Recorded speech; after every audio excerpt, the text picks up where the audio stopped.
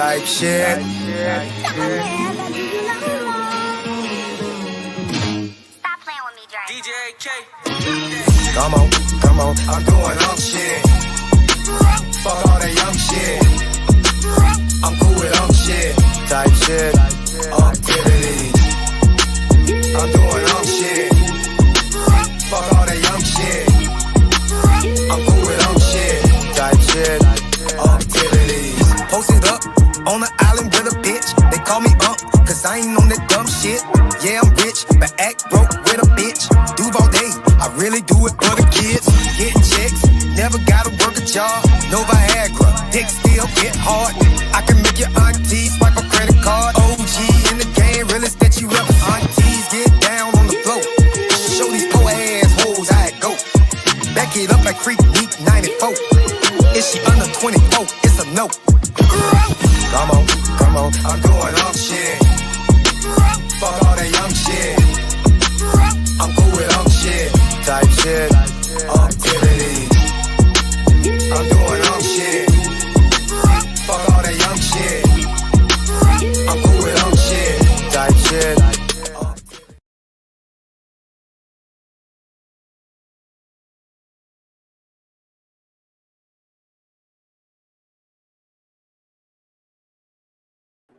What's good, nieces and nephews? Welcome back to Unc B Streaming with Insomniac Theater.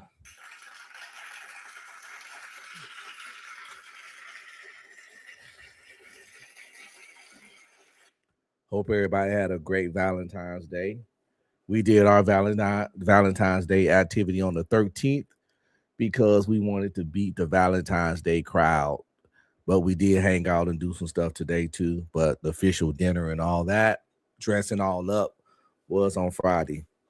Because as you know, man, them Valentine's Day line, listen, even with reservations, you'll fuck around and wait 2 hours on an hour at least on Valentine's Day. But I hope y'all had a great Valentine's Day. Everything went cool and fun, and whatever you did, what you do. And if you didn't have a Valentine, it is what it is. Sometimes you gotta learn to love yourself,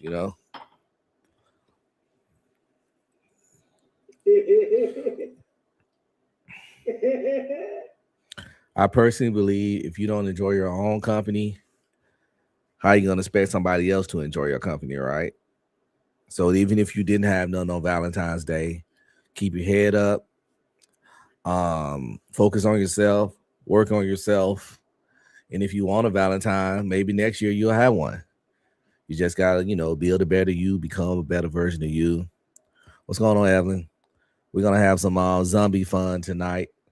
We Unc's Zombie Survival Course and Late Night Shenanigans. Shout out to all my fellow Insomniacs. I don't know what time it is where y'all at, but it's 1 a.m. here. So shout out to No Sleep, to the No Sleep gang, to the people that live nocturnal as fuck. Shout out to all my fucking fellow vampires out there. Shout out to the future vigilantes in training. Like I said before, we all this much closer to being Batman just by the hours we keep. We know how to stay up during Gotham Night City patrol time already. Just a couple of other things we need to perfect before we can, go protect the city. Like learn how to fight and have some gadgets and gadgets and a cool ass vehicle too. That'll help. So, before we get to the show though, and more rambling and ranting, let me do this admin stuff real quick and go ahead and knock that out the way because gotta do what you do, baby. What's up, nieces and nephews? Don't forget to like, subscribe, comment, and please share.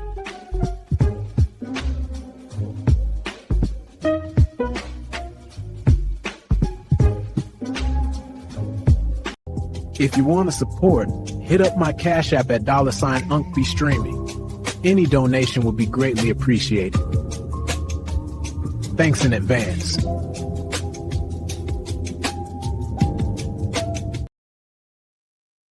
Shout out to all my people checking me out on Rumble.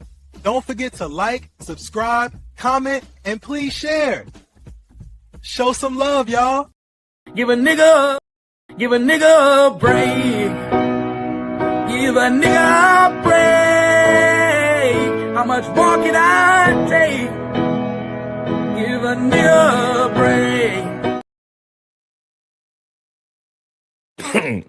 All right. We got all the admin stuff out the way.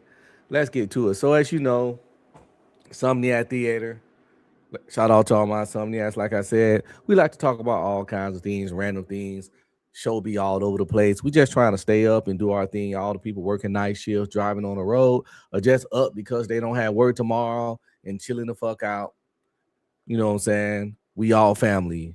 We are family. A family of nocturnal vampire type motherfuckers around here. But yeah, so a lot of times I like to talk about zombie shit, right? I just find it fascinating. When I was in the military for 15 years, sitting around with all the other soldiers and shit, it's one of the things we used to talk about, like what you'll do, where you'll go, what weapons you'll use, how long you think you survive, how long you think that guy survive, what you think could take you out, the best course of action, all that kind of stuff. It's like the what if game. People love playing what ifs. Well, what if this happened? That kind of shit. And then, we was doing that way before like Walking Dead and all that came out. Then Walking Dead came out, and even like non-zombie interested people became like huge zombie fans. The genre just blew up. And they be having zombie crawls sometime in cities where you come out there and everybody dressed like zombies, and you go on like a bar crawl, and you just walk around the city. We do that kind of thing, right? So I think it's pretty cool. But when I be doing this zombie survival shit, I just like to think about like how ready are you going to be when anything happens, where anything that destroys the country's infrastructure, to where the grocery store is not getting filled up, to where the gas not getting delivered, to where the power grid is fucking up and all that. Then we know that kind of stuff can happen relatively fast, because we've seen what happened when the C-19 hit, and how bad things got really fucking fast. So we're just going to go over some stuff, look at some information. I got some information, some videos compiled, things like that we're going to look at. We're going to learn together. We're going to learn, we're going to grow, we're going to get our weight up, So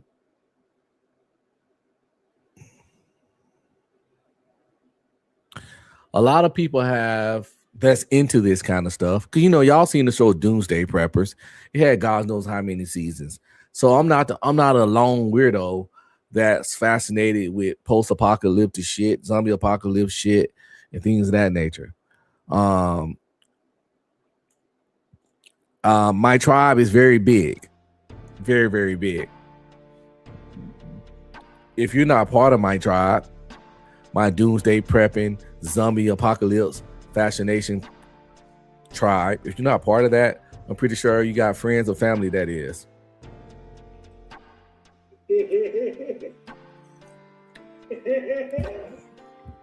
Best believe it, right? So anyway, a lot of people have a survival plan, right? And we think it's excellent. We got it all planned. Okay, I got this. I'm gonna go there. I'm gonna do this. I got this set up. I'm gonna go here in the mountains and blah. They just got it all laid out. But what happens?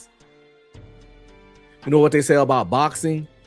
Everybody got a plan until they get punched in their fucking mouth. You be like, yeah, I'm gonna come in the ring, I'm gonna bob, I'm gonna weave, I'm gonna hit him with the left and the right. All that shit sound good till you get whopped and all you just start trying to fucking survive. So plans are good when shit is cool, but when the shit hits the fan, how long do your plan fucking stand? And that's what we got to look into tonight at the top of the show. Is looking into ways to get that plan to actually work. So we're going to watch a video called Your Zombie Survival Plan is Broken. Here's why. And when we find out why our plan is broken, it will help us be able to formulate load your shotgun and head to the hill. A plan that's not broken. Because before you can get things right, often you have to know where you're getting things wrong and reverse engineer that shit. That's really how I like to solve problems. So we're going to go to the theater real quick, because it is Insomniac Theater, and we're gonna pull up the big screen, and we're gonna see what's going on. We're gonna see what we can learn about our plans, yo. Let's check it out.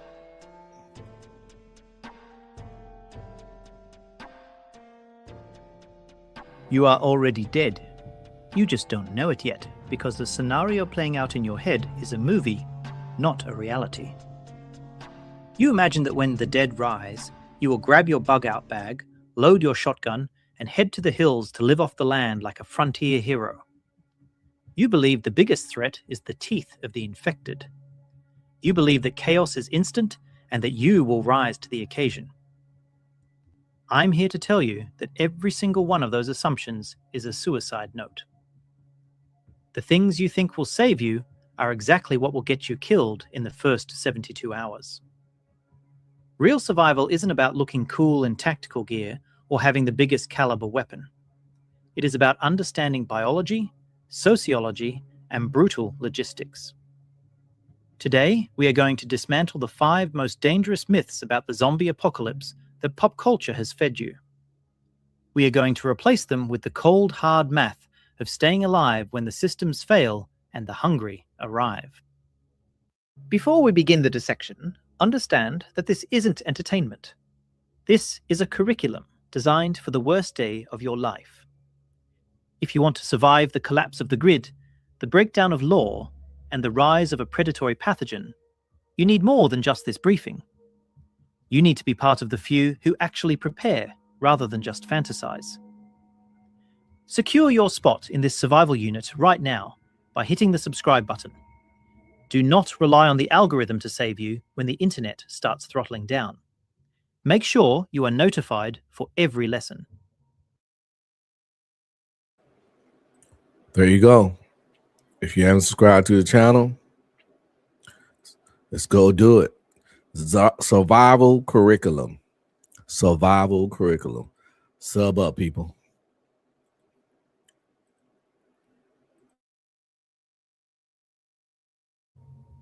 Now, let us look at the first lie you have been told. Picture the first morning. The news reports are vague, talking about riots in the city center and a quarantine at the hospital. You do what the movies taught you. You pack the car, you grab the kids, you hit the highway to get to your uncle's cabin 3 states away. But you never see a zombie. You never even see a drop of blood. What you see is a sea of red brake lights stretching to the horizon. Every lane is gridlocked. The engines are idling, burning fuel you can't replace. The temperature is rising. Tension is spiking. 3 cars ahead, 2 men are fighting over a fender bender with tire irons. To your left, a family is screaming because their toddler is overheating. You are trapped in a steel cage on a concrete strip, completely exposed. And then, the power grid flickers and dies. The gas pumps at the station a mile up the road stop working. You aren't fighting the undead yet. You are fighting 3,000 terrified, desperate commuters who have just realized they are trapped in a kill box. And I see this point often emphasized when it comes to, like they say, mistakes that we're making, fatal mistakes in the zombie apocalypse. And that point is pretty much as soon as it kick off, don't see. This is the thing. I get both sides of it because I hear two different aspects. Some people say as soon as the shit kick off, get the bug out bag and go.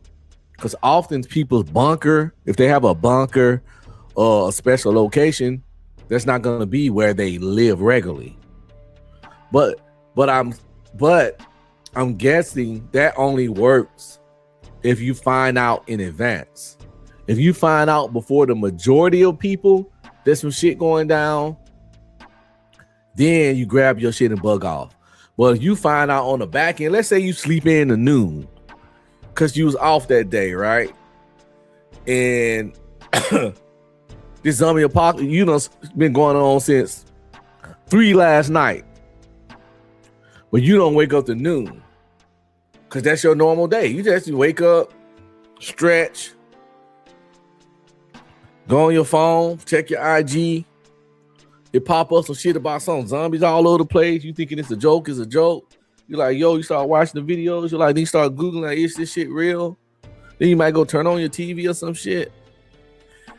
By then, the highway's already busted and disgusted and crowded like in this video. So I get what he's saying. If you can't get out early, like one of the, not the first person, no, but if you can't get out when traffic is low and everybody not taking it serious, it's best just to hunker down and let things get a little more balance to it, if you know what I mean. And by balance, I mean all the stupid, chaotic, lost people already bit. It's gonna, like I said, when you wait, it's gonna be more zombies than if you get out there first, but less chaos. Like the chaos he's describing in this video, which we're about to get back to.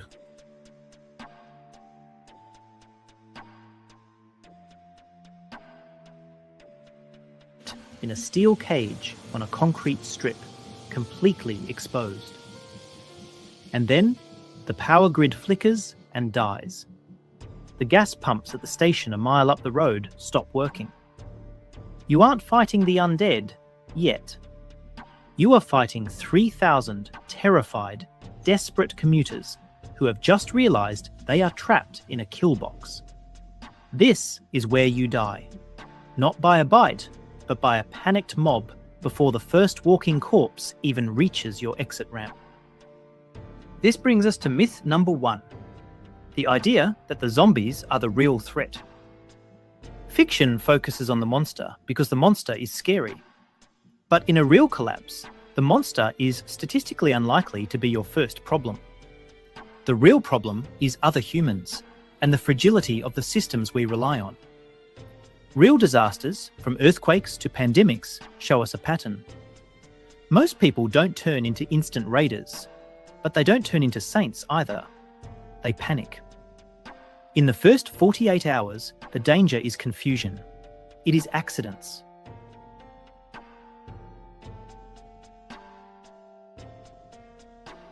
Yeah, the raiders don't come until that point he recommended stepping outside. Most of the guys, you know, when they do that stuff, they recommend, like I said, waiting a little bit.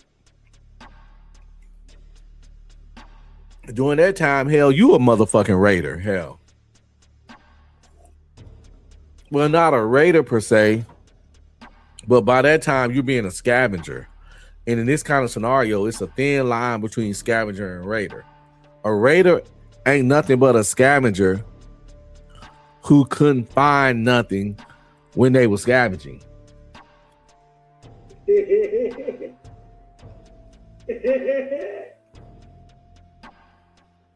And after that, they're like, yo, I'm hungry. I'm gonna have to take somebody's shit. So then they transform into a raider.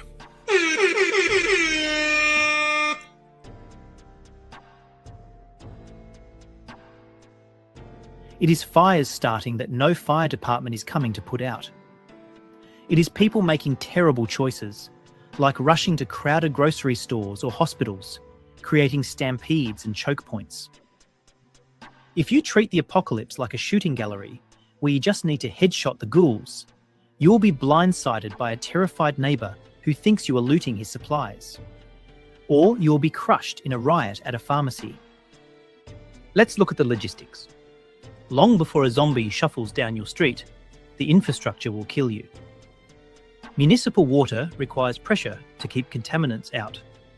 Without power, the pumps fail. Within days, the water in your tap is either gone or it is poison, filled with backwash from sewage lines. I was about to say, why that boy water look like poo? I was like, that's some thick poo-y ass water, but I guess he just explained it by the sewage line. I was about to like, yo, that's some thick ass water. Within days, the water in your tap. Yo, look at that shit. Oh my God! Well, I know water I ever seen. Tap is either gone or it is poison, filled with backwash from sewage lines. Hospitals run on just-in-time delivery systems. Without trucks running, medical supplies vanish in 24 hours. You are more likely to die from a simple infection, dehydration, or violence over the last jerry can of gasoline than you are from the undead. A realistic survival mindset realizes that zombies are a biological hazard, like a flood or a fire. But humans are the unpredictable variable. Zombies follow simple rules. They are attracted to sound and movement. They don't plan. They don't lie. Humans adapt. They betray. They organize. A zombie won't snipe you from a rooftop for your backpack. But a desperate father watching his children starve absolutely will. Here is the twist specific to this scenario. In a standard blackout, you avoid people to keep your supplies. In a zombie scenario, the undead weaponize the human crowd. A horde doesn't just attack, it herds. The noise of that traffic jam we talked about? That is a dinner bell ringing across the county. The zombies will converge on the highest density of thermal signatures and noise. If you are in a refugee centre, a stadium, or a traffic jam, you are in the feeding. I noticed that in all the zombie movies, the people that stay back a little bit do usually be the survivors. All the people that rush off when the army come in, report to the Central Park, blah, blah, blah. The military will provide protection and yeah. Those little camps like that, usually it's always some motherfucker snuck their ass in there, half bit. And those places usually fall. And after all those people go, the true survivors come out like cockroaches, you know. They didn't die. They was hit high and under the refrigerator and shit. They come out like cockroaches when the lights go off. We can't make this shit up. We can't make this shit up. So his just sitting back and letting the goofy shit happen strategy is starting to sound more and more plausible each time.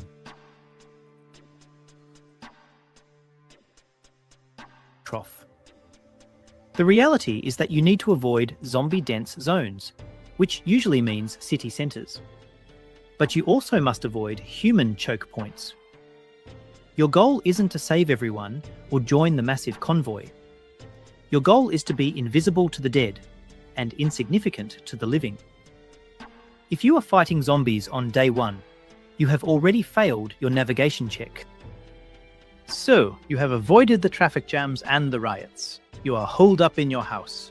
You feel safe because you have a safe full of rifles and a crate of ammunition. You've seen the movies. You think survival is about firepower. You think that as long as you have bullets, you have life. This brings us to the second and perhaps most fatal myth. The belief that you need guns, then more guns, and then even more guns. The reality is that obsessing over weapons before basics like water and sanitation is a fast track to dying expensively armed. Let me explain why your trigger finger is going to get you eaten. Imagine you are in a suburban neighborhood. It's night. The grid is down. It is dead silent. You hear a window break downstairs. Your heart rate spikes to 180 beats per minute. You lose fine motor skills. You grab your AR-15. You see a shadow and you fire. Bam! In an enclosed hallway without ear protection, that gunshot is a concussion grenade. Your ears are ringing so loud you can't hear your own breathing. You are temporarily deaf. You don't hear the back door being kicked in. Worse, you don't realize that sound travels.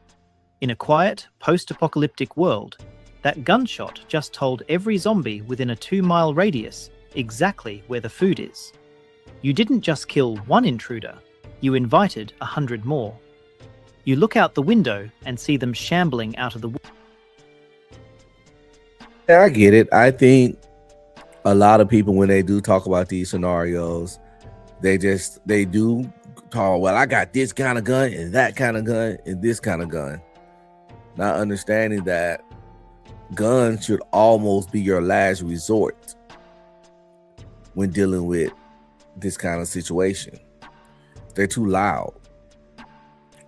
They let all the zombies know where you at. They let the other humans know where you at. It's like in the middle of zombie apocalypse, taking your clothes off and pouring barbecue sauce down your stomach and saying, look at me, look at me, look at me, come eat, come get a motherfucking bite of this dark meat. You might as well do that. That's about as inviting as shooting a gun, especially in a crowded area. Unless you got a dope ass silencer. Well, how many people got dope ass silencers, you know? So a lot of people do think having a lot of guns gonna make them increase their ability to survive. Cause you know, just shoot up everything. I'm blazing this shit up. Okay. It's gonna be more zombies than you have bullets.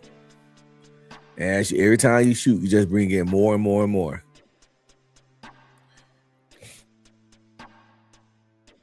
Woods, drawn by the thunderclap you just released. Now I get it real quick. I get it. More up and close and personal, more up close and personal weapons do have a higher risk than guns for that individual altercation. They say you run across 2 zombies. It's real high risk to take them out with your handheld weapon of choice. I recommend a good crowbar or a big ass monkey wrench, but that's just me. Or a hammer, a good solid carpenter hammer, metal, sturdy wood stock, heavy metal shit. But yeah, you got a better chance of getting bit fighting with your handheld weapon than shooting. But would you rather fight 2 with your weapon and get them on out of here and then be done, or shoot your gun and kill those 2, and now you gotta run off 20 of them?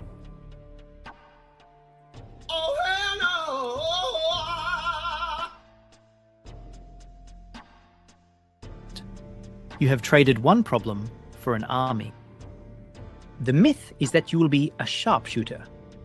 The reality is that shooting a moving target in the head under extreme adrenaline stress while tired and dehydrated is nearly impossible for the average person. Most people are not trained for combat. In a panic, you will... That's another thing. Even as a person that was in the military 15 years, I trained mostly with assault rifles, but I have trained with a 9mm too.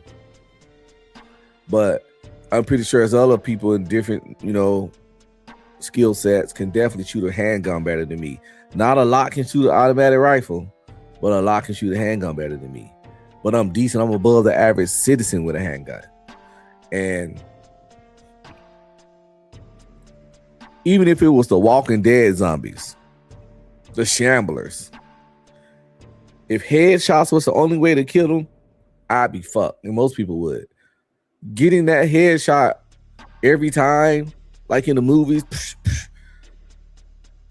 they have to be really close, almost blood splatter close, you know. But the movies do make getting that headshot way easier. Headshot zombies can be the worst kind. I prefer the 28 weeks latest ones that kind of got a virus, and if you put enough lead in them, they take them out. But the problem is they so hyped up, they take a whole bunch of lead. So the pros and cons. Miss. You will spray and pray. You will burn through that limited supply of ammo in seconds, hitting drywall and furniture, but missing the brainstem of the thing coming at you. And let's talk about safety. In the chaos, untrained family members with guns are a liability. Negligent discharges, friendly fire, and forgetting the safety is on.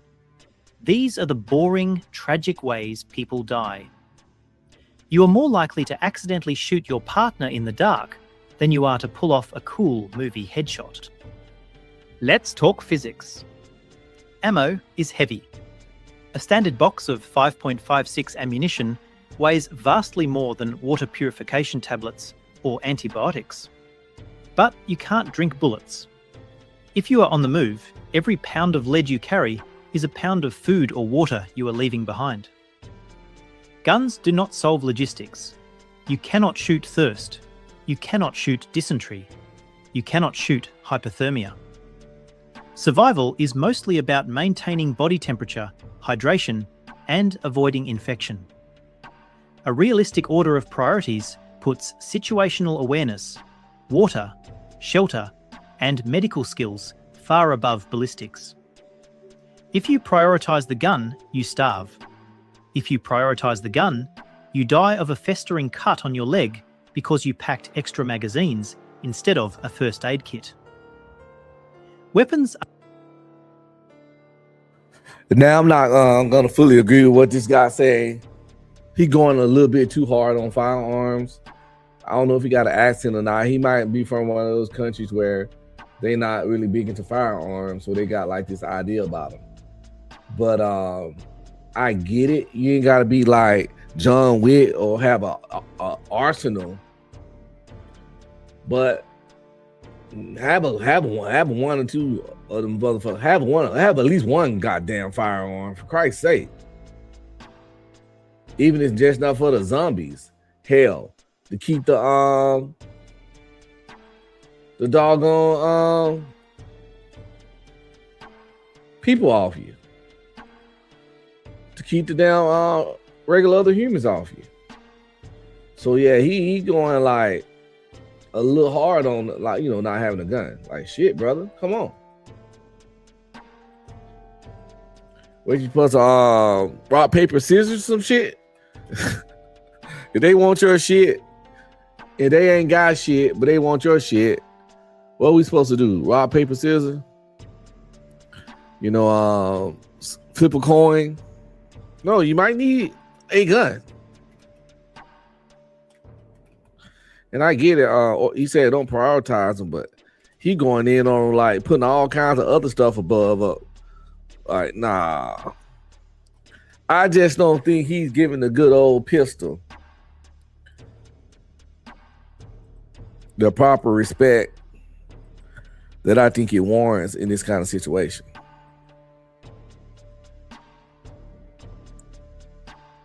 Because you can't turn water into a pistol, but you can turn a pistol into water. And what I mean by that, you ain't finna use water to take out several enemies at a long range. But you can use a pistol to take out several enemies at a long range and get their water. You understands me? You understands me? You can't use water to defeat your enemies, but you can use a pistol to defeat your enemies and get water. So he's saying having some water is more important than the pills. I get it. Have a little water. Gotta have some water. I get it. But you need that weapon. That's all I'm saying. Are tools, yes, but they are the tool of last resort. They are heavy, they break, they require maintenance you might not have the oil for, and they are finite. The zombie-specific twist here is audio-viral mechanics. In a war against humans, suppressing fire works. In a war against zombies, noise is an infection vector. Firing a gun is functionally the same as lighting a flare in the dark. It attracts. If you must use a weapon, a realistic survivor looks for silent options first. Blunt force, barriers, or simply avoiding the fight. If you use a firearm, you need to treat it like a dinner bell. You fire, and then you must move immediately. You cannot defend a position that you have just announced to the world. The strategy shifts from hold the line to shoot and scoot. If you stay where you pulled the trigger, you will be swarmed. The gun isn't your shield, it's your exit ticket, and it expires the moment you punch it.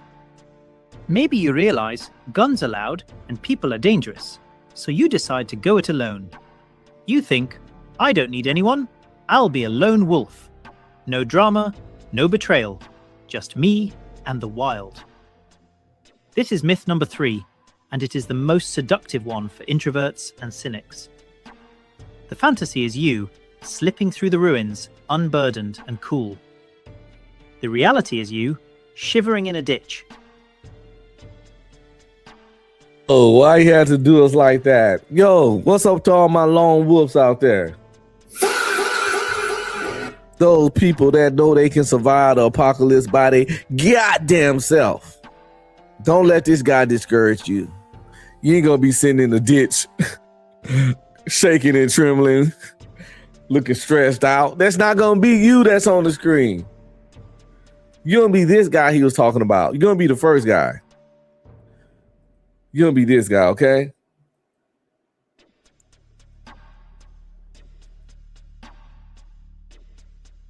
The fantasy is you, slipping through the ruins, unburdened and cool. The reality... That's gonna be you, slipping through the ruins, unbothered and cool, nigga. That's gonna be you, not this guy.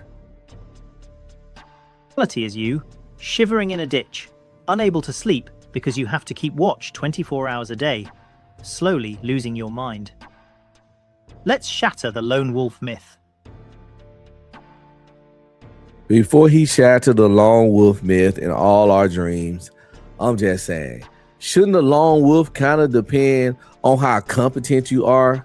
Let's say you was a former special forces or a former Navy SEAL, or you was like or extreme outdoorsy guy that went camping all the time and already was equipped on certain survival in the wild. So you hunted. Let's just say you had a particular skill set. Does that make the lone wolf method more reasonable and sustainable? If you just knew what the fuck you were doing, per se? I think the lone wolf, he say he finna destroy the myth. As you see, he got the hammer. He finna destroy the lone wolf myth.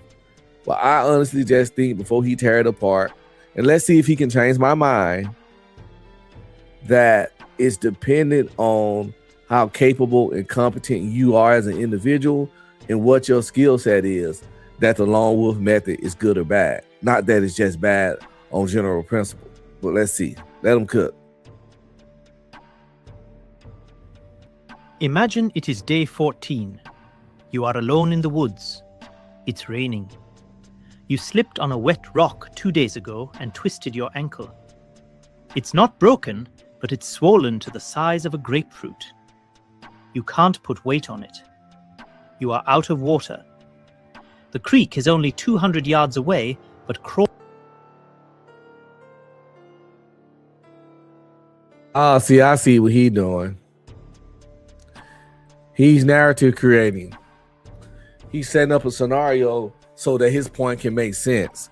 You know, you got to be all clumsy and slipped on a rock and roll your ankle to the size of a bowling ball or whatever the fuck. Then being a lone wolf might be problematic. But what if you don't do none of that goofy shit because you watch where you run and you know not to roll your fucking ankle? But I see what he's doing. So he had to, like, I always say, if you have to set up a scenario to make your point, you kind of really might not have a point. I'm just saying, if you got to set up the perfect, well, you only had one arm and it was your left arm, but you was really left-handed, and it's 3 a.m. You had a late night, you didn't work. If you gotta like set up all that shit to make it make sense why something went a certain way, then yeah, your what you said is only situationally right. Falling there exposes you to the open. You haven't slept more than 45 minutes at a time for a week because every snapping twig sounds like a walker. Your fire went out because you couldn't gather enough dry wood on one leg. You are freezing. You are dehydrated. And there is nobody to hand you a canteen. There is nobody to watch your back while you close your eyes. You are not a warrior. You are prey, waiting to be collected. The silence isn't peaceful. It is heavy, and it is starting to make you hear things that aren't there. The lone wolf fails because of biology. Humans are obligate social animals. We evolved to survive in troops. The primary failure point of solo survival is sleep. You cannot maintain security and get REM sleep simultaneously. After 3 days of fragmented sleep, your cognitive function drops to the level of being legally drunk. You start hallucinating. You make bad risk assessments. You forget to boil the water. You leave footprints. Paranoia sets in. You start believing that the shadows are moving. The psychological strain of total isolation under the threat of death breaks even trained special forces soldiers. You think you are eliminating the risk of betrayal by being alone, but you are guaranteeing the certainty of burnout. Logistically, survival is a full-time job that requires more than 24 man-hours a day. You need to scout. The whole 24-hour day, can't sleep, having security. I think that's why I said I think the lone wolf thing is dependent on competency. Because if you're competent and have a certain skill set, you'll know how to find a secure place to sleep. You'll know how to find to set up your own security. You can use the old method that I always see in movies, where you take some cans and you string the cans together and you tie them on something. And if a zombie stumbling over it, you hit a rattle and you set that a certain distance from where you at, or whatever. Or you can find a place that's secure enough to sleep.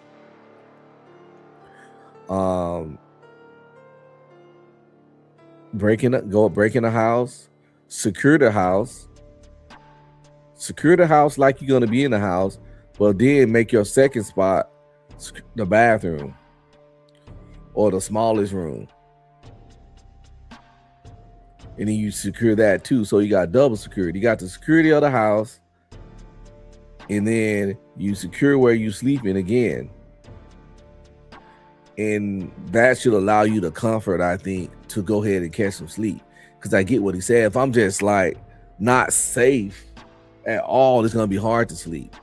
But I think a person that's competent, got half a brain, can set up an environment comfortable enough to catch some Z's.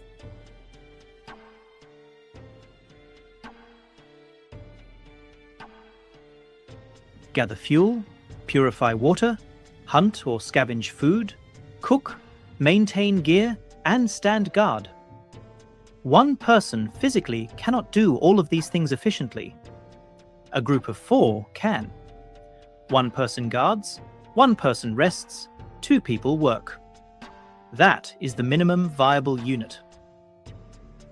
Historically, humans survived by specialization. The hunter, the gatherer, the healer, the builder. If you are alone, you have to be the doctor, the soldier, and the farmer all at once. If you get sick, and you will get sick from bad food or dirty water, who treats you? Who feeds you while you are shivering with a fever? If the answer is nobody, then the answer is you die. The calorie cost of doing everything yourself is unsustainable. You will burn more energy gathering food than the food provides. Here is the zombie twist. In this world, a single bite or scratch is a death sentence. That means you need 360-degree security. You literally do not have eyes in the back of your head. A lone wolf can be... I don't think it's impossible to set 363 security. I don't think it is. You just have to, yeah, it's all about know-how. But I understand what he's saying. The average citizen might not have the know-how or never thought about it. But there are some ways to set up 360 security and go to sleep.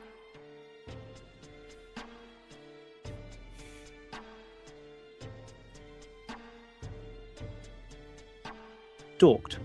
A lone wolf can be flanked. Zombies are persistent hunters. They will follow a scent trail for miles. If you are alone, you can never deeply rest. Furthermore, consider the injury factor. If you get a deep cut on your back or your right arm, can you stitch it yourself? Can you properly clean a wound on your own shoulder blade? Now that part right there is a good point that I can't argue.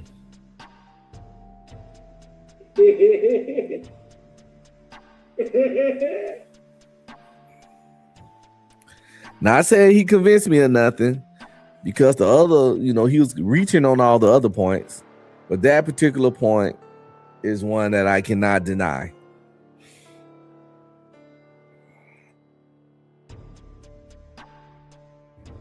Infection is the second biggest killer next to the zombies themselves.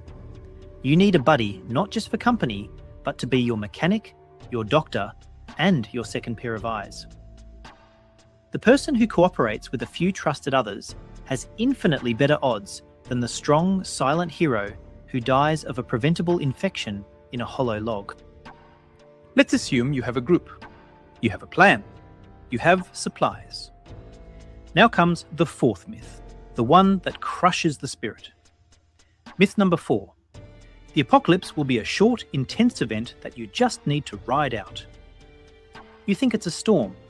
You think the army will roll in, or the zombies will rot away. Now, I don't think nobody really believe that myth. As the movies and the shows and stuff that we've been watching all these years, nobody don't think that it's gonna be like some 3 to 6 months shit if it do happen. Most people see it as a long-term event. I think the vast majority of people see something like this as having at least a year or 3 for sure before some shake right, and then the world still would never be the same afterwards. Away in a month, and you can go back to watching TV. You are preparing for a sprint, but you are entered in a marathon that has no finish line. Real disasters are long, uneven, and boringly awful. Let's talk about the slow grind. Fast forward 6 months. The initial panic is long gone. The fires have burned out, the screaming has stopped. Now it is just grey, cold, and quiet. You have eaten the last of your canned peaches weeks ago. You have lost 30 pounds. Your gums are bleeding from scurvy. You spend your days staring at a wall, waiting for a relief truck that never comes. The zombies are still there, leaner, faster, desiccated but moving. The novelty of survival has worn off. Now it is just the drudgery of boiling water, checking traps, and shivering. You aren't fighting a war, you are fighting entropy. The roof is leaking, the solar batteries are dead, your boots are wearing through. This isn't an action movie anymore, it's a pioneer tragedy. You realize that there is no My nigga got had scurvy, yo. Y'all know how I feel about scurvy. Since we talked about, I don't know, some pirate shit or something one time, and we saw what scurvy really was. Listen, I might go eat a banana tonight just for some fruits in my life, and I eat vegetables quite regularly, so I hope niggas. Yo, if you stay in America and you out here still catching scurvy, Oh my God! you should be ashamed of your goddamn self. For real. After. This is just now. The failure here is psychological and logistical. People pack bug-out bags designed for 72 hours. They have 3 days of food and a foil blanket. They have no plan for day 4, let alone day 400. When the realisation hits that the government is not coming back, that the grid is not... Jam says, how do you even get scurry? You don't know? Well, you get scurry from not eating any fruits and vegetables.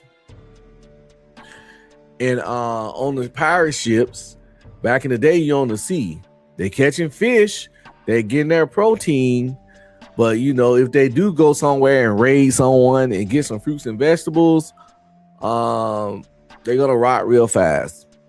So they often used to be months at sea with no fruits and vegetables.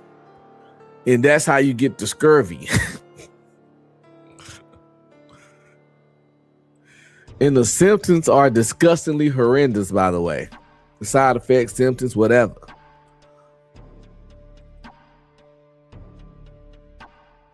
Turning on, hope collapses. This is where suicide rates spike. This is where groups fracture because they run out of purpose. If your strategy is hunker down and wait, you are on a timer. Eventually, you run out of beans. Eventually, the water in the heater tank runs dry. Without a plan for renewable resources, gardening, water collection, scavenging routes, you are just slowly starving in a closet. Let's look at the shelf life of civilization.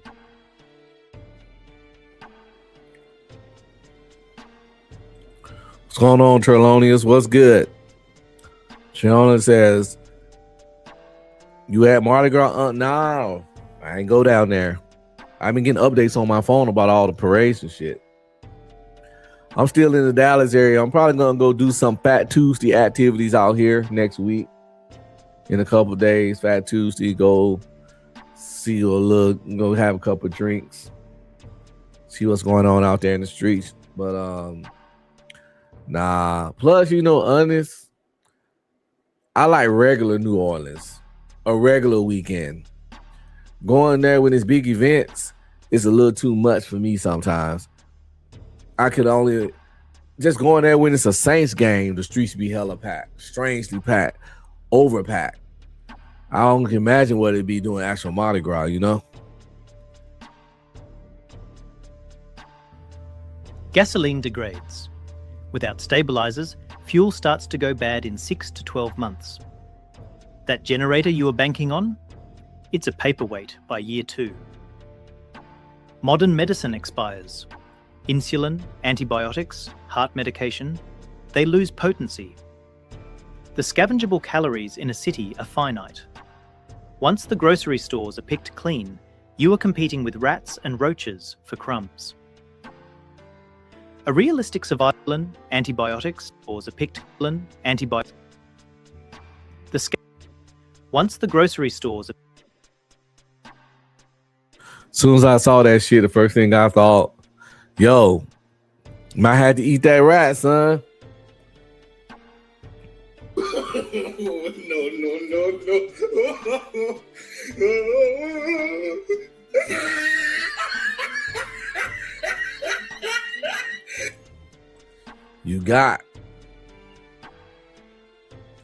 You got to eat something. And that mouse over there looking real thick. I said thick. You can't make this shit up. You can't make this shit up. It's that protein. You know, honestly, even in the apocalypse, even down there starving, to eat a rodent, to eat some shit like this will be extremely hard for me. I don't know how ribs touching your back, stomach touching your back, starving like Marvin, hungry I would have to be to kill, prep, and cook up a rodent. Trinolia says, well, another question, what does your diet consist of? A lot of protein.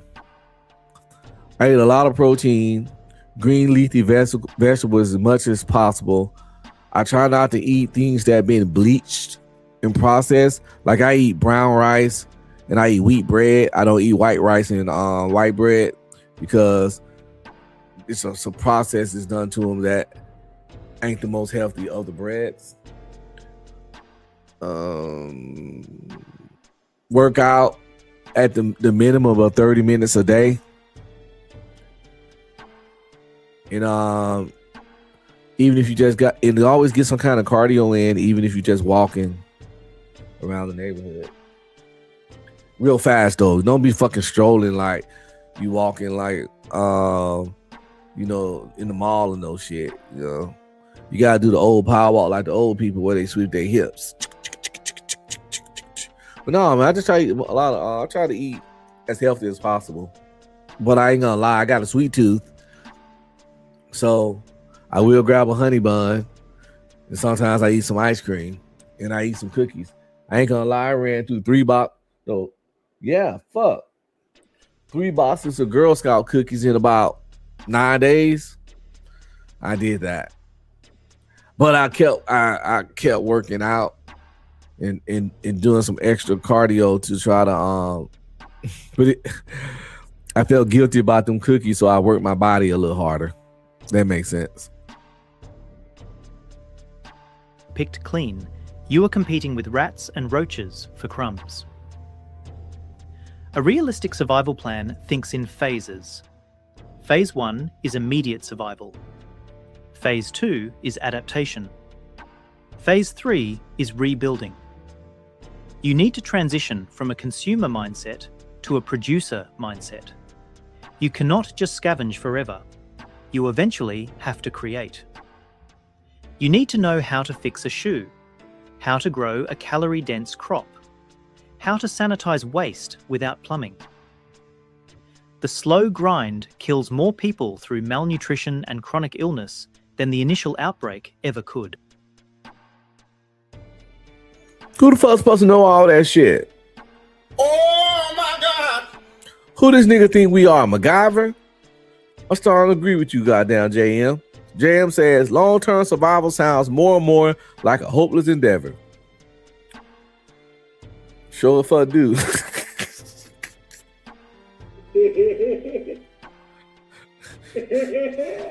I can learn a couple of those things, but damn, I gotta live a life before the apocalypse. I can't be a jack of all trades.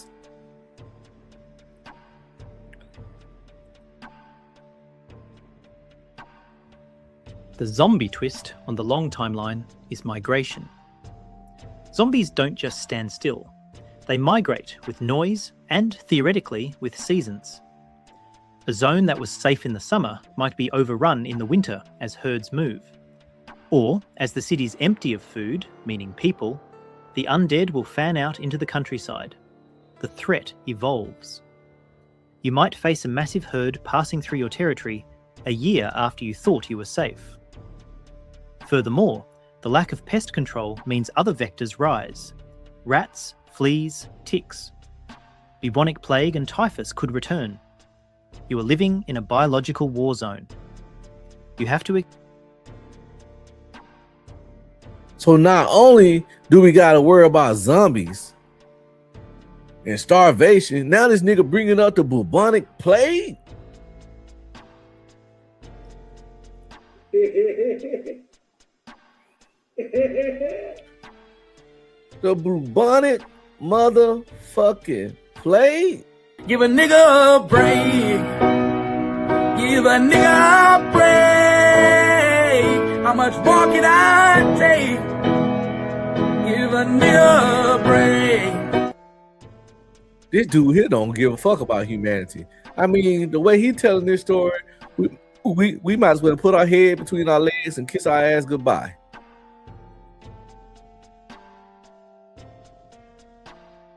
Except that normal is gone.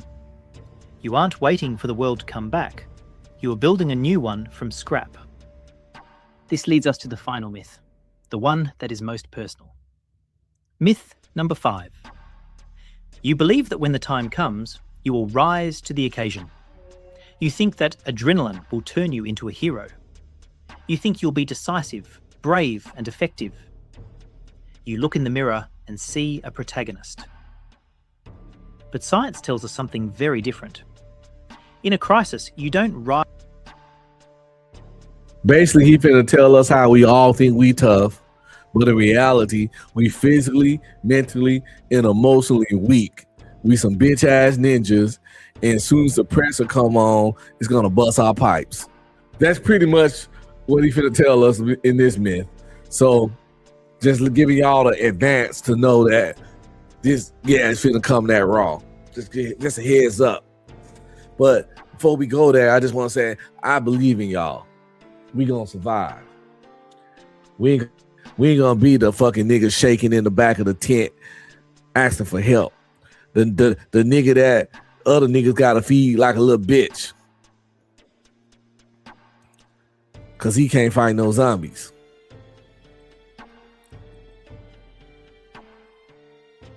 Rise to the occasion.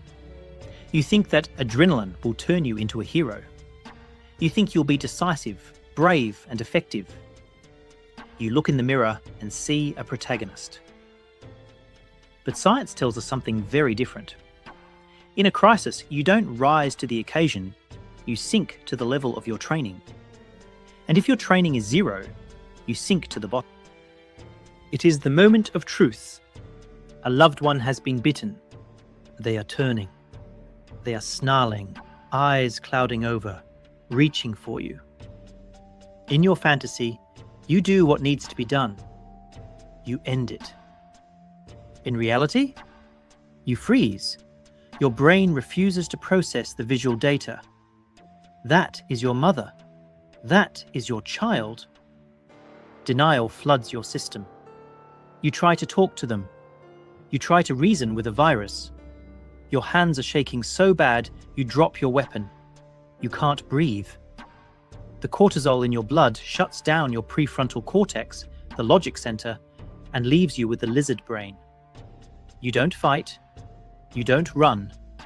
You just stand there, paralyzed by horror, until teeth meet flesh. I told that boy's gonna break us down mentally, physically, weak, all kinds of weak.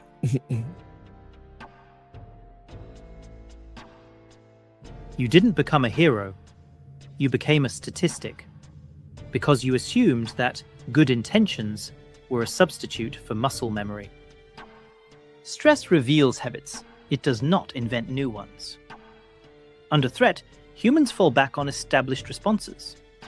If you are a person who gets angry and yells when stressed, you will scream at the zombies.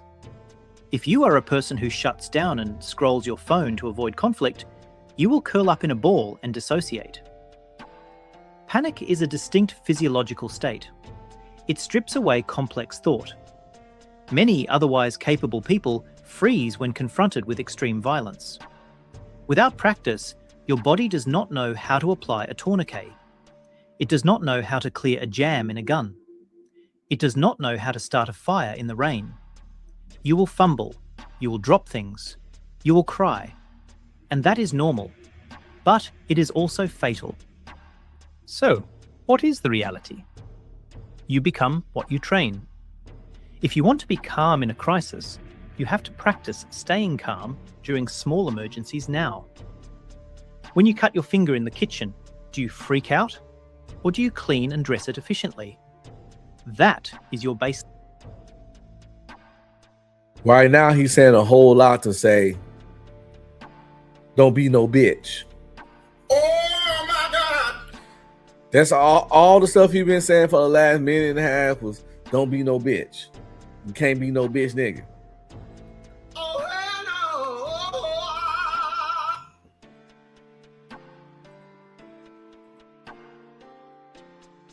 Line. Small habits matter more than daydreams. Do you maintain physical fitness? If you can't run a mile now, you won't be able to run a mile with a backpack when dead things are chasing you. Do you practice situational awareness? Do you know where the exits are when you walk into a room? This isn't paranoia, it's data collection. The people who survive are the ones who have preloaded the decisions. They don't have to think, what do I do? Because they have already drilled the answer. They act on autopilot, but it's a trained autopilot. The zombie apocalypse is the ultimate stress test for character. It strips away the social mask. If you are selfish now, you will be a predator then. If you are collaborative now, you will be a leader then. You can deliberately reshape your defaults. You can take a first aid class. You can go camping in the rain to see how miserable it is. You can learn conflict de-escalation. These aren't sexy skills like dual-wielding pistols, but they are the skills that build the mental callus you need. You can't control the virus. You can't control the government collapse. You can only control your own software. Don't wait for the siren to sound to decide who you are. We have stripped away the myths. The zombies are just a force of nature, like a hurricane with teeth. The real threats are the traffic jams, the silence, the hunger, the time, and your own untrained brain. You now possess the playbook that 99% of the population ignores. They are preparing for a movie. You are preparing for reality. It's over, people. You can't make this shit up. You can't make this shit up. We cook, yo. Let this nigga, it's over, it's up. Well, it's up and it's stuck. You know what I'm saying?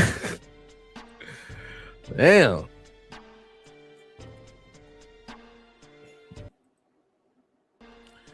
Doom and gloom have entered the building. Both of them. Not doom, not gloom, nigga. Doom and gloom have entered the building. Listen. He ain't talking about us. He ain't talking about me and the Insomniacs. You feel me? And my fellow Insomniacs out here, you know what I'm saying? We up for a reason. Shit. You know? He ain't talking about us. He talking about them other niggas. He talking about them niggas on other channels, watching people talk about the men's and talk about the women's and arguing and all that shit. He talking about them. Over here, we gonna be ready. They ain't gonna be ready. They gonna be in the zombie apocalypse talking about gender roles. You can't make this shit up. You can't make this shit up. And who and 100% providers and 50-50. There you go. That's all. Hey, listen. JM said we'll last a week longer than the rest of them. Off top. That's off top, man. That's off top. Some of us might make it to the bitter end if you go back and watch all the videos I did. You got to watch them all. Because it's like a story being told. We learning new shit every time, new mindsets, new concepts.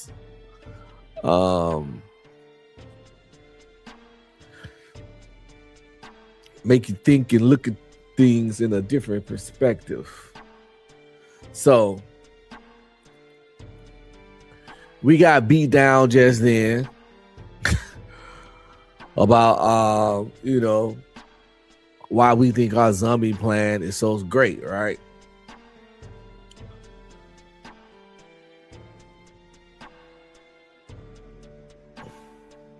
let's look into a couple of locations that people often have in their zombie plan. And the first one is, can you survive a zombie apocalypse in Costco? You know, Costco like Walmart on steroids. You can't make this shit up. You can't make this shit up. I've been to Costco a few times, but I ain't been in there like that. Some people live by, love Costco. I said Costco, oh Jesus. Edible kicking in. Some people live off Costco, right? They love it. I think it's Costco. See, I'm getting them mixed up. Costco and Sam's, are Costco and Sam's similar? Because the Costco sell in bulk like Sam's? We'll probably find out when we watch the video, when he tell us, can you survive an apocalypse in a Costco? Because I'm saying Costco, but I always got it mixed up with Sam's anyway. Are they the same? Are they similar? Do they do the same shit? I just can't recall. But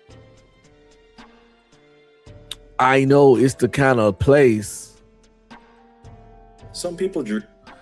that a lot of people will want to go to, because it's like the mall, but actually seems better, in my opinion.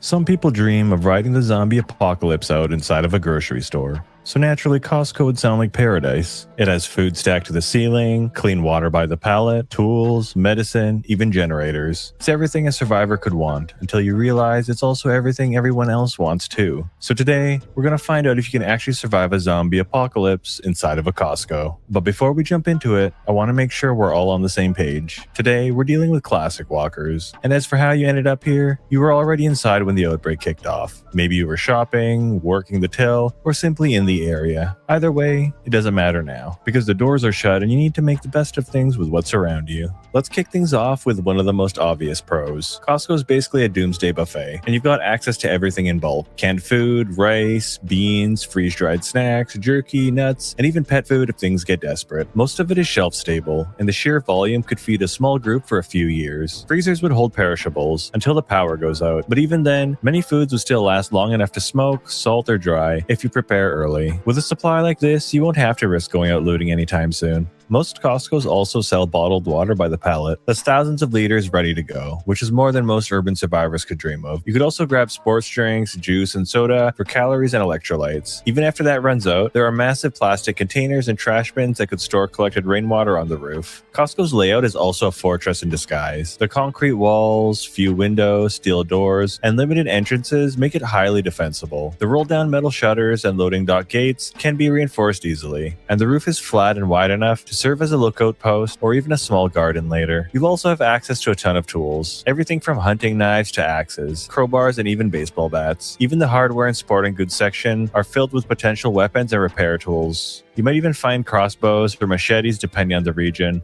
Costco's also usually have a pharmacy stocked with first aid, painkillers, vitamins, and disinfectants, and all kinds of prescription drugs. Plus, the cleaning aisle is packed with bleach, soap, gloves, and sanitation supplies just in case you need to clean up zombie brains. Those alone could prevent disease outbreaks among your group. Costco even sells toilet paper in biblical quantities, so you won't have a repeat of the toilet paper apocalypse. So far, Costco sounded pretty dope, right?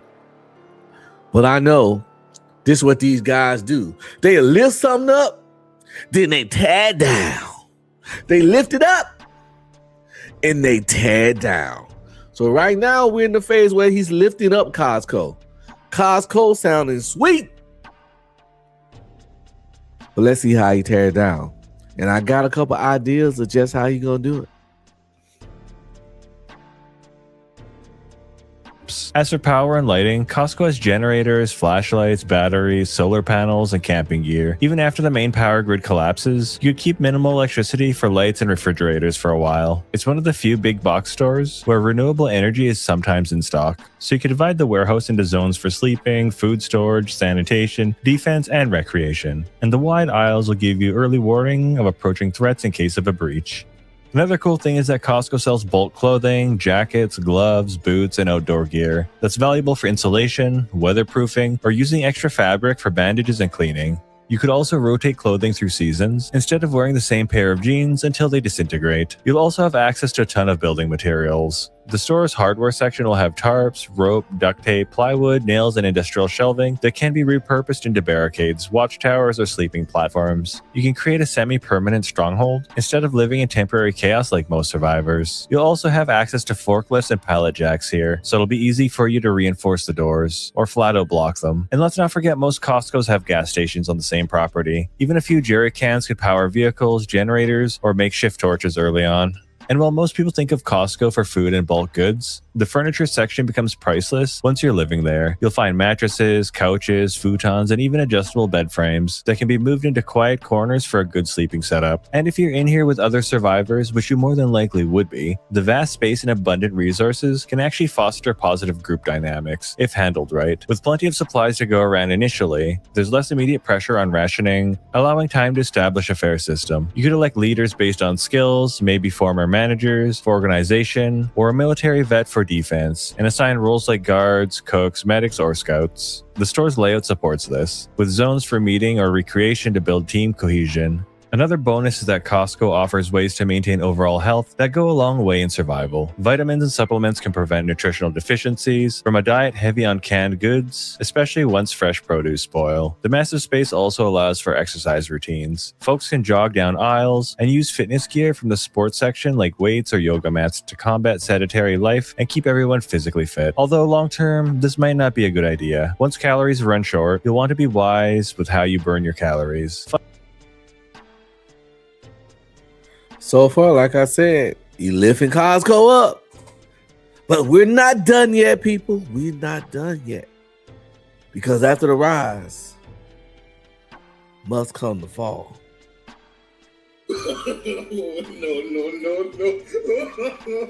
No. Just wait for it. Funny enough, too much exercise and not enough food can lead to an early demise. So rule number 1, being cardio, might not actually apply long term. Another one of the bigger upsides here is the potential for DIY sustainability projects that could extend your stay. Using seeds from gardening sections or product aisles, you could start rooftop gardens for fresh veggies or set up hydroponic systems with LED grow lights powered by solar panels. Composting waste from scraps and human sources with bins and soil from the store create fertilizers to boost yields. These setups can flip finite resources into renewable ones, making Costco a viable long-term base with some elbow grease and planning. The less you have to risk exposure going outside looting, the better for you long-term. Another huge positive is the psychological comfort. Being surrounded by abundance will provide a mental buffer in the early days. You won't be scrounging through trash or rationing crumbs. You'll be sleeping under high ceilings with pallets stacked like treasure chests. That sense of security can keep morale up during the initial outbreak. Alright guys, things sound pretty damn good so far, so let's reel it back in a little bit and look at the cons. Most Costcos are located in or near major urban areas. That means dense zombie populations. Looters and desperate survivors will swarm the area. Here we go, people. We're there now. Lifted it up, about to bring it down. So let's let them cook. But we have arrived to the moment of this guy finna crush our Costco dreams. Area. Even if you get inside first or were inside when the virus hit, you'll attract attention from people who see it as a gold mine. You might have the supplies, but they'll have the numbers. Every survivor group in town will look at it like a jackpot, so expect raiders, scavengers, and civilians begging for entry. You'll be faced with moral choices. Either turn them away and risk retaliation, or let them in and strain your supplies. Either way, what you have is a magnet for conflict. Another major issue is that zombie threats could be lurking inside. Fuck that. Finders keepers, losers weepers. First come, first serve. If me and my group commandeer that goddamn Costco first, we got to fight for it. Unless you got a big old booty, we might let you in. Listen. It's for morale, okay? You got to keep the morale up in intense stress times.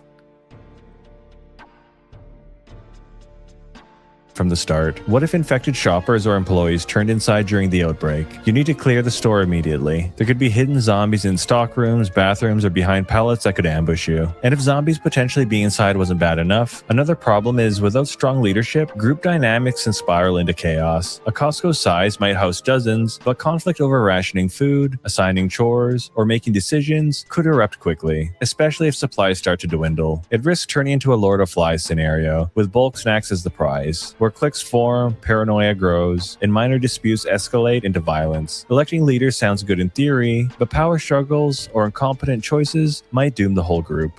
And to make matters worse, generators burn through fuel fast, especially if you're trying to keep the lights on and the cold storage running. Now let's say you couldn't get fuel, or simply ran out over a long period of time. That means the power dies, and then the interior goes pitch black. I think if you started in a Costco, you're in there by yourself, you got a nice sized community, and it's plenty of stuff, and it's like stuff didn't even start getting low yet. I think at the very beginning, most people, even before the shit get low, most people are gonna start like hoarding and stashing shit on the back end. Day one.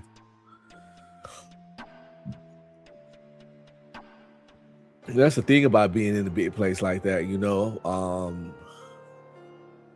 it's so much stuff, it's plenty of stuff, and you can't dictate what people go get per se. You can, but it's gonna be a fight off the day one. And I think because of that, a lot of people would be definitely just piling up shit somewhere, a little location somewhere where they got them a little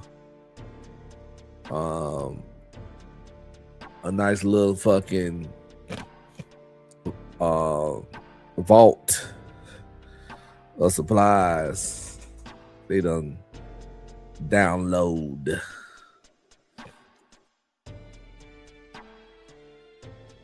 Costco's typically have minimal or no exterior windows. Without natural light, you'll lose all sense of day and night. That disrupts sleep cycles, causes fatigue, and can wreck morale. Survivors might start sleeping at odd hours or become paranoid about sounds in the dark. And if that wasn't bad enough, thousands of pounds of food and meat will rot once the freezers lose power. Even sealed areas will start to stink within days. You'll need to isolate spoiled sections or manually clear them, which is risky if you sectioned off areas that still had zombies roaming in them. And without proper plumbing, toilets will fill up pretty damn quick. And even with all the toilet paper you have in here, you'll eventually face a major sanitation problem. Human waste has to go somewhere. Unless you build a dedicated latrine area with chemical cleaners or compost bins, the smell and contamination risk will skyrocket, and rats, insects, and disease will follow. The mice will chew through food packaging, and rats can spread disease. Without keeping on top of pests, you'll be living in a bacterial nightmare within weeks. And without power, it'll be even harder dealing with them since you can't see anything. And ironically, being surrounded by food and goods you can't fully use, like electronics or luxury goods, can start to play tricks on the mind. It can remind you of a world that's gone. The consumerism, the comfort, and the contrast amplifies grief. That too much but never enough effect will weigh on you the longer you stay here. So what might have been a good thing in the beginning is now turning against you.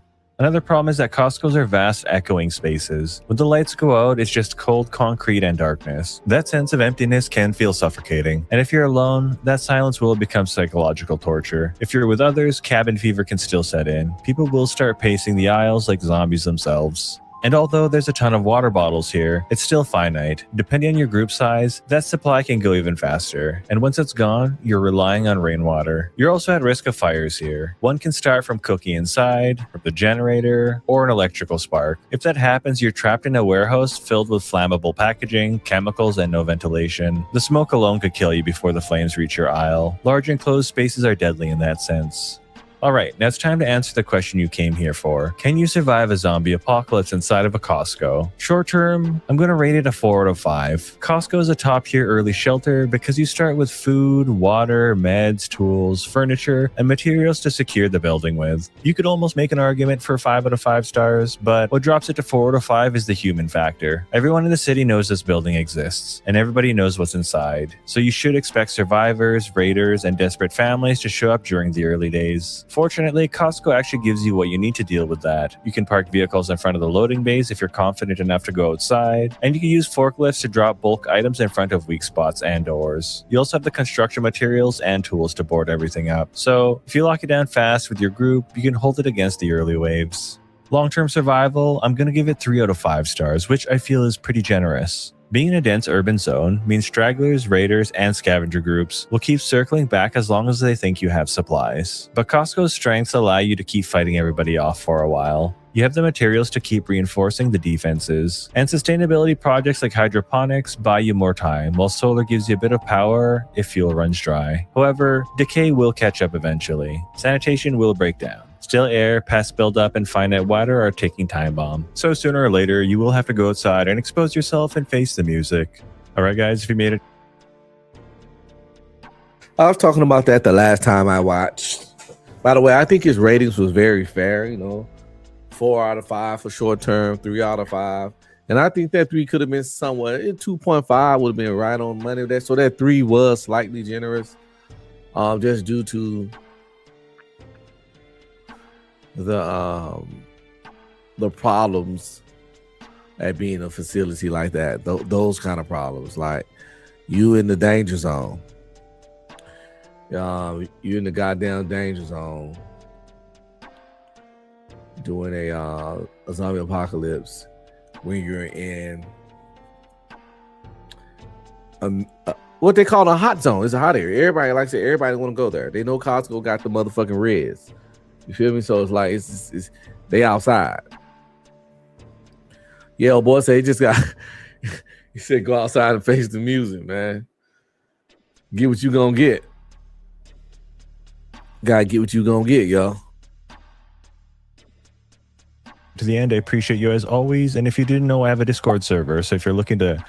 And sustainability projects like hydroponics buy you more time, while solar gives you a bit of power if fuel runs dry. However, decay will catch up eventually. Sanitation will break down. Still air, pest buildup, and finite water are a ticking time bomb. So sooner or later, you will have to go outside and expose yourself and face the music.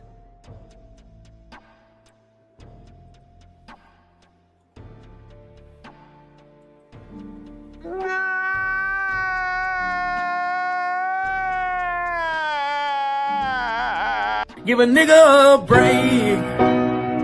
Give a nigga a break. How much more can I take? Give a nigga a break.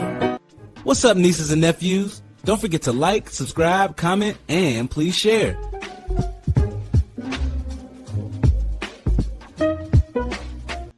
If you want to support, hit up my Cash App at $UncBeStreaming. Any donation would be greatly appreciated. Thanks in advance.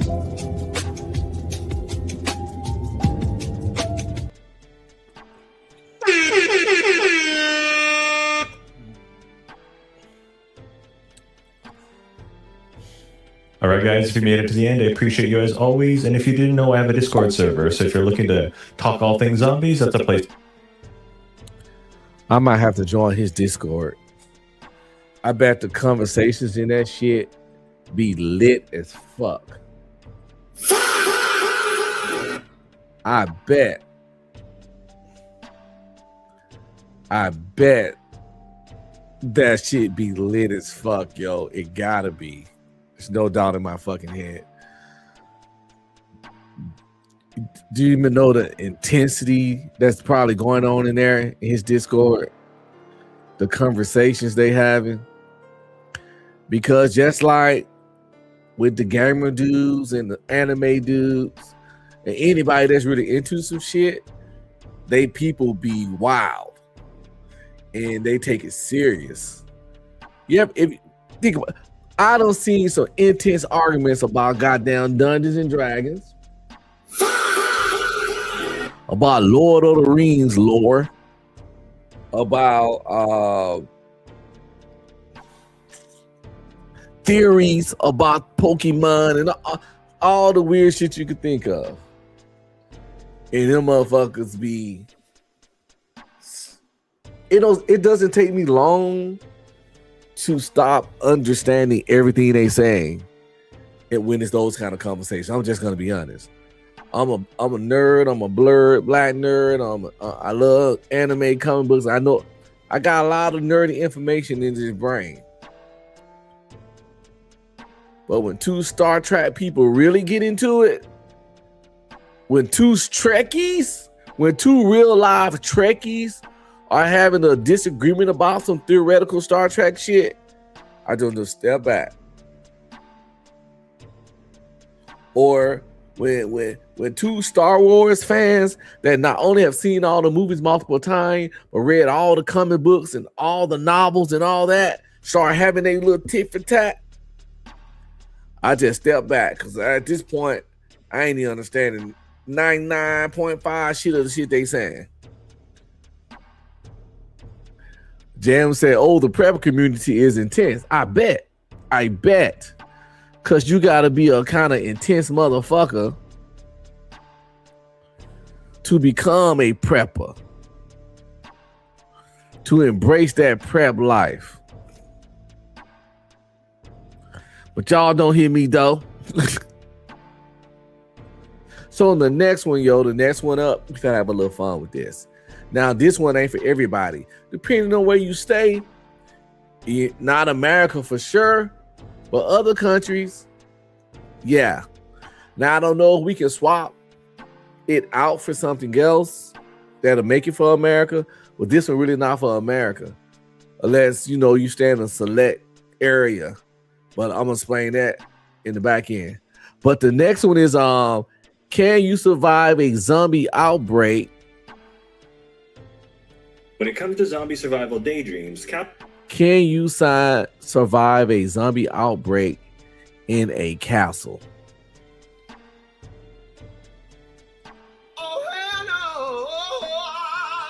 Y'all heard me right. In a castle. What the hell? No! God, please, no! No! No! No! When I'm doing my scenarios in my head, I'm not gonna lie, castle doesn't come to mind. But again, that's because I'm in America, I'm in the South. It ain't like America. Ain't like we got castles like that. Now, can you switch it off a big fancy mansion or something? I don't think it's the same, because castles just have a different level of stuff going on that separate them from a big house. Castle has certain distinctions that make it a castle. So when they say castle, it gotta be a castle. And I'm like, yo, where the fuck can I find a castle? But I stay in the Dallas area, and they have a little place out here called Medieval Times. And believe it or not, off the highway in Dallas, it's a fucking castle. They even got a little moat. I don't know how sturdy Medieval Times is, but it's a castle. It's the closest to a fucking castle you're gonna find here in South Louisiana.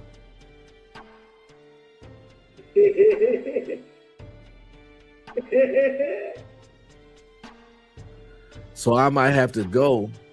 If I'm gonna do castle, Medieval Times the only option. I don't know if y'all ever been to Medieval Times, but it's actually a pretty cool outing. I've taken my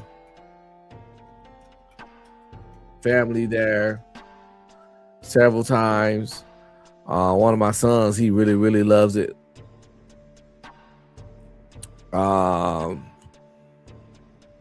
If you remember that movie,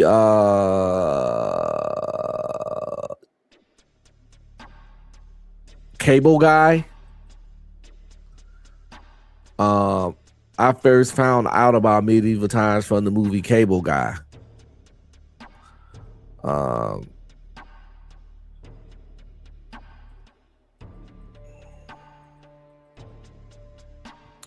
So I'm finna show y'all pictures real quick of the medieval times that's out here in Dallas that I go to all the time. Oh yeah. JM says, are those still around? Yeah, they got one here in Dallas. I finna put up a screen of it right now. That's why the only thing I thought when I thought of Castle, I had to think of medieval times because that's the closest shit I've seen around here. We in America. Yeah, this the medieval times in Dallas.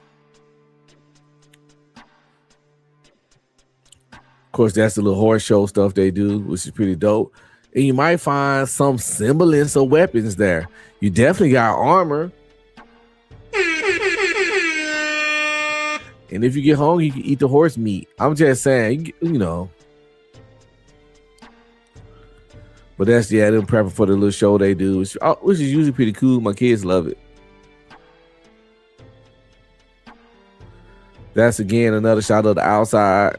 Like I say, it's closest to a castle we gonna get around here.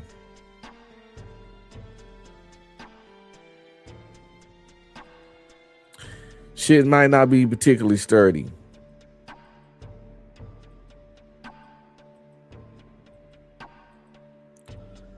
But if you ain't been, yo, you should check it out. It's a vibe, as the kids say. It's definitely a vibe. Medieval times is a vibe. But let's get back to the video, which is can you survive a zombie outbreak in a castle?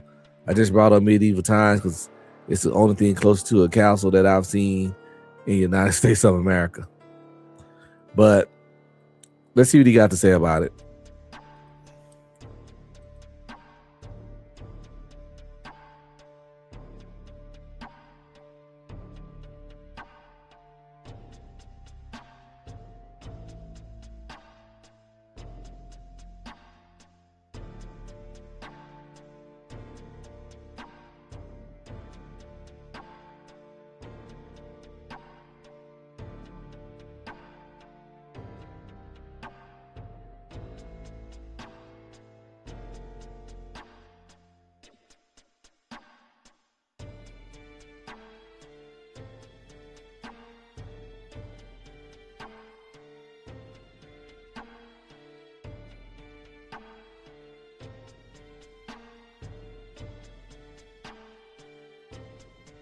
When it comes to zombie survival daydreams, castles are a location that makes some people's lists. They're imposing, fortified, and built to withstand sieges. But here's the thing, surviving medieval sieges isn't the same as surviving a horde of the undead. So let's stop daydreaming and actually break it down. Before we get into the thick of it, let's set the stage. Today we're dealing with classic walkers. Slow shuffling corpses that are most dangerous in numbers. No sprinters that can pile up on top of each other like in World War Z. As for how you ended up here, you were already inside the castle when the outbreak kicked off. Maybe you worked there, maybe you were a tourist, or maybe you were a resident from a nearby village that just so happened to be close by. Either way, it doesn't matter now, because the world outside is collapsing, and this is the only safe place in sight. One more thing before we dive into this, a lot of surviving castles in Western and Central Europe operate today as museums, hotels, or even venues. Those are wired for electricity, have lighting, and basic plumbing. This type of castle isn't the focus of today's video. Instead, we're diving into an untouched medieval castle without the modern upgrades. Alright, now let's break down the viability of this place, starting from the pros. We'll kick things off with the most obvious strength the castle has to offer, the walls. Depending on the castle, the walls can be 10 to 20 feet thick, rising 30 or 40 feet into the air. These feats of medieval engineering were designed to stop charging armies, withstand catapults, and shrug off. You know, if it's fuck ass Walking Dead zombies, I think a castle would do really, really, really fucking well. I gotta see what I guess I'll wait for the cons. But yeah, I got an idea what some of them might be. But let's see if this guy get to reaching. He might get to reaching.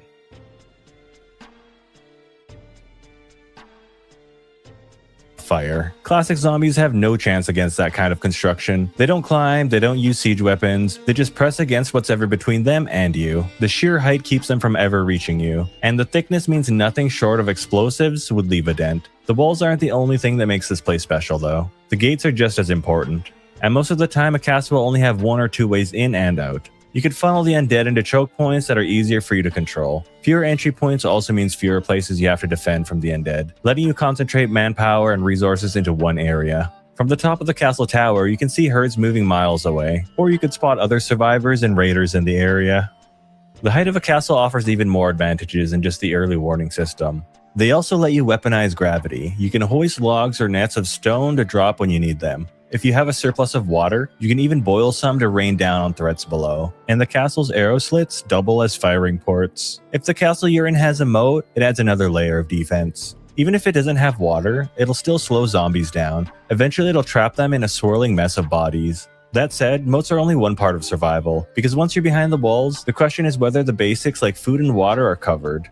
Castles were often built near rivers for fishing, forests for timber, and farmland for crops. It isn't an accident that most castles are built in locations like this. It was a strategy, and it means you usually have multiple lifelines close by. Rivers give you fresh water and a steady food source if you can fish, forests supply endless timber for repairs and fuel, and farmland provides fertile ground for planting. The farmland outside the safety of your walls probably isn't a good choice during a zombie apocalypse, but that takes me to our next point. The Bailey, the open courtyard. This is where the game changes. Recently I broke down survival on a farm, but a farm didn't have the luxury of thick stone walls to keep outside threats away. Inside these walls you can raise goats or chickens, plant gardens, start small farms, and even run workshops like a forge or a tannery, all behind the safety of thick stone walls. That's a huge leap from scavenging to producing, and it's the single biggest difference between barely surviving and building a future long. Yeah, that's a good point. In most medieval movies, books, whatever shows, animes I watch, it's not like it's like the walls, then the castle right there. No, it's like the walls, then a whole city out, and then the castle. Often the castle in the middle, and a fucking city surrounds it. So you got to get through the city to even get through the castle itself after you get past the walls. So it's a lot of space inside those walls to do a lot of, like you said, farming and things of that nature.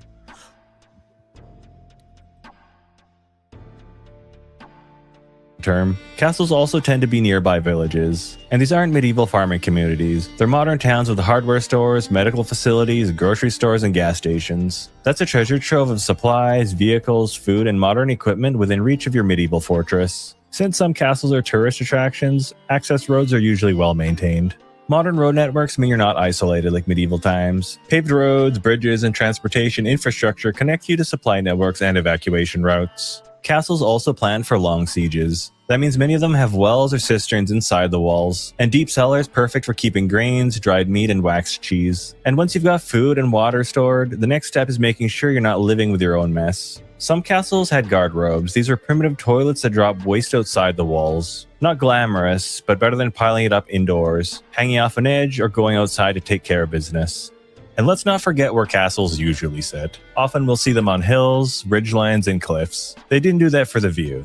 It made the castles harder to assault and easier to fend off attackers. In places like Germany, about 66% of known medieval castles are hill castles. So for us, if we're on a hill, the slopes will slow or stop the walkers before they ever reach the walls. And let's talk about how flexible a castle really is, depending on your numbers. With enough people, you can rotate shifts on walls, depending on your numbers. See, that's what I was talking about, how when I said earlier about how the castle had the wall, but it'd be a whole bunch of space inside the wall that you can do a whole lot of shit with. And sometimes it'd be like, that's where the fucking, now all the citizens ain't gonna live out here in the edges over here where past where it said numbers. People will be living there, but the more prominent people live within the hot walls. So you'll have, bakers and blacksmiths and farmers and people selling shit. But it'll definitely be space here to repurpose this farmland inside of here, which is good. So yeah, if you could get like a good system going within the walls, you could down there make it to where you don't have to leave that shit.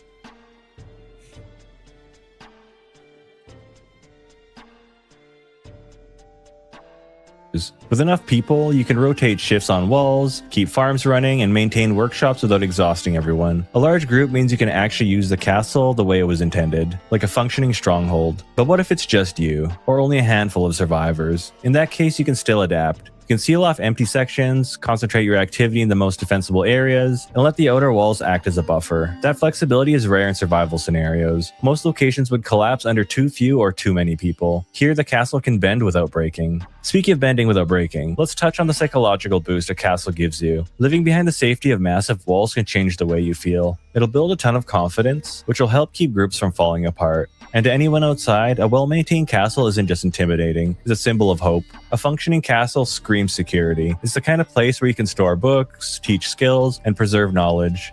A place where you can safely grow food and close your eyes at night without the fear of waking up to something gnawing on your leg.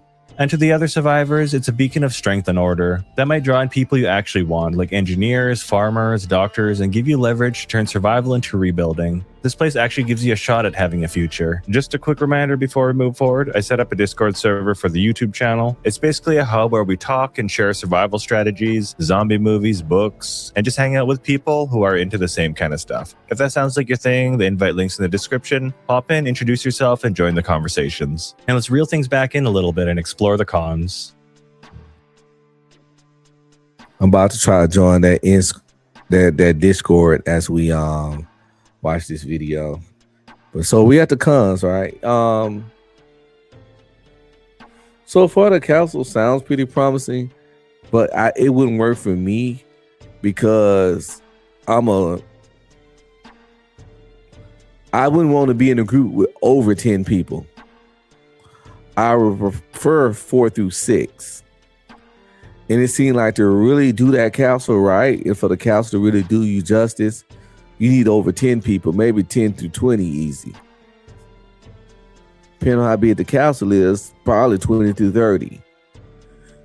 So the castle won't really work for your boy. The more people you have, the more chances of fuckery and bullshit. It just increase your, it's just the nature of people. Say you can't have fuckery or bullshit with a small group, but again, it's just probability. As more people get involved, the more the probability of a lot of things go up. Usually most things.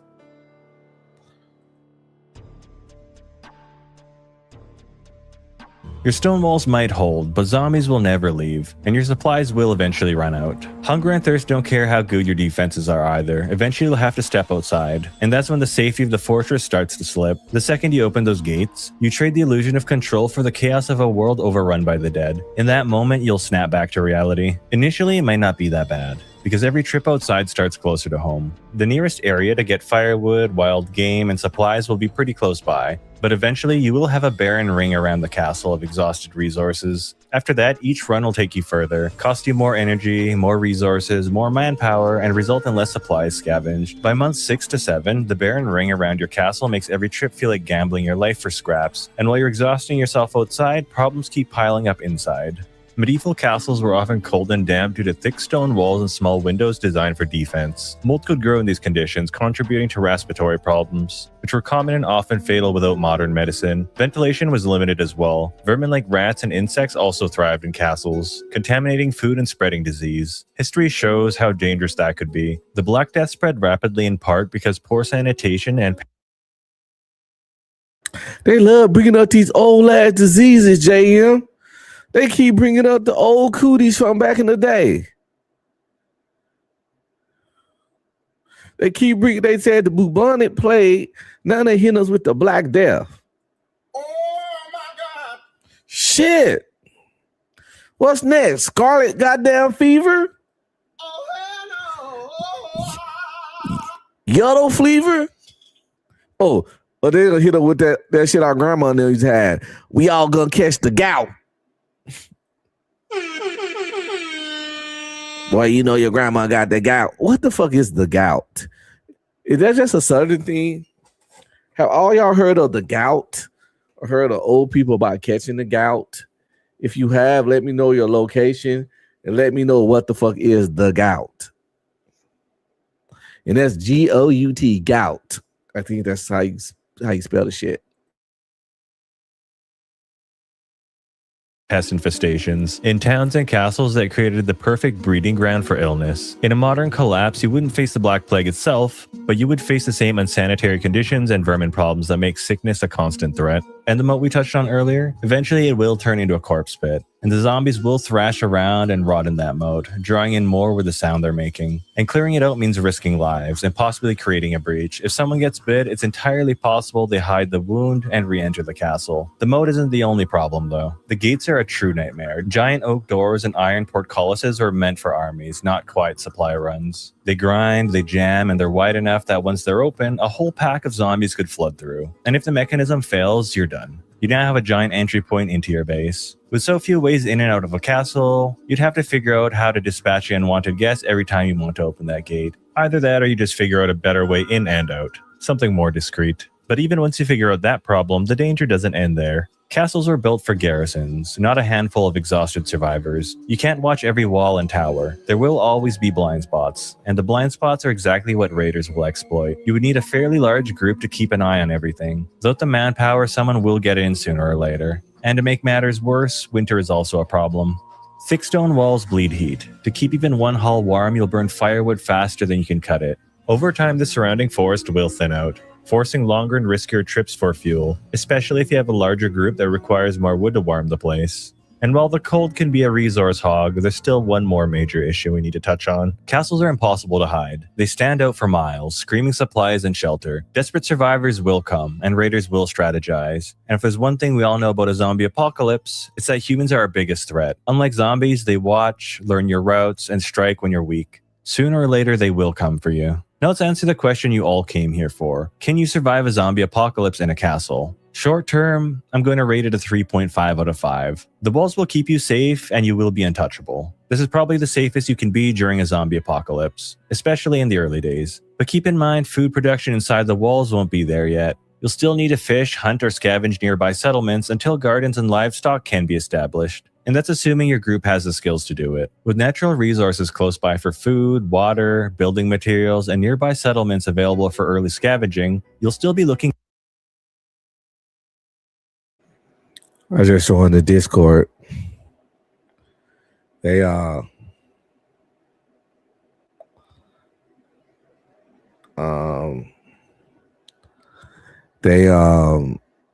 pretty active over there. He says Discord description link is in his description. The channel is The Undead Theory. So I think y'all should go over there and get a chance. Good here in the short term. You also need to figure out a safer way in and out, because opening and closing that gate might end in disaster one day. Medium term, I'm going to rate it a 2 out of 5. This is where things get a little bit dicey. The easy scavenging runs close to home are gone, and every trip outside pushes you further into danger. Firewood piles dwindle, the forest around you thins out, and keeping one hall heated chews through supplies. Inside, damp stone and poor ventilation breed mold, while vermin invade food stores, causing sickness to become as much of a threat as the zombies. The moat fills with corpses, the gate grinds louder with every use, and morale drops as the walls that felt empowering now feel suffocating. Raiders notice you too, circling like vultures because the castle is impossible to hide. Long term, this one's a little bit harder to rate. We're going to break it down into group size. Long term depends entirely on your numbers. A small group under 10, I'm going to rate it a 1 out of 5. You're playing a losing game. Sooner or later, I swear to God, I didn't watch this video at the beginning. Remember I said I wouldn't pick a castle because I like to keep my groups somewhere between 4 and 6. And I was like, you can't even do this castle with 10. You'll most likely need 10 to 20, and depending how big the castle is, 20 to 30. Remember, I just said that. And this guy kind of pretty much collaborate my thought process on that. He said, like I said, 10 couldn't even do it. And I don't, that's the limit I have on a group I want to be with, because I'm the kind of person who wouldn't want to deal with all those different personalities. So, yeah. So I was right on my assessment that the castle just, with all the great features, just wouldn't work for me. I'm not that community based, that 20, 30 people that you need to run the castle. Just ain't no shit I'm around now. I'm not around people like that where everything's cool and safe and nobody ain't trying to crack you across the head and take your piece of stale bread. So I don't even like people like that.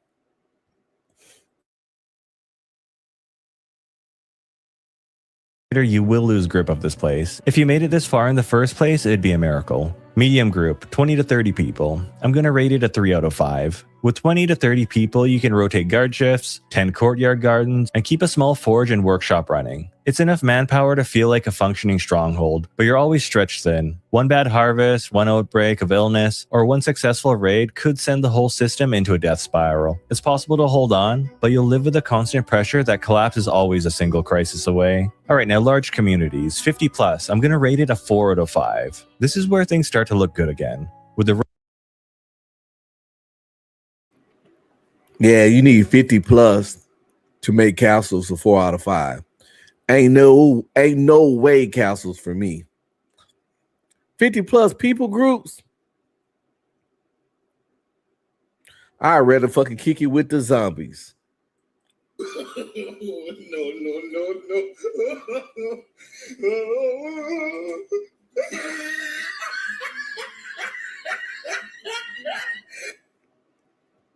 50 plus group, I would go out there and take my chances, ducking and diving and dodging motherfucking zombies.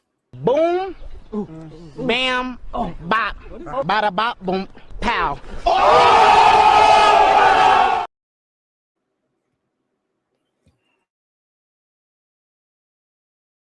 Right mix of skills, doctors, engineers, farmers, and craftsmen, you could turn this place into... I don't know if I said this, by the way, but yeah.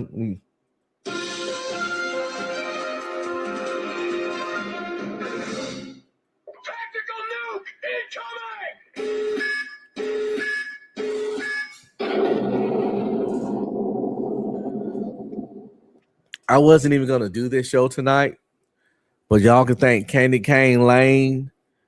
She sent me some support and a special request to do a zombie show tonight, and I put some stuff together, and here we are. So shout out to Candy Cane Lane. I should have said it at the beginning of the show, but I get so excited to come and get things rolling. But yeah, so y'all, you know, watching this now or watching this replay game, it's all because of Candy Cane Lane that we here today and we learning this great information. So salute to her.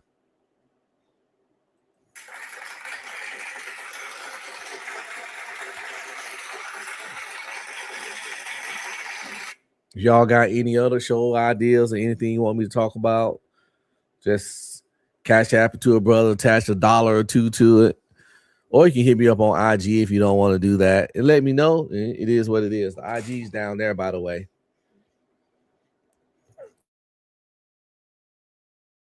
One of the few locations where you don't survive, you thrive. Bottom line, a castle isn't just for survival, it's a civilization test. Get the numbers and skills right, and you're not just surviving the apocalypse, you're preparing to rebuild the world. Get it wrong, and you're zombie chow. The key insight here is that a castle scales dramatically with population. Unlike most survival locations that have a sweet spot, they're either completely unstable or among the best long-term options available. Alright guys, as usual, if you made it to the end, I appreciate you very much, and if you haven't seen this video yet, YouTube... So.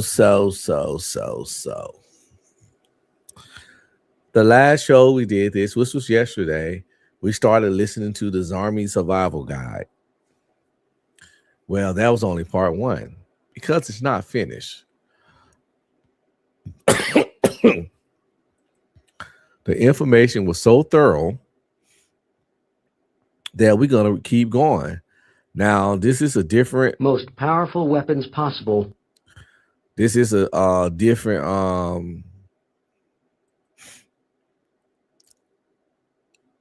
video, but it's the same book. So the narrator will sound different, but I'm still starting off where the other video left off.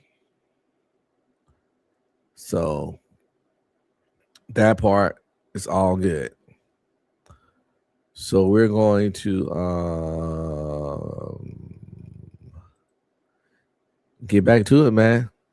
I'm gonna come in between in and out. We're gonna talk about it again. Remember, we gotta set up from part. So the setup for this book, right? It's in the world of the book, a zombie apocalypse happened, and within that world, someone is writing a book about how to survive in that world.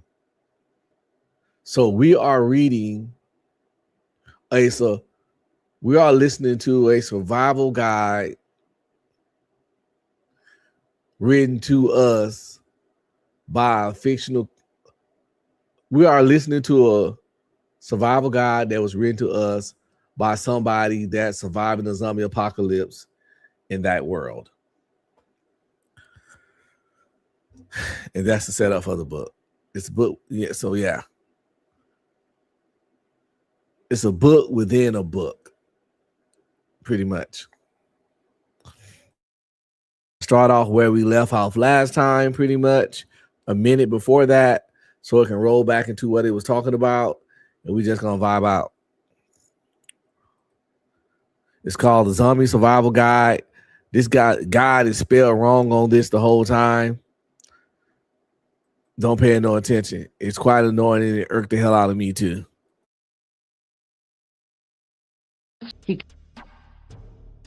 See how he's saying I did this and I did that?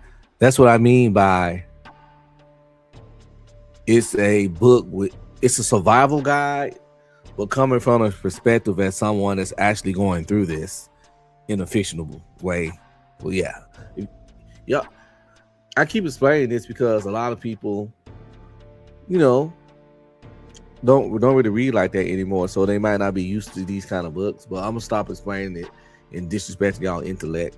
But I just want the people that weren't here last time to kind of understand why it sounds sometimes like an instructional guide and also an actual story that's a real story, because it's an instructional guide within the story.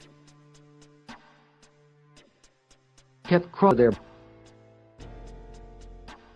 See, I like this guy. He not all doom and gloom and we soft as baby shit like the other guys like to come at us. Oh, y'all soft, y'all baby shit, y'all. He said the most dangerous weapon, the most important weapon, whatever he said, it's the human motherfucking body.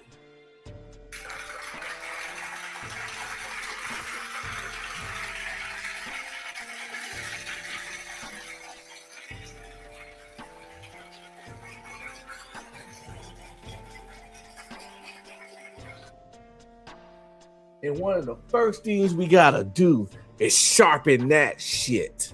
That's what I'm talking about. Let's get back to it. Believe in yourself, people. You got this.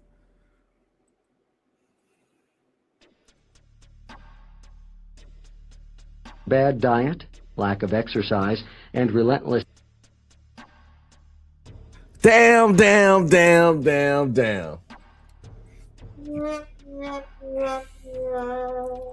He said the human body was the best weapon.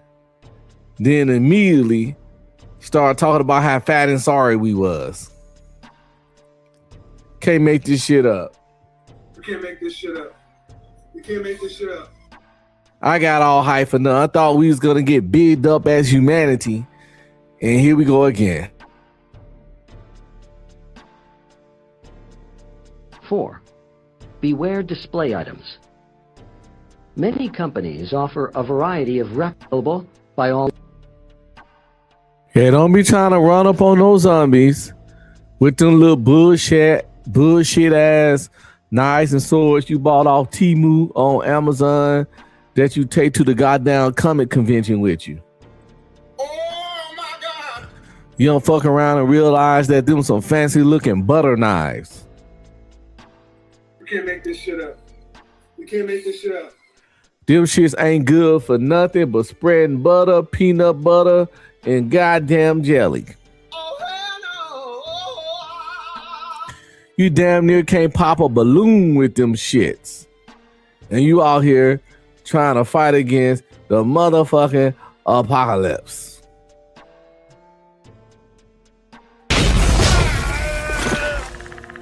Run! Go! Get to the chopper! It ain't looking too good for you, broski. An item thoroughly. He just said we fat, we out of shape, and we lazy-minded as shit. No.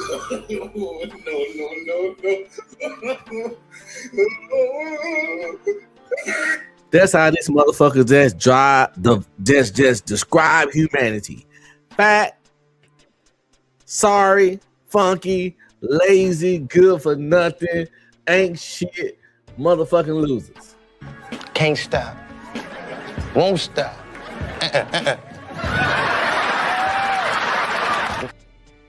But you know what I say to that? You know what I say to that? I say, No! God, please, no! No! No! No! I don't fucking believe. Give a nigga a break. Give a nigga a break. How much more can I take? Give a nigga a break. I believe we're a little more than that. But at the same time, I agree that a lot of us are a lot lesser than that. And that's why we listening to this knowledge right now. And we gonna know what we need to be, and we gonna be what we need to be, my fellow insomniacs out there. Insomniac Theater, Unc's Zombie Survival Course, and Late Night Shenanigans. Let's go. That's the edible kicks in.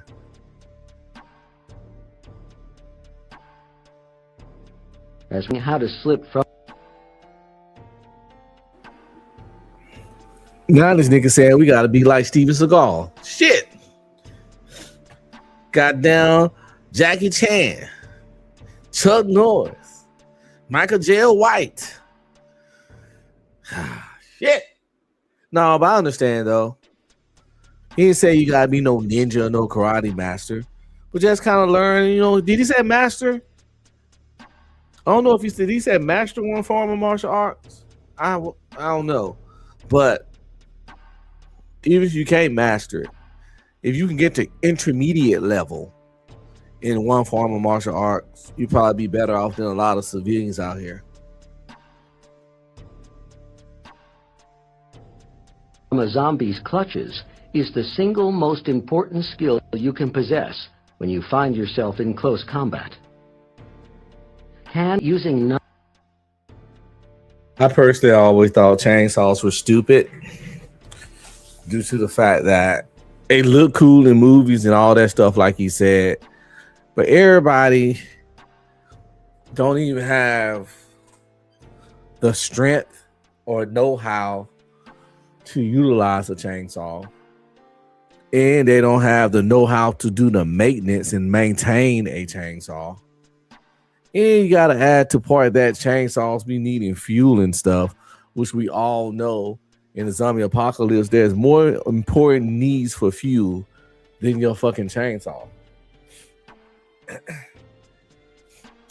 And once the fuel run out, you just swinging around an extra heavy sword. I don't fucking know what it is at that point. That's not as sharp, and it's just bad.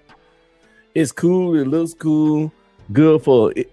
If it ain't nothing else around and you got to fucking carve into a motherfucker.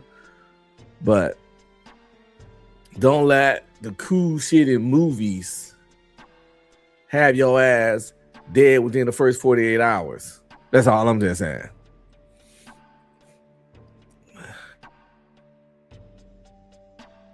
non-firearm used by.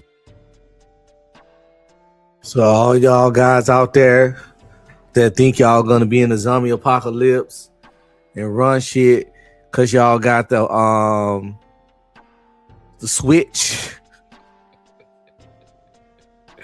You got that switch put on your blicky, and you think you finna go out there and really set it off with all those ill-aimed shots. You hold your gun sideways, you know what I'm saying? You on your young hoodlum shit. You know, I don't know. I don't think it's gonna work for you. I'm just saying.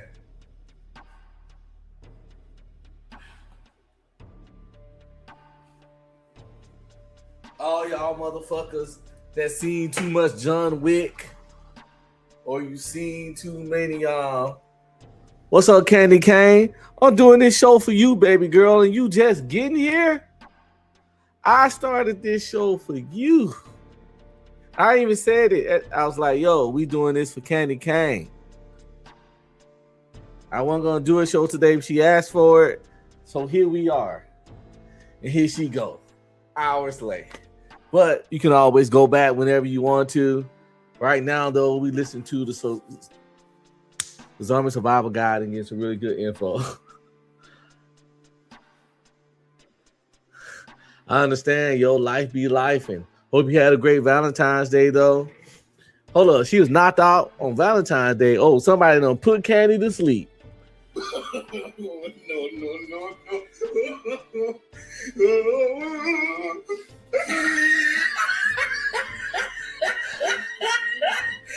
Somebody done put Candy to sleep on Valentine's Day. Had her knocked out. Her words, not mine. God damn. I'm trying to take it a pound, town. I'm trying to lay that pussy down on the ground.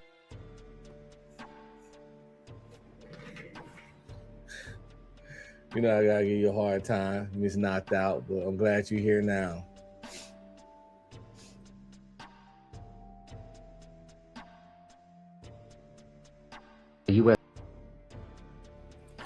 I'm pretty sure y'all can guess what's about to be said about these 22 calibers. Listen.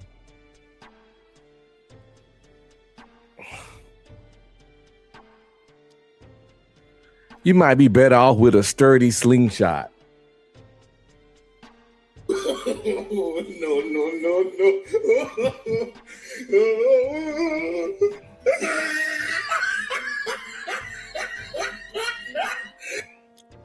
You might be better off with a sturdy slingshot.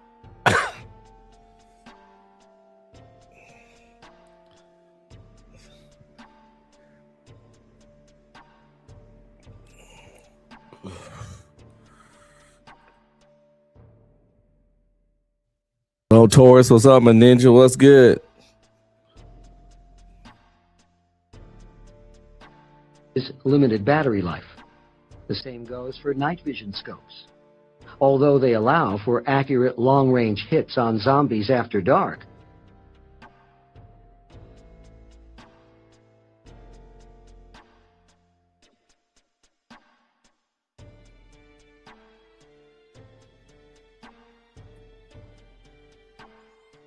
What's good, 18? Hey, what's going on, Unc? Shout out to you, brother. Chilling, man. You know, this up night. You working? No, I'm just getting off. That's why I saw that you was still live. Thought I'd come up and chop it up with you for a few minutes. Nah, I was like I said, I'm just I be going to I want to do other stuff. Oh yeah. You know how I be. I got a lot of interests. Same here. I just downloaded an app off you got an iPhone? Yeah. I just downloaded this app called Anakusni or Anakusni. It's like you can watch any anime you want, man. It's free. I be using Crunchyroll because I share it I share it with my daughter. Oh yeah. Yeah, she the only reason I really got it. Well, I like anime too, but I wasn't gonna pay for Crunchyroll. Yeah. I just watch it. You know, I didn't give a fuck that. I didn't care enough to pray for. As much as I like anime, I wasn't gonna get a subscribe to some shit just pre-anime. Yeah. Yeah. Like they got streaming services that show anime, but to get straight anime, but you know, I went on to bit the bullet. I subscribe to a lot of shit. I ain't even gonna lie. Disney Plus, Hulu, Amazon Prime, Netflix, HBO Max, kinds of shit. Yeah, because you know, everybody got into the streaming business. It's transition from cable into the streaming business now. And I knew that was gonna happen. I knew it was only gonna be a matter of time for a lot of these channels and everything follow suit. Me personally, I just got Amazon Prime, Netflix, and that's it. Yeah, I really don't care about the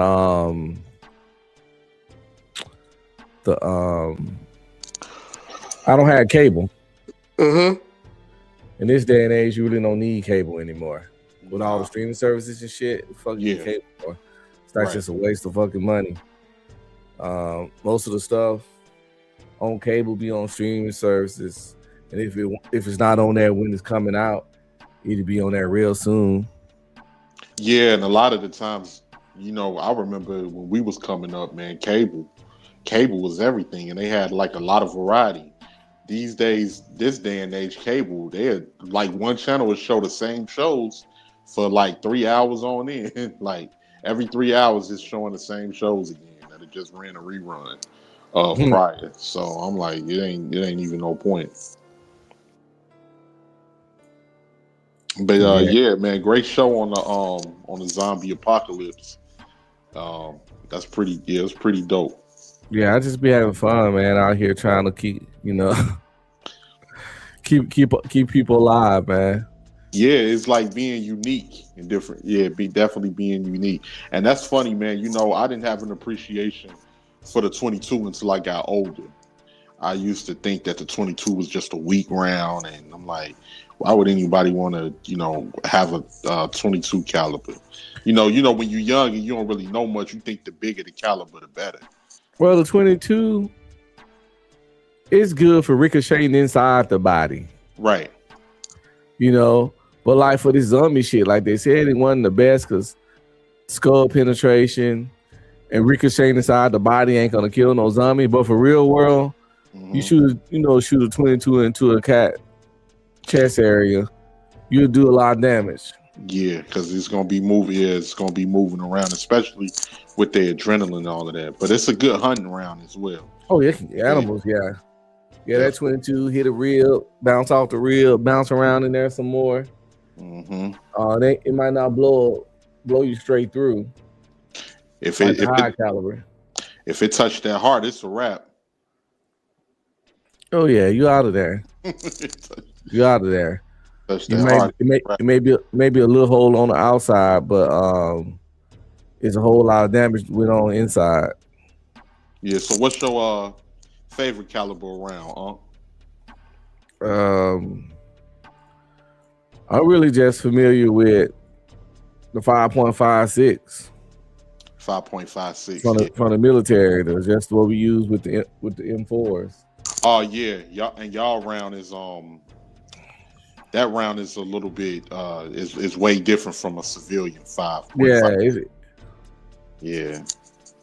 Because I was wondering about that round, right? Because like I had heard something that the military was transitioning into like a more like a 308, like going back to the 308, because they were saying that the 5.56 wasn't really doing the damage that it needed to do when they was engaging with insurgents and, you know, different things like that.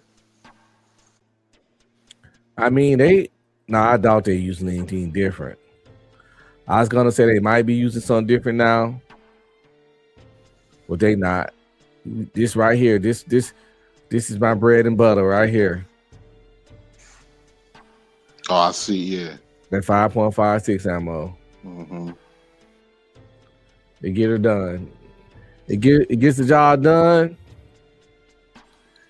and get your enemies out of here. Mm-hmm. You can't beat that. That's a fast round. In my experience in shooting it, you can feel the speed while it's coming out that barrel. You feel it. It got speed and range. It can cut through that air. Yeah. Like I tell people, don't believe me, but I ain't got no problem hitting a 300-yard meter. Mm-hmm. And that's pretty much 3 football fields. Mm-hmm. Distance. Now I ain't gonna lie, when I look at that target, it's blurry. Mm-hmm. It's a blurry, small shape of a human. And I understand that due to distance, the bullet gonna drop. See, when you fire weapons, you gotta understand physics and shit like that. Right. That bullets slowly go down as you fire. Mm-hmm. So when I used to aim at this target, we were trained to aim a little bit above the head. Mm-hmm. Because of the bullet drop. And then you'll usually hit the target. So if you try to aim right at it, you're gonna hit the dirt in front of it every fucking time. Mm-hmm. Candy Cane said, can you explain how 5.56 is different from a 2? Honestly, I don't even know. Let's see. I can. I think it's more gunpowder that's in the 5.56. When it comes to like anything that holds a 5.56, you can usually shoot 2.23 out of a 5.56. Out of a 5.56 weapon, but you can't do the reverse. If you try to put a 5.56 in anything that's a 2.23, it'll blow up. It'll blow up your weapon because it's more. They put more powder into a 5.56. Yeah, that's pretty much what they're saying. It's the pressure specifications and the chamber tolerance that 5.56 rounds are typically loaded to higher pressures than the 0.223. So yeah, he's exactly 100% right. That boy 18 letter know his stuff. Of course, in the military, we're gonna use the one with the higher pressure. So yeah, that's why we never laid our hands on. I ain't know 2.2. They look, from the pictures I saw, they look relatively similar. They look pretty much identical, but again, the difference not on the outside, the difference on the inside. Now I'm gonna tell you something. I laugh about it now, but boy, when that shit happened, it was no joke. Now, I've never, of course, I ain't never been shot before or nothing. But I remember, like, I was letting off rounds at the range. Some of your 5.56s. I'm sitting there, I'm getting it in, and you know how them shells eject out. Man, one of them shells eject out. You know how it's padded on both sides and everything. Usually at the range, man, one of them shells ejected out, hit that little padding on the wall, went right down the back of my shirt, boy. I was like, "Ooh, oh shit!" Yeah, that used to happen to us at the range. We had people all the time had burn marks on their neck, on their chest. Girls get their forehead burnt by that fucking hot ass round hopping back and going down our vest. We got the fucking vest and Kevlar on and all that shit to go down. Listen, they should motherfucker be hopping around and shit. Yeah, I was in that motherfucker doing a Harlem Shake. I was like, God damn. This the 50 cal round right there. I shot that before. Oh yeah. Now that will turn one person into 2 motherfuckers, if you know what I'm saying. Oh, yeah, I know what you're saying. It'll take one person to 2 motherfuckers ASAP. Split you in half. Hey, look at Candy's comment, Yeah, that shit used to happen. Motherfuckers, hey, burnt all your titty meat. All your titty meat sizzling. New rounds be hot as hell. I was like, man, that shit was turning me into straight up bacon. I was like, God damn. I was like, get this motherfucker out of here. It got stuck in the back of my shirt. I was like, ooh, shit. Yeah, I used to hate that shit. I used to hate going to the range anyway in the Army. We'd be there all day. We trying to get 200-300 people to qualify. Some people gotta take several attempts to qualify. You're doing like a range of 20-30 people at a time, so you got your structure and shit. So yeah, military. And sometimes they used to have the decency to have a vehicle ready to take the people that qualify out as they go, a shuttle kind of system. But if you was running the range, like I used to do quite often, you had to stay that whole fucking time. Yeah.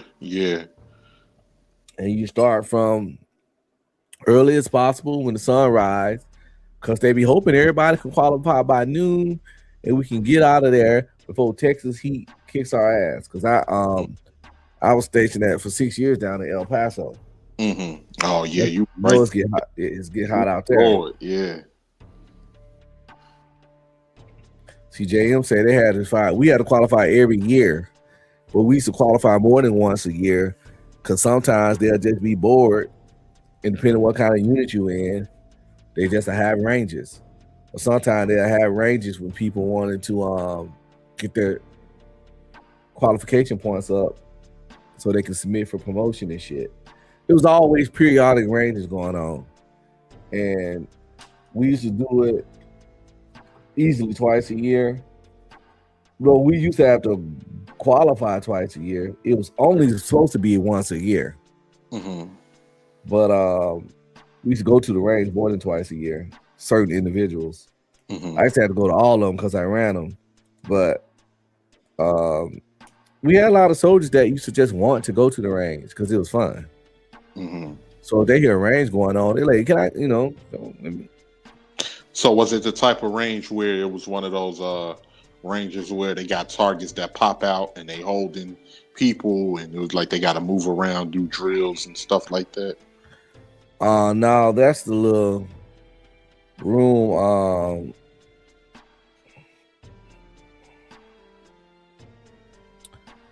Let me see. I'm trying to see if I can find some.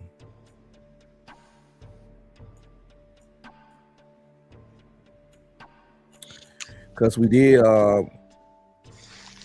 they did add this part to it later on in my career where you stand, you kind of stand up and you shoot like standing up.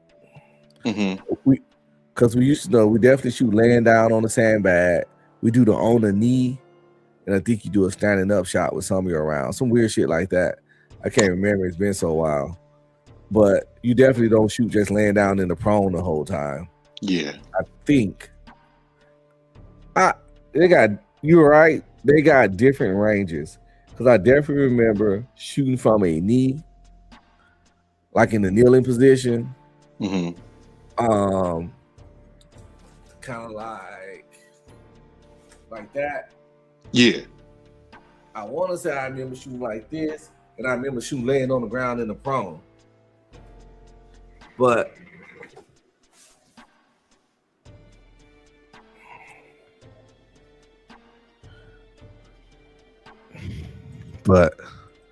I'm not really sure. So what's your favorite handgun caliber as far as your sidearm?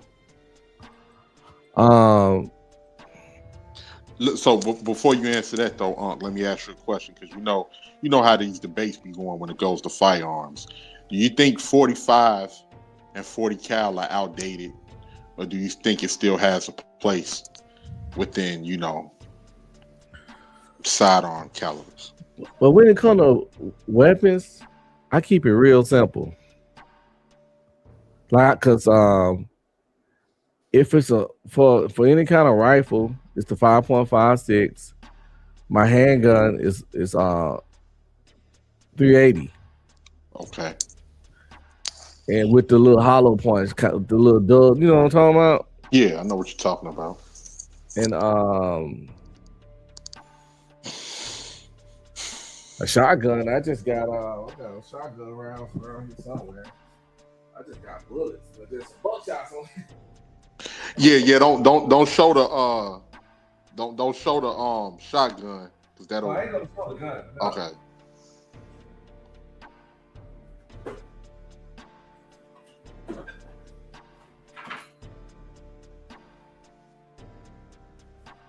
My wife. My wife gonna hit my buckshots. I ain't ready.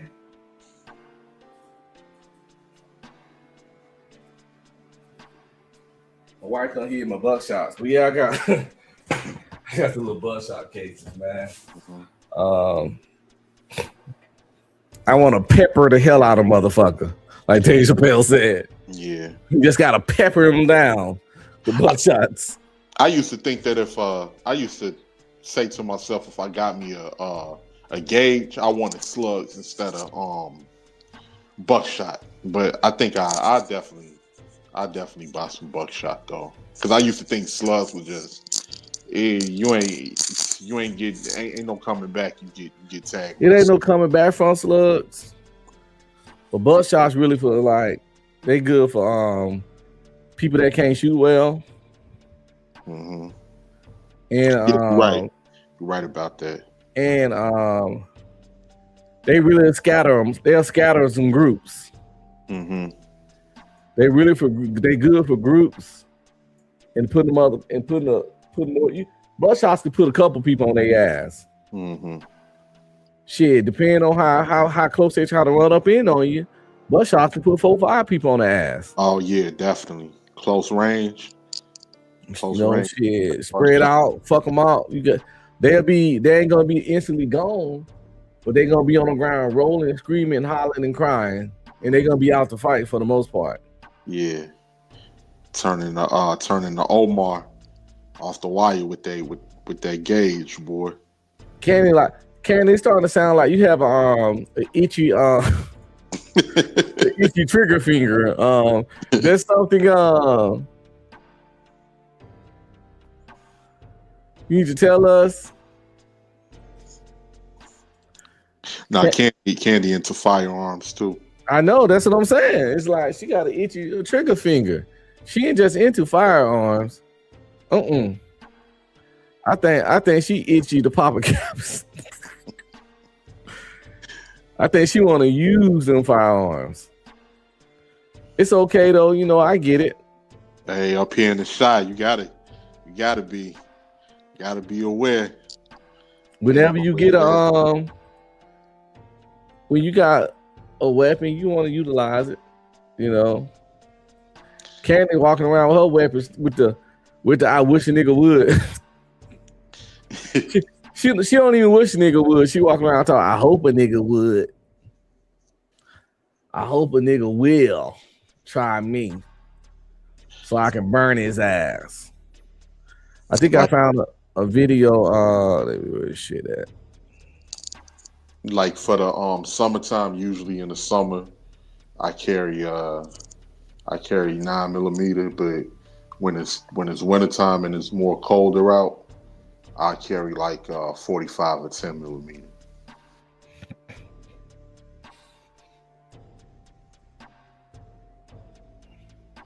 Look about 9mm. He said, I don't date women who like guns. Why not, Bucks? You don't know how to act? You scared they're gonna pop a cap in your ass?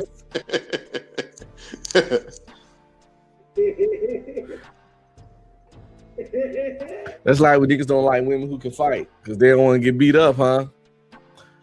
Yeah, before we get out of here though, we're gonna check out this little video. It's a U.S. soldiers M16 and M9 weapons qualification range video. So we can just get a good look at what they be doing out there. Glad they got M9 too, because that's what I used to always either was we didn't use the M16. We had the M4, which was the upgrade from that. Mm-hmm. But they still very similar weapons. They're almost identical, except for M4 is a little shorter and it has adjustable stock. So yeah, I believe that adjustable stock is dope. The M16 had like a 20-inch barrel, if I'm not mistaken. Back in the day, you used to have a real long barrel. That's what the 5.56 was intended for, the M16, because of the long barrel. That was gonna cut through heavy. Yeah, then they switched us now to the M4. I think everything was the same, but the M4 definitely had a collapsible stock, which really come in handy when you holding it like this. Mm-hmm. When you hold the M16, it allowed you to shoot from the shoulder way better with the collapsible stock. Right. Which is pretty cool. Ready on the left? Fire line is hot. Fire when ready. There they land in the prone and they got the speaker out announcing everything. Ready on the right and all, because each little shooting station is going to have a sergeant there. Sometimes I was running the range and sometimes I was fucking here. Mm-hmm. And he raised up his white flag. Ready on the right, all the sergeants on the right raise up their flag. Ready on the left, all the soldiers on the left raise up their flag. Then that voice you hearing sometimes was me that's running the range that'd be like, all right, and fire when ready. And then all the troopers start firing and ready. As you see right now, these guys are in the prone. They laying there in the prone position and they got like, you can use 1 or 2 sandbags, whatever work for you. It's a certain way they take us to lay with our knee up a certain way, shoulders a certain way to get the best shot possible. They also used to make us practice in the prone. They used to do the dime method. You familiar with the dime method? No, I'm not. Where pretty much you get in the prone, they see the dime on the very, very tip of your weapon or the barrel. And you got to pull the trigger.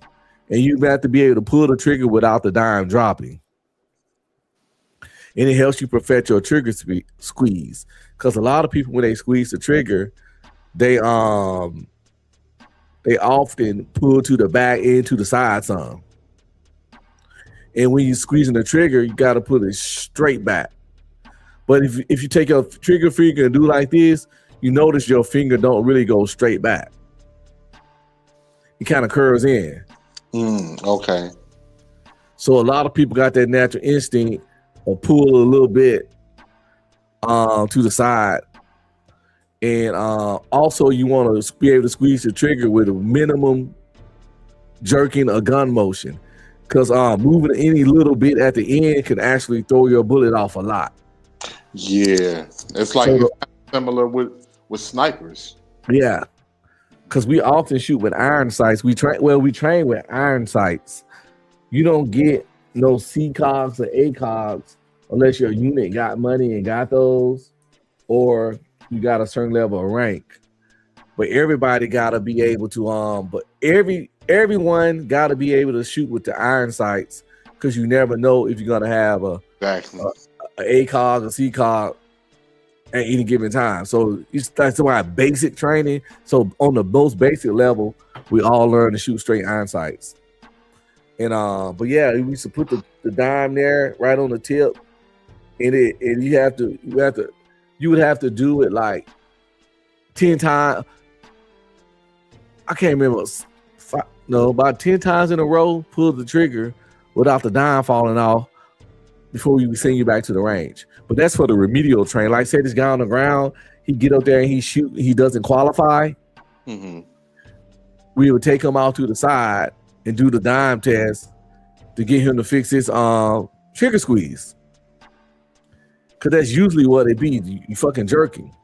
Okay, yeah. And he'll lay there and because they also breathe. Breathing also messes up your shot. If you breathing up or down any on a trigger squeeze, that could throw your shot off by feet, meters, whatever.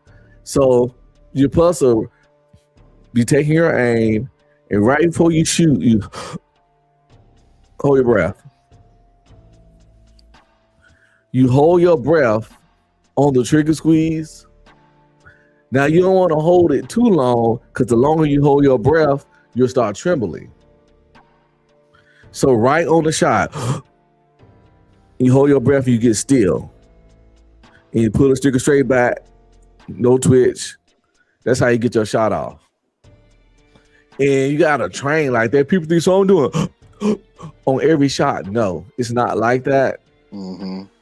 But Because in a war, all your shots ain't gonna be well aimed shot. Because we not snipers. You feel me? Right. I feel average soldiers not snipers.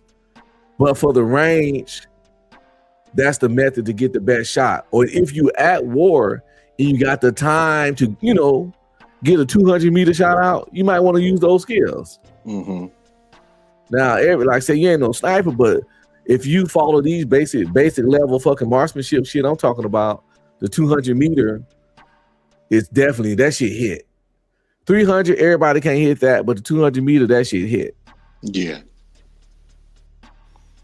Yeah, that 300 yards is a hard one. Facts. It be a little blurry, motherfucker. You'll see some of these dudes might be shooting at it right now. Hell, he might be.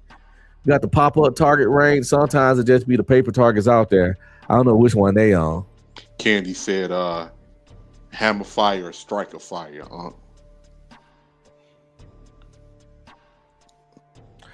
By hammer fire, she means like revolvers? No, like even it could be revolvers and even all steel, like a 1911 with the hammer. I don't know. Listen, I'm telling y'all, my gun shit is very, very, very. That's why the assault rifle I'm looking into getting is just a civilian version of the M4. Okay. My handgun is just a handgun because my shotgun is a shotgun. Anybody can shoot one of those. Mm-hmm. Ray Charles can hit your ass with a shotgun if you make a noise and he pointed in your general direction. You feel me? Hell no. You fuck around and sneeze, Ray Charles will turn around and slime your ass. Well, yeah, poof. He ain't got to really aim. So like a striker fire is practically when you can't see the hammer, when the hammer is eternal. Like Glock's a striker fire. Like a lot of the different guns, Walter's striker fire, Glock's a striker fire. Yeah. A hammer fire is when the hammer is exposed and you got to cock back. Use your thumb to pull back on the hammer. Yeah. I don't prefer those at all. That's why I never had a revolver. I got weak thumbs. I know it sounds strange. I got weak thumbs. Like my thumb do this weird shit. Look. Oh yeah, no, you ain't. Yeah, I remember I knew some people that knew how to do that too. This ain't normal. This is actually a mutation. With that your thumbs can go back at this degree. Mm. Also, I can't roll my tongue. Yeah, I can't roll mine either. Now people can people can make their tongue shape like this.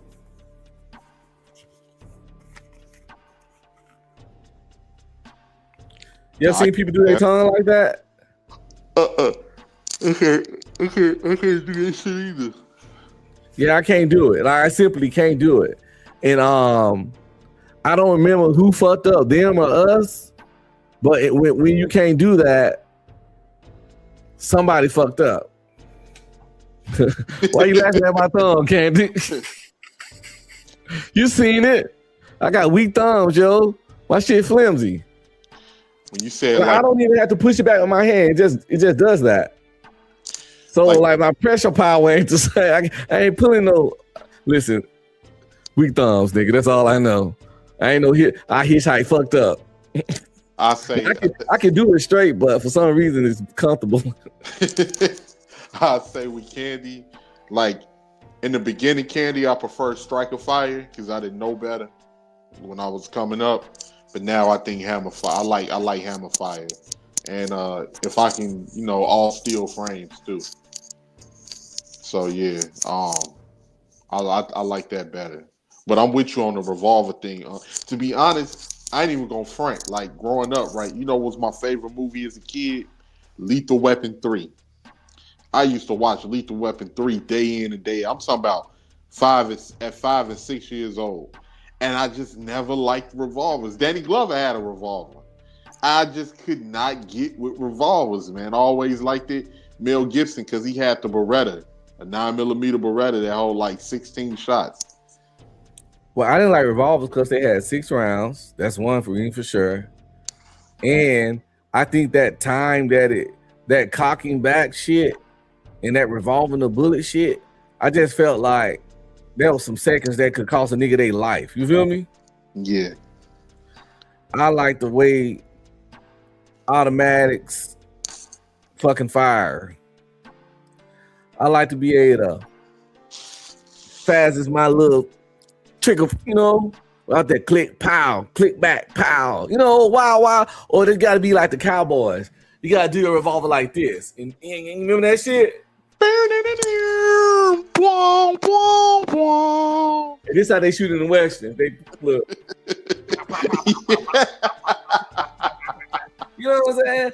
I used to envision myself doing that shit as a young nigga with a revolver. But you know, I don't know if a nigga ever really pulled that shit off in real life. Hell no. It made it, you know. I did see an old video from way back in the day when they used to do what you call those, when they used to do duels and shit. Like, and it was real. It was real. I just can't remember. I don't even think you'll even be able to show it. But they did a duel, man. The take 10 steps and with your back turned and turn around and fire and shit. Yeah. They did that. And of course, somebody came up short. There is no end to our fascination. Let's check this out. We got a Cowboy Fast Draw World Championship. Didn't even know that was a fucking thing. I just want to throw that out there.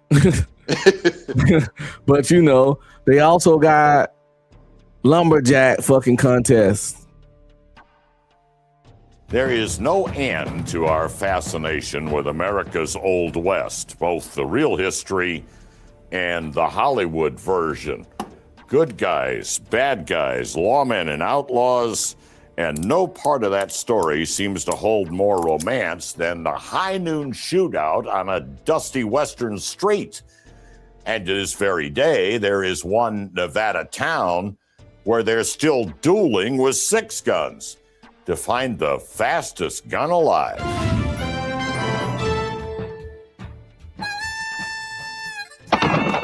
It's a good bet no fast gun in the Old West was ever faster than this. All due respect to Doc Holliday. The name of the game. Why they lean it back like that? They lean it back like Fat Joe when they shoot. That's that dislocated hip. These boys fast. Let's see some. It's Cowboy Fast Draw, as near as we can come in this day and age to a shootout at the OK Corral. And this shooting match is the World Championship, drawing 300 gunfighters to Fallon, Nevada, a town they call an oasis in the desert.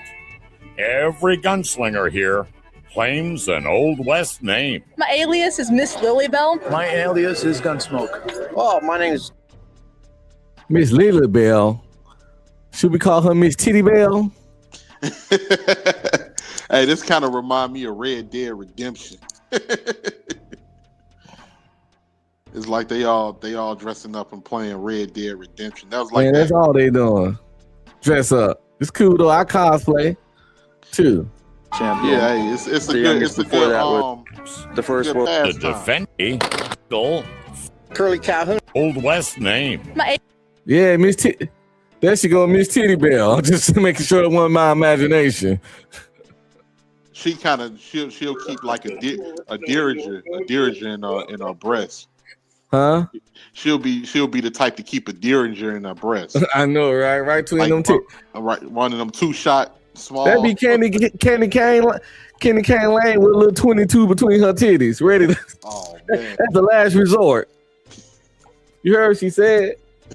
She said, "I don't want to harm anyone, but if you make me choose, you already lost." Like what Pac say on Hail Mary, I ain't no killer, but don't push me. Listen, 22 right between the doobies, man. They pat you down. They ain't gonna think of that if she come out with that shit. Yeah, I remember Ernie. See? Yup, a derringer. Yup. She got the 2-shot right between the boobs. Yeah, I remember Ernest Candy. Yeah, we grew up on Ernest. As you try to think about Ernest now, we was really retarded for finding that shit entertaining. Hey, no, you know what's hey, you know what theme song gets stuck in my head sometimes? Remember that the Benny Hill theme song? Used to watch that retarded shit.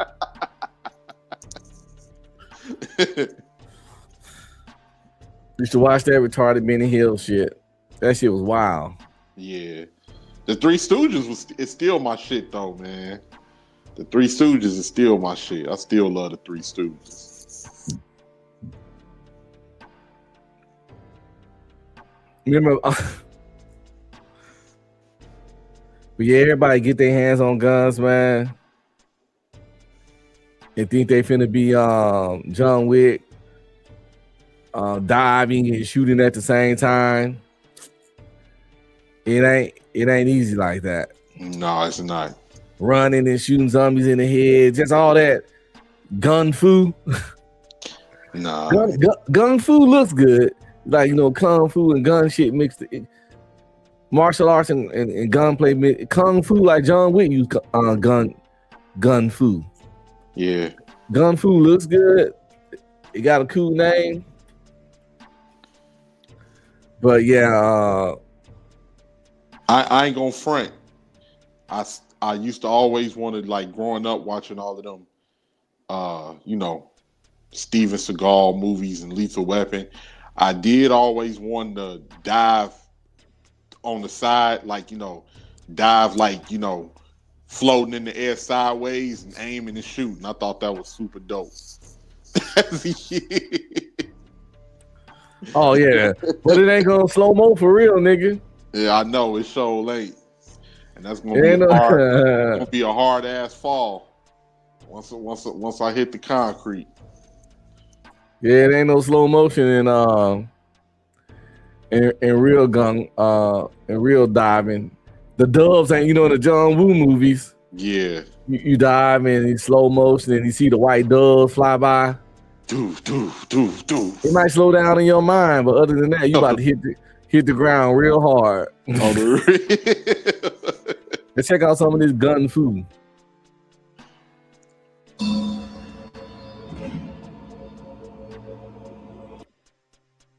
From a really good underrated movie called Equilibrium. It's one of the first movies that really threw that gun fu in. You might think it'd be The Matrix, John Wick, and all that. I think Equilibrium was before all that shit.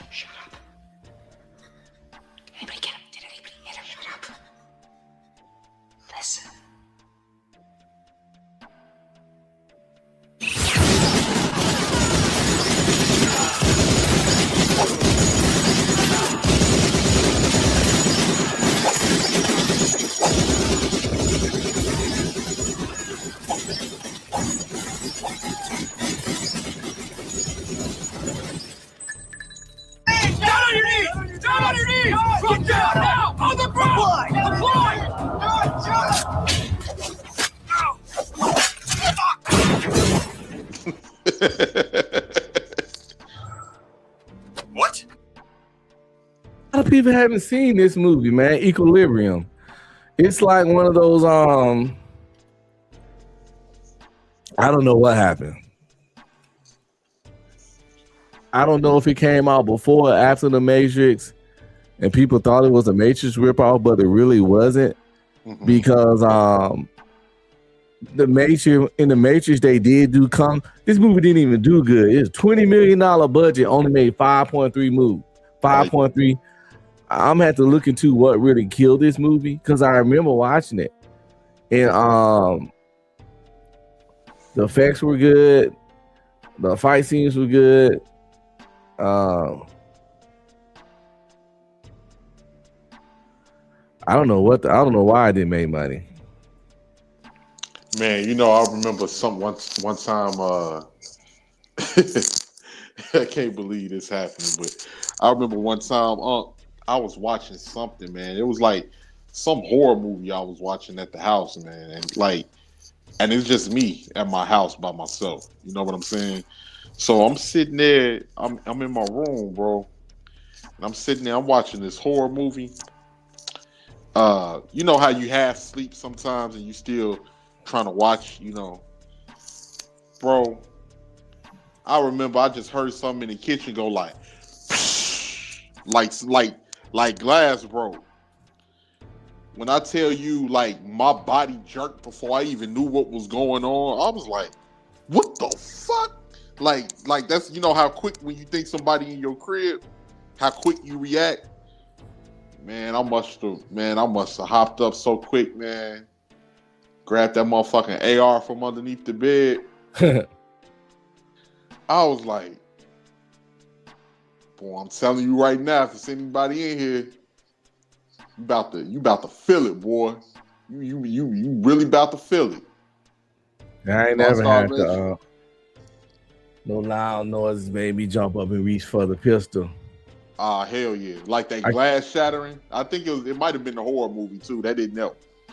But man, I got to the damn kitchen and it was like the glass that shattered was bottles because I recycle. Like, we got to recycle in my area. And I had put all of the glass bottles in the Whole Foods bag and set it on top of my garbage bin.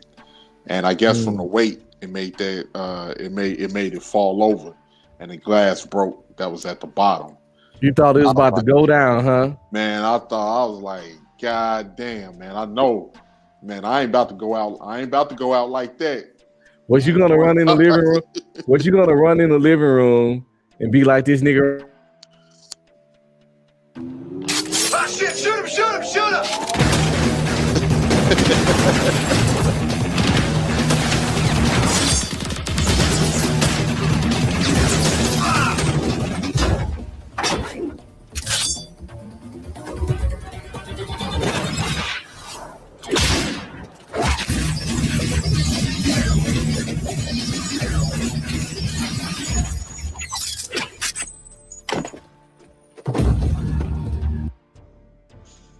Was you gonna do him like that?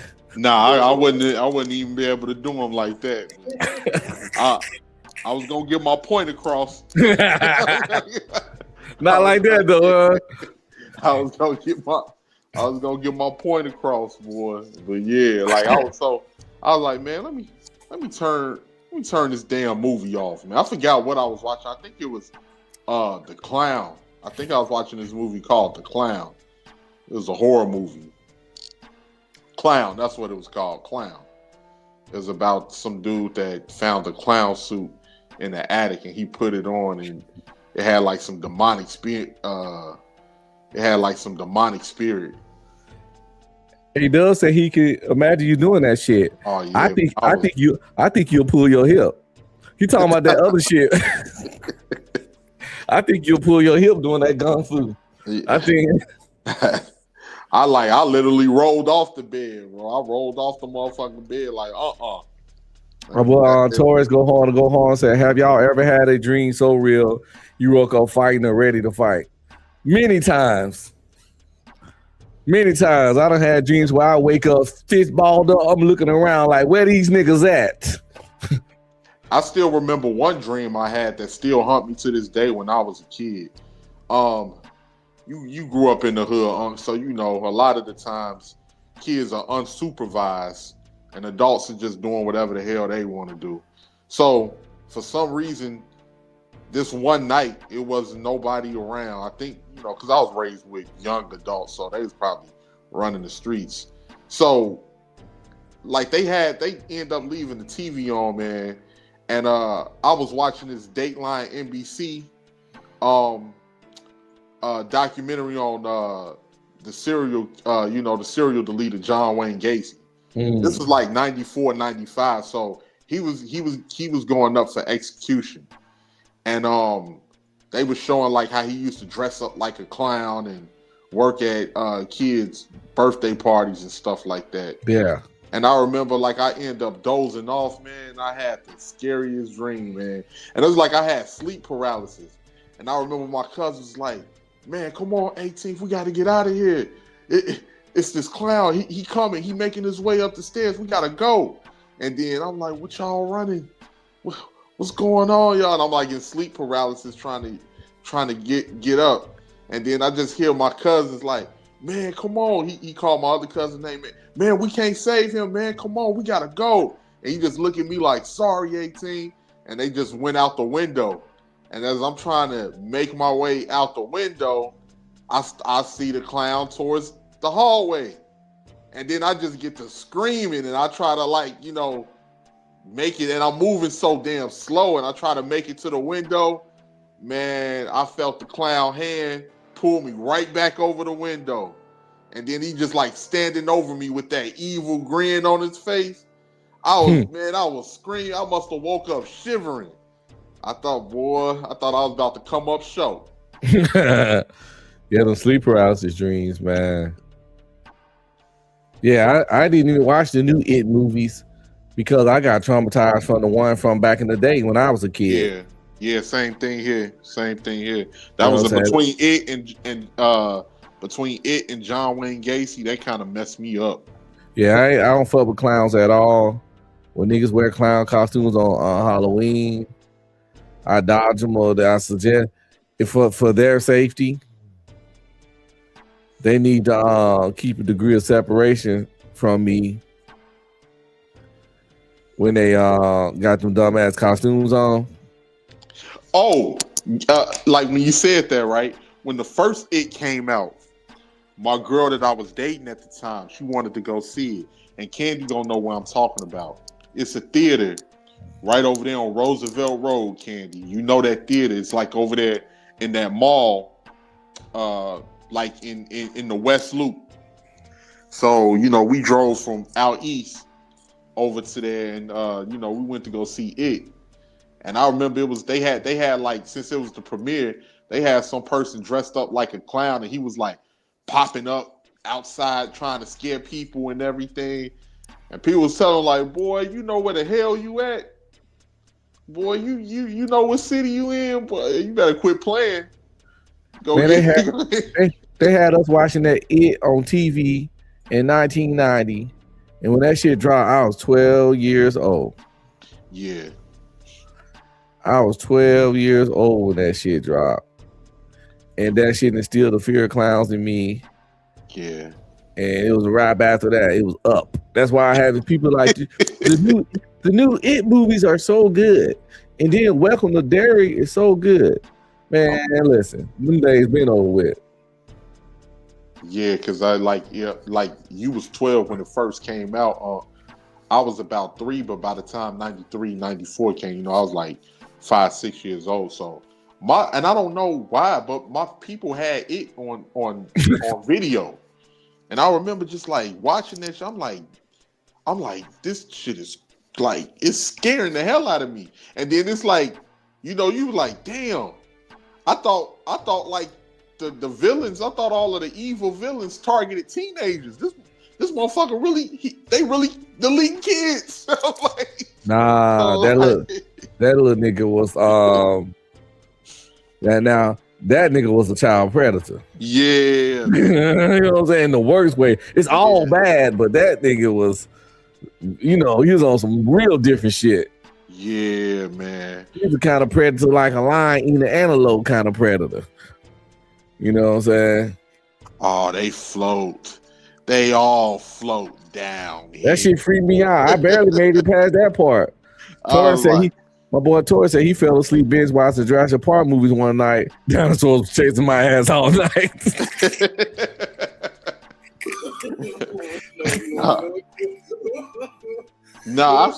I'm gonna keep it real. I'm gonna keep it real with everybody. I'm gonna keep it real. And it's fucked up because those dreams are they scary, right? But I'm not gonna lie. I think the scariest dream I ever had was an adult nightmare. When you have adult nightmares, that's why they say you shouldn't eat before you sleep, man. I remember I must have a what nightmare? An adult nightmare. I'm gonna tell you. That sounds like a wet dream, nigga. What you talking about? They say an adult nightmare. Yeah, this a grown folks nightmare. Like this was a bad dream. I slept, and it just seemed like everything was going wrong in my dream. And I looked up, I was like, "Damn, man, my car done broke down." Oh, you had a dream where your lights up? Yeah, dude. Hey, my damn house got foreclosed on. Oh, shit. My damn house got foreclosed on. That nigga was a kid. That nigga was a kid having a dream about the struggle. No, I was grown. I was grown at this time. Oh, shit. That's why I say. Yeah, that's why I say a grown person nightmare. You had one of those real life nightmares. So realistic nightmares. It wasn't even nothing scary or monster about it. It was just the stresses of the world. I'm late for work. I had those all the time. When I was in the army, we had this reoccurring nightmare.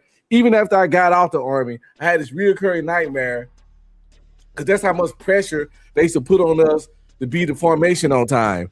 To this day, I had this reoccurring night where I wake up and I'm trying to get ready to go to PT formation. The formation started at like 6:30, but I stay out post. So I put all my gear on, and I can't find my car keys. See, in real life, I used to take my bath before I go to bed and settle air. I put my shorts, my t-shirt, whatever. It's the summertime, you know it's gonna be my shorts, my t-shirt, my PT belt, my socks, and my shoes. Or I just sleep in my socks, and I put my car keys and wallet right there on the dresser every night because I did have those experiences. See what I'm saying? He was in the military with me. They used to have us paranoid of missing formation to where to this day, I've been out to active duty since 2015. I had that nightmare just this month of being late for formation and I can't find my car key. Like, oh, fuck, they're going to be on my ass. They're going to write me up. There'll be all this fussing and shit. And I'm just can't find my car keys. And I usually wake up in a panic. Yeah. Right.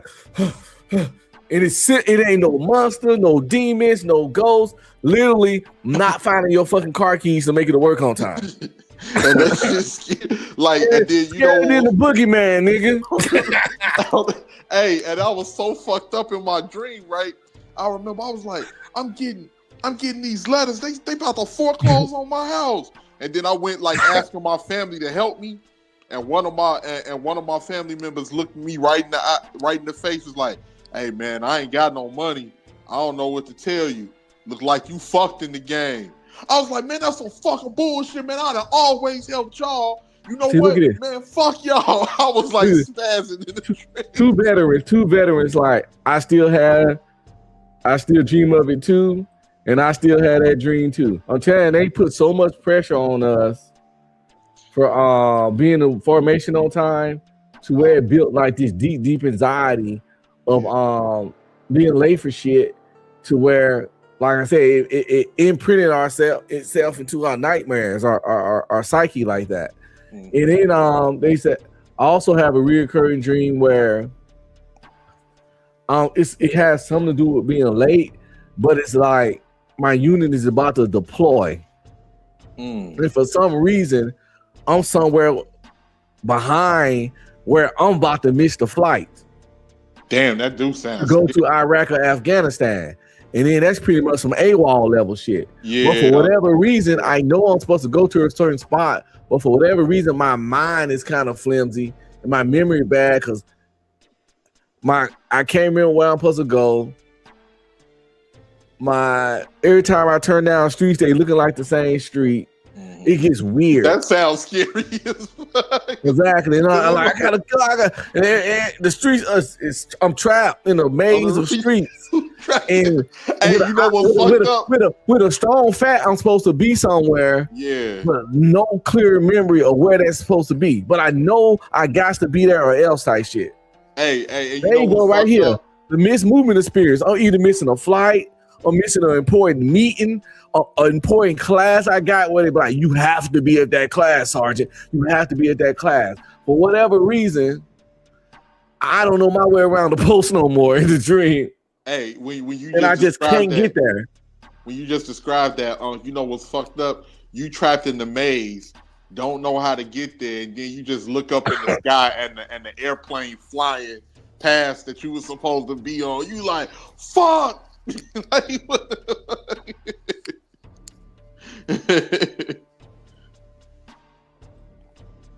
If I definitely had that dream, it's like,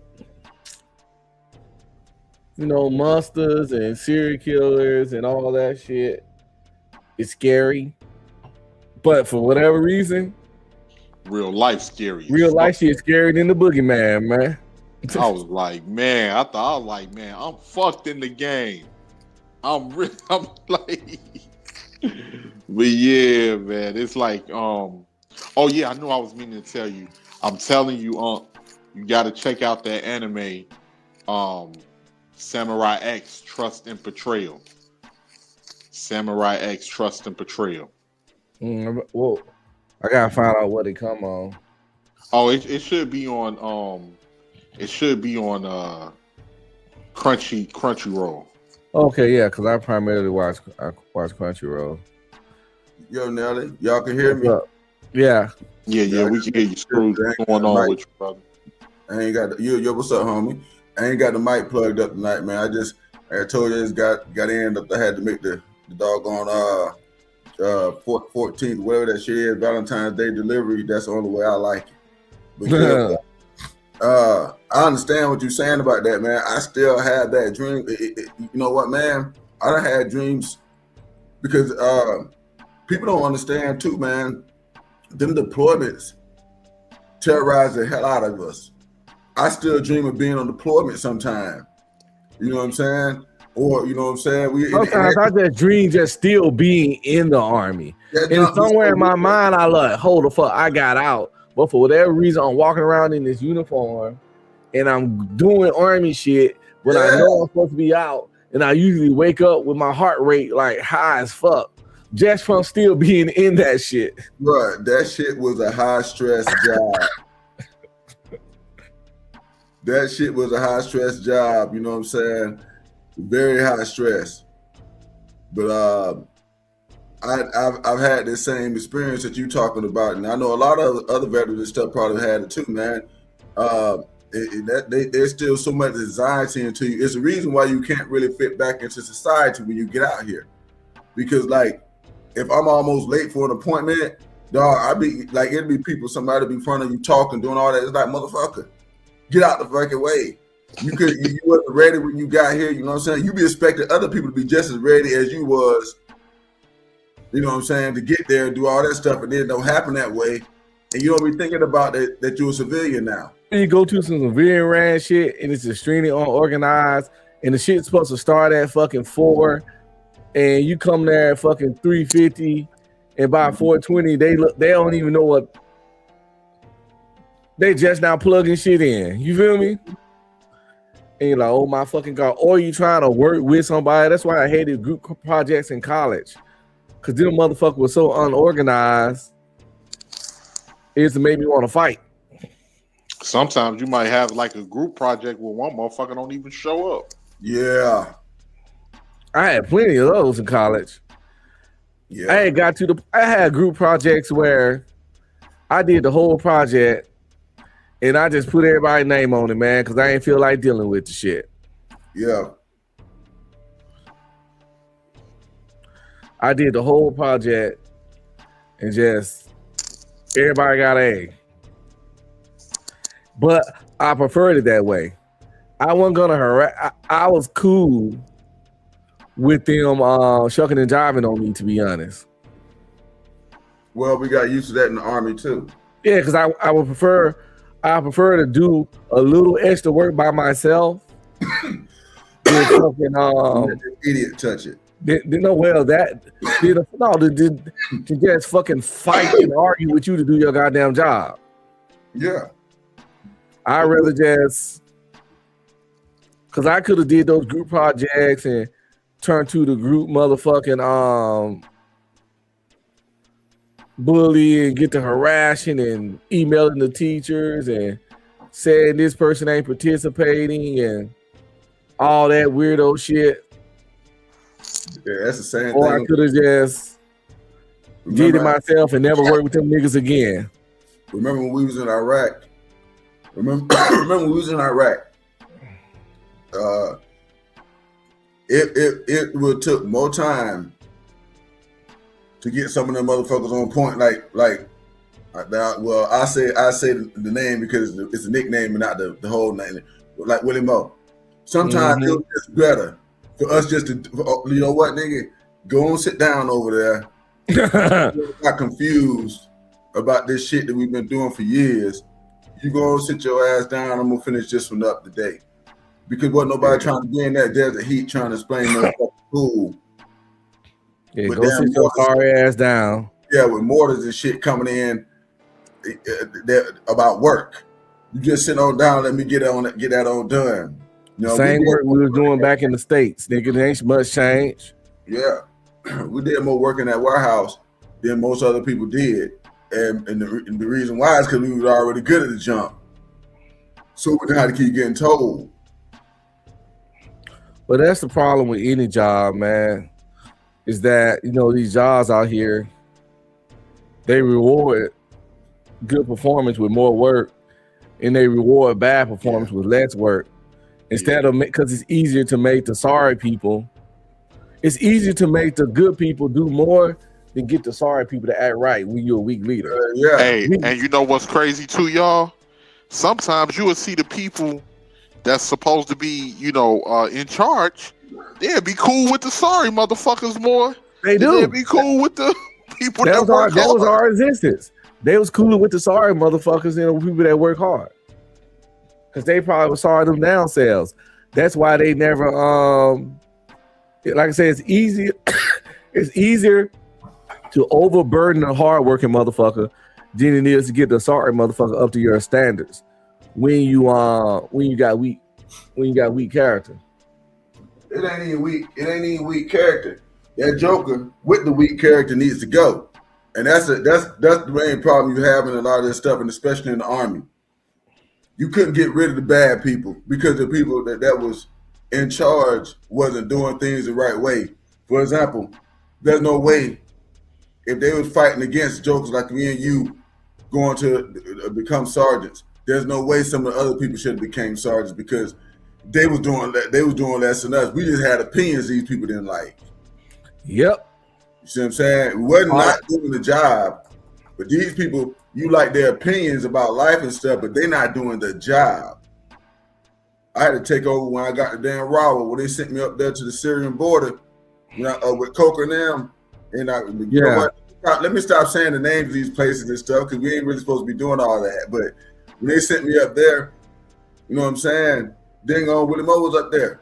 He was high ranking at that point because he already had made promotable status. But yeah, they had let us, whatever reason, go to the board. Yeah, but the thing of it is, when I got there, they sent me there to fix the problems, and then once I fixed them, the jokers there just put me in charge. Yeah, they do real quick. Willie Moe was retarded and incompetent. It don't take long to see that. That's the thing about, you know, being protected by your sergeants when they think they cool with you. The moment you get under somebody else, the truth is shown.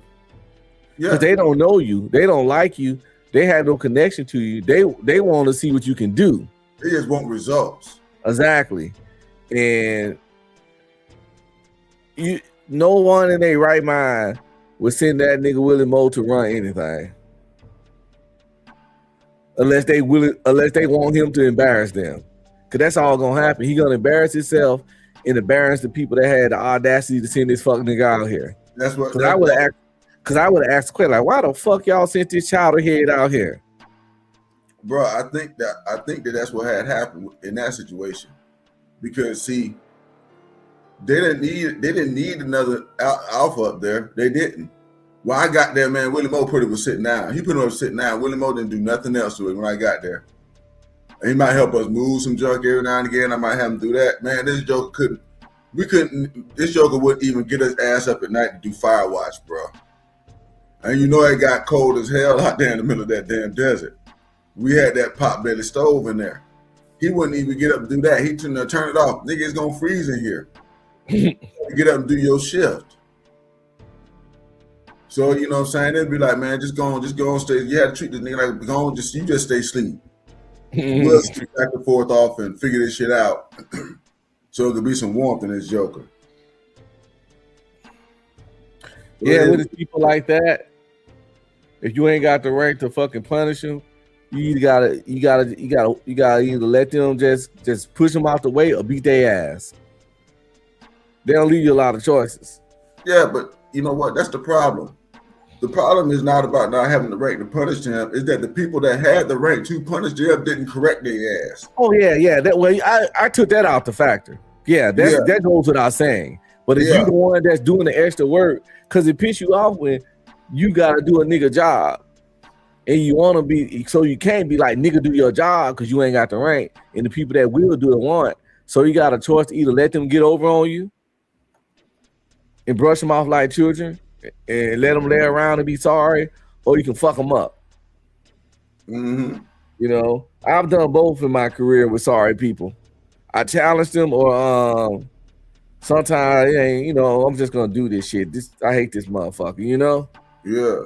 Some people so sorry, it ain't even worth trying to set them straight. But even that has a limit, though.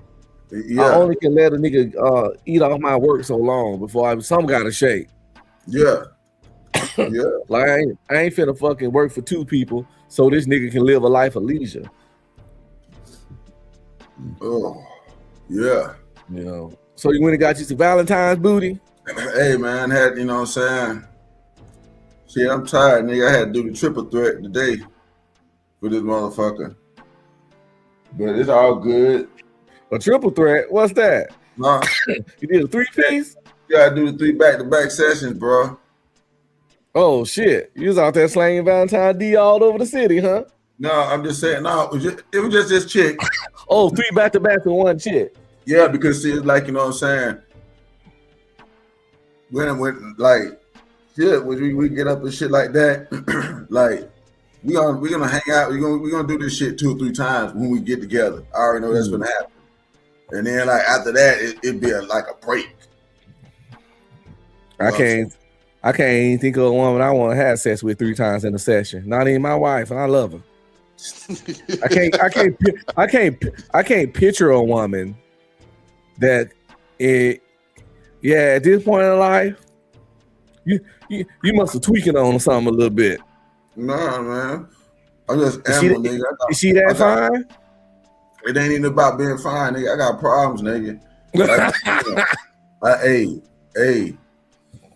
I could do that shit. I can smash that bitch, you know what I'm saying? Nah. And then going back, smash it again. I just do I must break into see now in my youth. See, we saying 3 sessions, but see in my youth, I used to be able to be hitting, pull off, skeet on the joker belly, go right back in. That kind of 3 sections in a row. Like now, what kind of break you talking about between these sections? I ain't even gonna hold you. Now the thing you just expressed, I can still get one of those every now and again, but that's not every time. Okay. So like this is what the deal. Like now if you're taking 20-minute breaks between sections, I'd probably do 3 of those. Not the first one. Not the first break ain't that long because they go the whole deal. Like I told you, we take this little break or whatever, you know what I'm saying, in this shit, and then like she be ready again. So okay, I'm talking about the break, and like we'll do this session, and then it's gonna be some time before we get together. Before y'all even see each other. Right. We'll be seeing each other and shit, but you know what I'm saying. Yeah. Before we get on something like that. So it go the whole deal.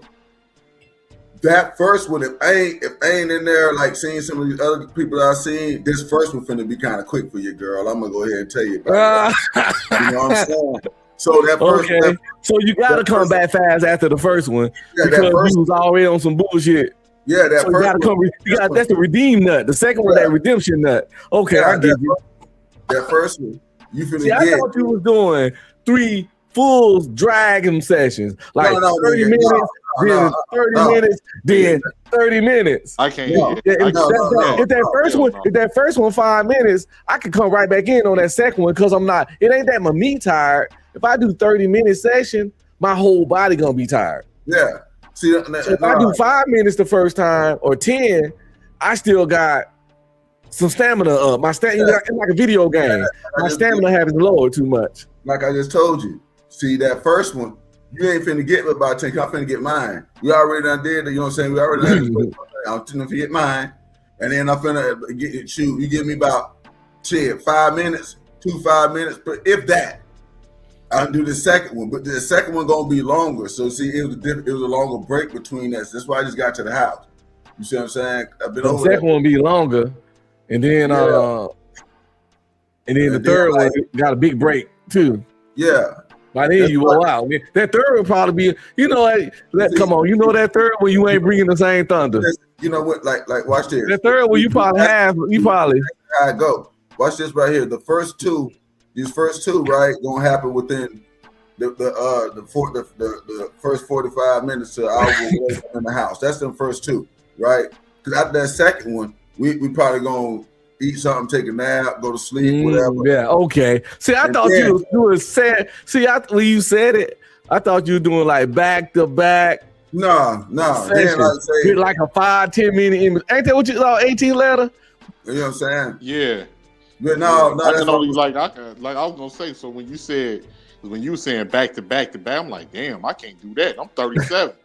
I'm like, you can. It's just that let me tell you, man. No, not if it's a 30 minute. If it's 30 minutes, if I'm something for normal fucking length, once I'm done, I want a nap. He can do it. He can, at 37, he can still do it with a 30-minute one. But the trick of this is this right here, man. Okay, most jokers, when they in this jump, it's the amount of work that you put on yourself. You see what I'm saying? Yeah, you gotta finesse the coochie and save your energy. Yeah, but see, or if you trying to pound town for 30 minutes straight, your ass gonna feel it at the end. Okay, like this right here. Bam, this first one. Oh, you finna get it. I'm roll you over a couple times, hit it from the back and shit like that. Go ahead and get that off. Skin on your butt. Bam, next one. Okay, so here we go. Now, your ass get up here and do some fucking work. Yeah, let you catch a win. Yeah, hey, let her bounce on. You know what I'm saying? Bitch, bounce on this motherfucker for Ain't it crazy? When you get older, you gotta make sure you preserve your energy. When it was young, when you were in your 20s, it was just straight thrashing. I ain't care how much the work a bitch did. I told you that was the time when I can get one off, pull off, bust on a joker, go right back. I mean, right back in. Do that like at least 3 times, and all with wood. And get in the car and drive home afterwards and go play some goddamn video games. Hey, I remember one time, it was this chick I was dealing with. Like, we was at a hotel. Man, I was in my 20s at that time. I wore her out so bad. I was hitting her from behind and everything. I wore her out. Man, you would have thought I put her in the Boston Crab or something, the way she was laid out on that bed, boy. You gotta leave them splayed. If they're not splayed like they not splayed in. If they not splayed in a, they gotta be splayed like in an anime. You remember when Krillin get killed? You know how Krillin be on the ground or in an anime when a nigga hit a nigga with the power move and they body just be like this. Anime splayed, man. Hey, that's exactly how she was. So I was like, dang, well, you give me some chalk. You're gonna have to outline this joker right here. Yeah. But yeah, bro. Now, you know what I'm saying? Now, I think that at 37, though, I think your homie, I think he could pull that off. It's just that in most times, man, like I said, you know, you might exert all your energy in that first one. You see what I'm saying? And that's what do it for a lot of people. It ain't that they can't do that second one. If they not like this, you know what I'm saying? You gotta leave them like that, nigga. Yeah. Look at that nigga looking distressed. I think he dead. But that's when you know what I'm saying. You done gave your all, nigga. It's all over. You gotta take a nap right now. Here we go. I got it for y'all. It's over 9,000. Power level up. You know what I'm saying? And then too, you gotta put in work when you hitting it. And she like, give it to me.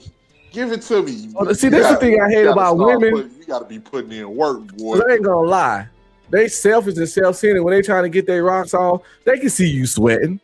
They hear you huffing. Nigga, I done down there passed out leaning into some coochie before. I'm saying I'm fucking feeling lightheaded, chest tighten up a little bit. They're like, get it, and you like, I mean, cause you know, you've been tearing up. I'm 40 minutes in. Right. And it's cause you know, sometimes motherfuckers wanna fuck. Yeah. No flow stroking, no love making. I mean, this shit, listen, sometimes niggas all this right here. Pound time. I'm trying to take it a pound town. I'm trying to lay that pussy down on the ground. That's it. That's what's going on the whole time. And you sitting there, and you're like, you know what I'm saying? It's all good shit. I don't lean it like my hand was leaning. Or you catch a cramp in your thighs or your legs. You ever catch a cramp in your feet? Nah, you trying to power through the cramp. And she like this motherfucker. And you just trying to get one nut. This greedy motherfucker don't have 3-4. When I caught a cramp, when I caught a cramp, bro, I was like, I had to pull out because it was like in the back of my hamstring, and so I was like, So I'm pull out. Fold it up immediately. I'm looking like a motherfucking. I'm looking like an action figure when you turn that one leg to the side, but the other leg still straight. I'm up there trying to shake the motherfucker out and walking around the motherfucking room butt ass naked. Like, yeah, bro, hey, bro, your legs folded up like that. I was like, damn. Yeah, that hamstring, bro. Hey, let me tell you. Let the old nigga tell you about that one. That hamstring will fuck your ass up. So this is what I suggest on that hamstring one, because a lot of niggas, like when you hitting this shit, you're putting a lot of your power coming from your fucking hips and your back and your hamstrings and shit. But I started trying to more use my ab muscle on that one. That way you can lay off that fucking hamstring and that shit. I be having to do shit like that when I be old nigga be having to come up with some tricks, bro, because like, I can't fuck around catching no goddamn hamstring, you know what I'm saying? You could do it because see, you 30-something, you still got black hair. I got gray hair. When I'm fucking a bitch and ain't got no gray hair, I can't catch no cramp. You know what I'm saying? I'm having a little gray in there. I'm having a couple speckles. Yeah, see, you can still catch a cramp right now. You see, when it get like mine, you gotta have these other tricks under control. That way, you know what I'm saying? You don't look like Uncle Fester in that Joker. You know? I could smash through a cramp. But this them goddamn, it's that Charlie horse there. It's that Charlie horse and it's over. Cause you know, cramps ain't the same as a Charlie horse. The Charlie horse is okay. That's what I mean. I had a Charlie horse. Yeah, Charlie horse. I'm out of there. Cause cramps are gradual and dull and not as intense. But that Charlie horse hit your ass like that shit goes 0 to 100 real fast. That's what he described. Yeah, Charlie horse, you out of there. Cramp, I can work it through. I don't call cramps in my side, and I just kind of, like you said, change my stroke a little bit to take the pressure off the cramp and go ahead like. But I was punching the back of my leg when I had that Charlie horse, man. I'm like, God damn, I gotta run and get some water. Maybe my circulation ain't that nigga muscle said I was fucked up. That nigga back in his legs. Told her friends, girl, I made that nigga muscle spasm. Probably did. Probably did. But you know what's crazy, like you said, and that goes into like a lot of women just don't know what it takes. Like, and then the funny thing is, they don't know what it takes hypocrites to make the sex good. Women get out there, they can't ride me for Boy, they ride me for 30 seconds to a swear. minute. They sweating like they was running a marathon in the desert. I swear. You all out of shape, weak thigh ass motherfucker. I mean, they ride you and you touching them and stuff while they doing it. They whole body just soaking wet. But bitch, you been riding me for 60 seconds. Yeah. But you want me on top of you 15, 30, 40 minutes. I'm holding myself up with my arms. I don't like to do the collapse on a bitch move. I like to show my strength and hold myself up with my arms as much as possible. Yeah. You know what I'm saying? And they get on top, man. Some of them, the ones that like ride me, they give you a show. But the vast majority, and they only can do certain kind of riding. They ain't finna do the little thigh squat, you know, because them thighs get the burn and they out of shape. Nah, they gonna do the up and down. They like the up and down, or they gonna put their knees by your hips and put their arms behind your neck and kind of like try to ride. And you end up having to thrust up most of the time. You ever notice that? Matter of fact, when that chick on the top, man, the best thing, instead of having to thrust up like that, man, the best thing to do is just straighten your back and just go ahead. You know what I'm saying? Like I said, a lot of ab. You gotta put your ab in that shit and just straighten your back. Just go ahead, just stay leaned in right there. But I was gonna say this about the chicks and them and their endurance and stuff, man. I like to look for women. You know what I'm saying? And I wouldn't be saying I'd be just being childish and shit like that, but it's just what I do. Like I said, I got problems, I guess. But the thing of it is you find ones that's more like athletic, or they was like athletic in school, that be a little bit different. Oh, so definitely. They're like one of the reasons, like I said, I know I can exert this much energy and then do this one, because this chick, when she get on me, she finna bounce on me till she done did her thing 2 or 3 times, then she'll get off of it. But the thing of it is this girl ran track in school. She was like one of the cheerleaders and shit, you know what I'm saying? And she still work out and jump now. So, because a lot of women, like you just said, man, like it's not that their bodies don't look right, or they don't look like, you know what I'm saying, this and that. It's most just of them out of shape. Out of shape and lazy, even if they look good. Even you got some chicks out there look fine as fuck, can't run fucking 20 yards without goddamn huffing and puffing. Yeah, and then women don't do most of the work in sex anyway. Yeah, I end up, they be on top and I end up throwing. That's why I like a good bouncy bed, because you can use the bounce off the bed to help you up with thrust. And that shit come in handy with an old, man, listen, this the one they can't do though, JM. JM say you get that, you get one that like it froggy style, you in there. Most of them can't do that. They thighs ain't built like that. They don't use them. Yeah, so they shit burn out quick. Listen, most of the women get froggy style, that check engine light come on so goddamn fast. Yeah. That check engine light come on within 30 seconds to a minute of fucking froggy style. But I be watching some of my favorite corn stars, they do froggy style for a minute, but they train professionals. But it's like they humans too. So ladies, you can train yourself up to do that shit too. You just got to work that muscle group. You know what I'm saying? Froggy style is the shit. Nigga, them hoes just lazy. As much motherfuckers be doing twerking, they know where in the hell you can't do froggy. I'm just sorry. I don't know if y'all agree with that, but that's my opinion on it. If you could twerk, if you could dance, you can go in the club and dance and be dropped down all low. But the ones in our age bracket don't do a lot of that. I think you get your hands on your 20-something-year-old, but I do that a lot too. But I'm just saying, age bracket don't dance that much. This whole chicks in our age bracket, they get winded fast. Because I stay in a community that's 68% black. When I go to the gym, man, say we so wrong. Yeah, when I go to the gym, it don't reflect that. Yeah, it don't reflect. When I go to the gym, the amount of black women in the gym don't reflect what our community. It be way more Hispanic women in the gym I go to, even though the community is 68% black.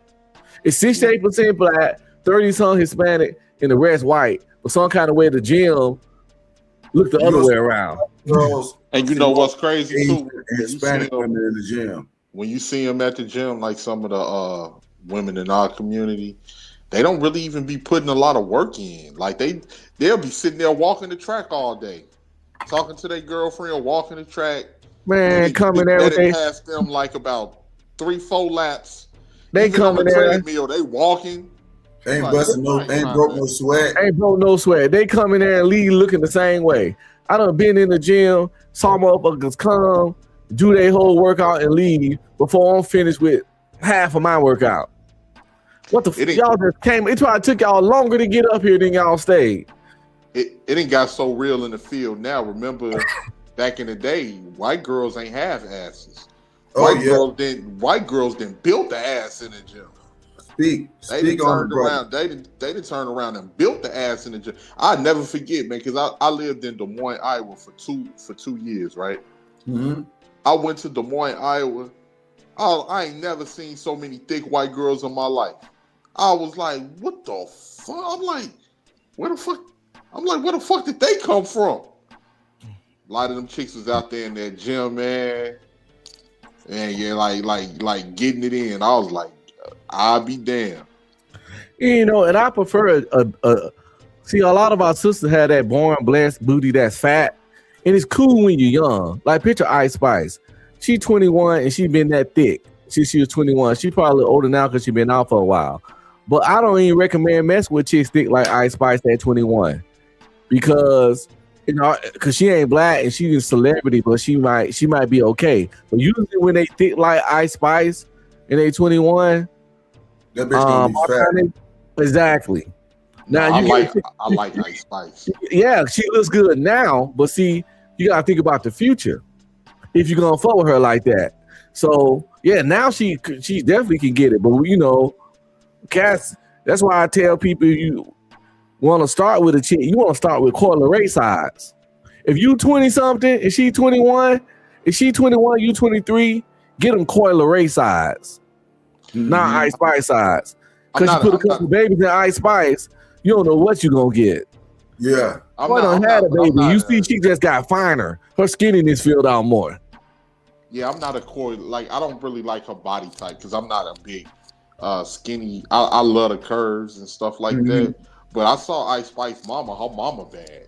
Yeah, her mama look good. Her mama bad. So like a lot of, but you got a point. But that's a risk I'm willing to take though, because I love them. Thighs. I love them thighs and them hips. You know, the thighs and stuff it's not the thighs and stuff, man. The problem is that these people are not keeping it toned up. Yeah, that's true. That really be the issue. They you know, because you they just ride off their fitness and their booty. If they got a big titties and big booty, sometimes they don't even care about their gut. Cause niggas be complimenting them so much. Stomach big, long as they don't have booty do, these chicks still swear they bad as fuck. Cause niggas always in their DMs and always message them, even though they got that big ass gut. I blame niggas. Yeah, you're right about that. Niggas are definitely to blame. Even a lot of these reason why you will run past these chicks, I'm like, shorty, you got to be about a 3 or a 4, but you can. And then niggas would be letting them get away with the shit that they be saying. I'm like, y'all see y'all niggas. I'm like, some of y'all niggas is weak, bro. I'm like, cause y'all just letting them think that they this and they that. That's why they think they can go around talking to people crazy. Like y'all niggas. I don't know, man. Hey, yo, 18, what you talking about right now, man, is one of the points that I be talking about when I be on my channel a lot. Because a lot of guys they talking a lot of shit about women and the problems with women, but they're not talking about the dudes just causing the problems too. You see what I'm saying? This type of joker right here, like you're exactly right. You know, most women don't really find out. They don't start finding out the truth about themselves to that broad about 40. Yep. You know what I'm saying? If this chick keep her looks up, and it's really not until you know her age by just being around her. Because some of them can keep themselves looking decent and young, but when you get close to them, you know that they older. You know what I'm saying? So they don't really get told the damn truth until them points in life, and that's you don't pass a lot of time, and that ain't it ain't a good. It ain't gonna. You got to come back fast off that. Yeah, because get this, Scrooge. They tell me I hate women all the time, bro. I don't.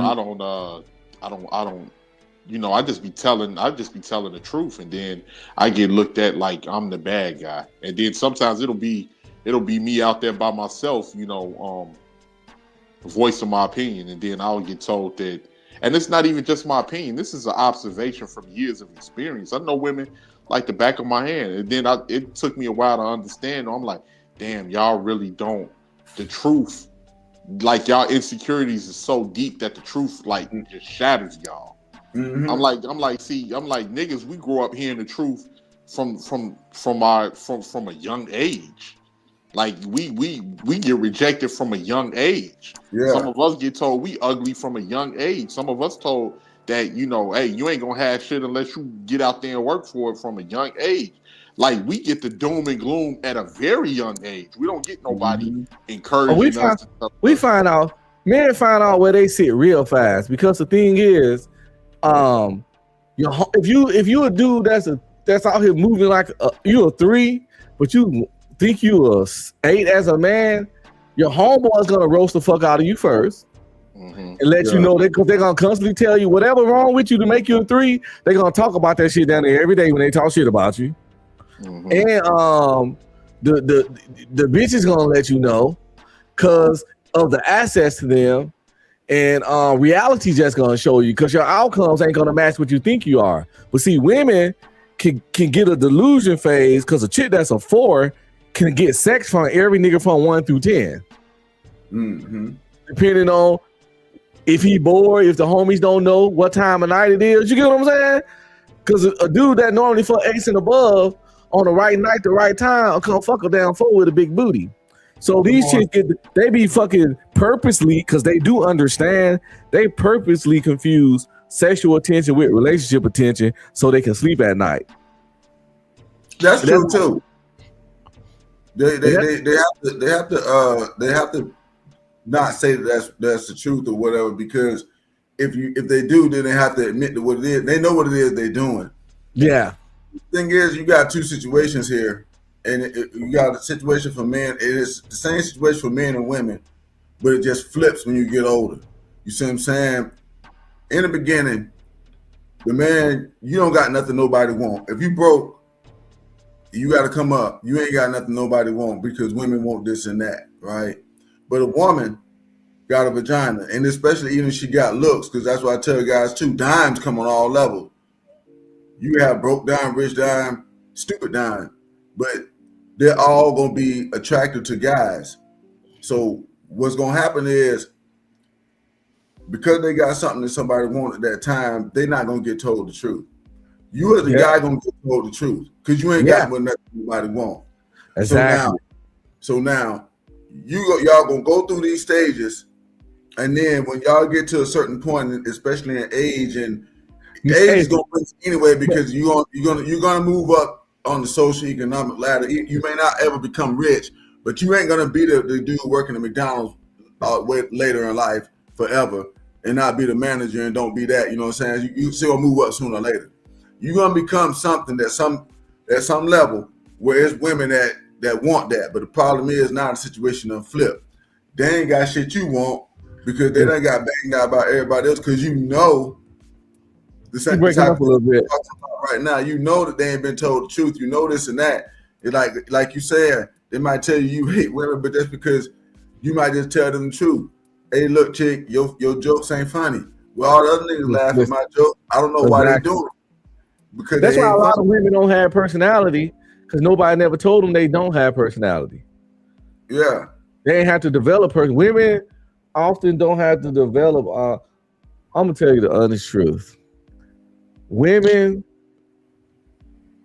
don't even have to know men to get men, but women gotta know and understand women to get women in most cases. A woman just gotta be willing to open her legs, and she can get a man to screw her in most cases. They don't have to be funny, charming, interesting, smart, articulate, sophisticated, nothing to get sex. Most men gotta be all that and above or some parts of that just to get some ass. You're gonna have to like I said, a woman can go in a bar full of niggas and be like, anybody want to come fuck me right now? Somebody gonna go. If that's the average woman, a 5. She could walk in there, hey yo, it's my birthday and I'm trying to get some meat. Who want to come back with me? Somebody gonna go. A man walking that bar and say that same shit, he probably gonna go to jail. He definitely gonna get through out the bar.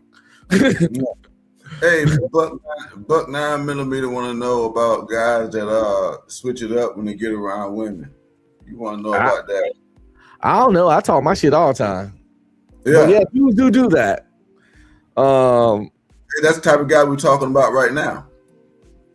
Buck said, because I asked him who he was referring to, he said, y'all, I'm trying to figure out who. Because I'm trying to, like, anytime that I'm talking to women, I'm always respectful. I don't out every day. Yeah. I don't call them out of their name. Now I get pushback. But I get told that I hate women. So I'm trying to figure out. These women can't stand 18. These women can't stand 18. They call him Look, young dude. You talking about me, Buck? Is that who you talking about? Let me know. I know he ain't talking about me because I just cut Chanel out last night. Yeah, So, he seen me. If he was watching the other night, he seen me cussing the joke out. Then I got cussed out by a dude for cussing her out. Yeah, so we cuss our hoes around here. You gotta be talking about me because I get told that a lot of the times I get told that I hate women or that I always switch the conversation. I always switch the conversation about what women do and all types of stuff. So a lot of people don't really be feeling me like that. So I'm trying to figure out how can I switch up, and I try to keep it on a respectful level. And I still get told that. Man, listen, long as you saying something, it's kind of like Kevin Samuels. He wasn't perfect. He had his flaws, but often he didn't disrespect those women because they called him, they asked him a question, he gave them an answer. And he never started off like 90-some% of the time. He never got cussing and stuff with them until they started showing him a certain level of attitude. Now he used to feed off their shit. Because I see many calls in with just a cordial conversation. Even if he pretty much you're gonna treat a bitch like a bitch. Once a bitch started getting bitchy, she get a certain treatment. Long as the woman wasn't bitchy, for the most part, he didn't like go off on them. And that's how we be trying to do. Like, but they hated that, man. Pretty much, if you say shit they don't like, agree with, or don't feed their narrative, it's no nice way to say that. Yeah, it's no nice way to say that the vast majority of men don't want a woman with 3 kids and 3 baby daddies. There's no. It's just an observation, a logical observation. You didn't curse at them. You didn't say nothing wrong. But they still. And then too, when they come around, here's the thing that irks me, right? When they come around, it's like they demand their attention. It's like they want to be, like they want you to like be kissing the ground that they walk. I'm like, yeah. Only person that's gonna do that is a nigga that ain't got no self-respect. Or the nigga they fucking, or he wanna fuck her, but bitch, I don't want you. I don't wanna fuck you, so I don't have to mince my words with you, bitch. And that's why they can't stand niggas with a woman, or niggas that don't feel. They can't stand niggas that don't constantly seek female validation. And that's why me and Torres used to piss them hoes off in the army so much, because all them other niggas used to be chasing their ass, but most of them bitches was mid as fuck. And I didn't pay him no attention. And so I used to just say what I want. I used to say shit that other niggas might be scared to think. But see, that's the thing. That's the thing with me. We was Kevin Samuels before Kevin Samuels. Me and this nigga right here. And they telling hoes the truth. And here's the thing that gets me, right? I ain't never had a problem getting women, so it never really bothered me, to be honest. Facts. Or just say that was what I mean. Taurus was. We never had a problem getting women, and we'll still say the wild shit we say. If women like you, you don't have to pose to get them. And the thing is, 18. I think here go the thing that you have with the women, bro. Women can't be held accountable. I'm tell you, you know what I'm saying. Unc right now. I'm giving you some Unc advice. They can't be held accountable. You can have this conversation with them, but you're going to always get the result. Now, you might run up on one every now and again. Yo, yeah, I changed my that she ain't done that crazy jacked up shit. So, but you know what? Let me just say this real quick, Scrooge. And you're absolutely right. It's not that. What I've noticed, here's why I get defensive at. You know, we all brothers on here. We all black men. It seems like I've ran across women that don't really want you to respect yourself as a black man. They don't want you to have. They don't want you to have no self-respect, no confidence. They want to talk to you like they all talk to their. They want to talk to you like they talk to their sons and them weak ass homosexuals they get pussy to. They want to talk to every nigga. Hey, I heard Sharon's live the other day, right? And Big J was up there. Why did shit come up there talking to Big J like? And I like Big J. I ain't got nothing against Big J, but she was talking to Big J like he was a kid. Oh, are you gonna let Sharon use your footage? And he used. Listen, I'm telling you, these women are used to running their sons and the weak niggas they choose, and they try to take that energy wherever they go. And when that energy don't work, that's when you misogynistic, He-Man, woman hater club, and all that weird shit, because their tactics ain't working. But they got to understand those tactics only work on niggas that need them for money, shelter, or pussy. That's the only way that shit work on. And that can be your kid or broke ass, because your kid needs you for money and shelter. That nigga can need you for money and shelter and pussy. But it has to be one of those combination of all those things to talk that way to a man, and he'll tolerate that shit. And I don't need none of that from you, so I'm about to fucking blaze your ass up.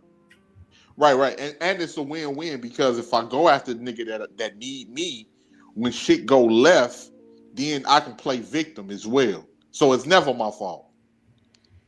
So it's just like I'm like, man, because I be listening to, I be looking at certain niggas. I'm like, bro, how was y'all niggas, bro? Like I didn't like that shit as a kid. When motherfuckers try to talk to me crazy, like, I'm like, man, no, y'all got me fucked up. Y'all got me all the way fucked up. I'm not. They argue like women. You saw it the other night. Old girls over here doing the nanny boo boo tutorials. Like, and that's not all. And that's not all women. Why she keep talking to me? And that's the thing, right? I was raised to have confidence by a woman. Like my grandma literally brought me up to have confidence. You know, because my grandmother wasn't no motherfucking misandrous or nothing like that. Hey, I got a little Anton Daniels video I dropped just a few hours ago that already got 29K views. I'm starting doing more of these little animated shits. Let me show it to y'all real quick. I'm gonna show y'all the app I use afterward. Got 29K, and the other one only got 193. But for my channel, 193 actually still good. But I'm the closest thing that Jesus you gonna ever meet.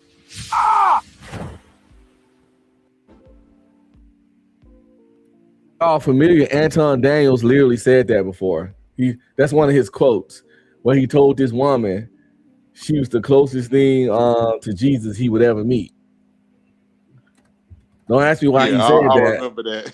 I remember when you played. But I was like, yeah, let me turn this into a visual. I'm the closest thing that Jesus you gonna ever meet.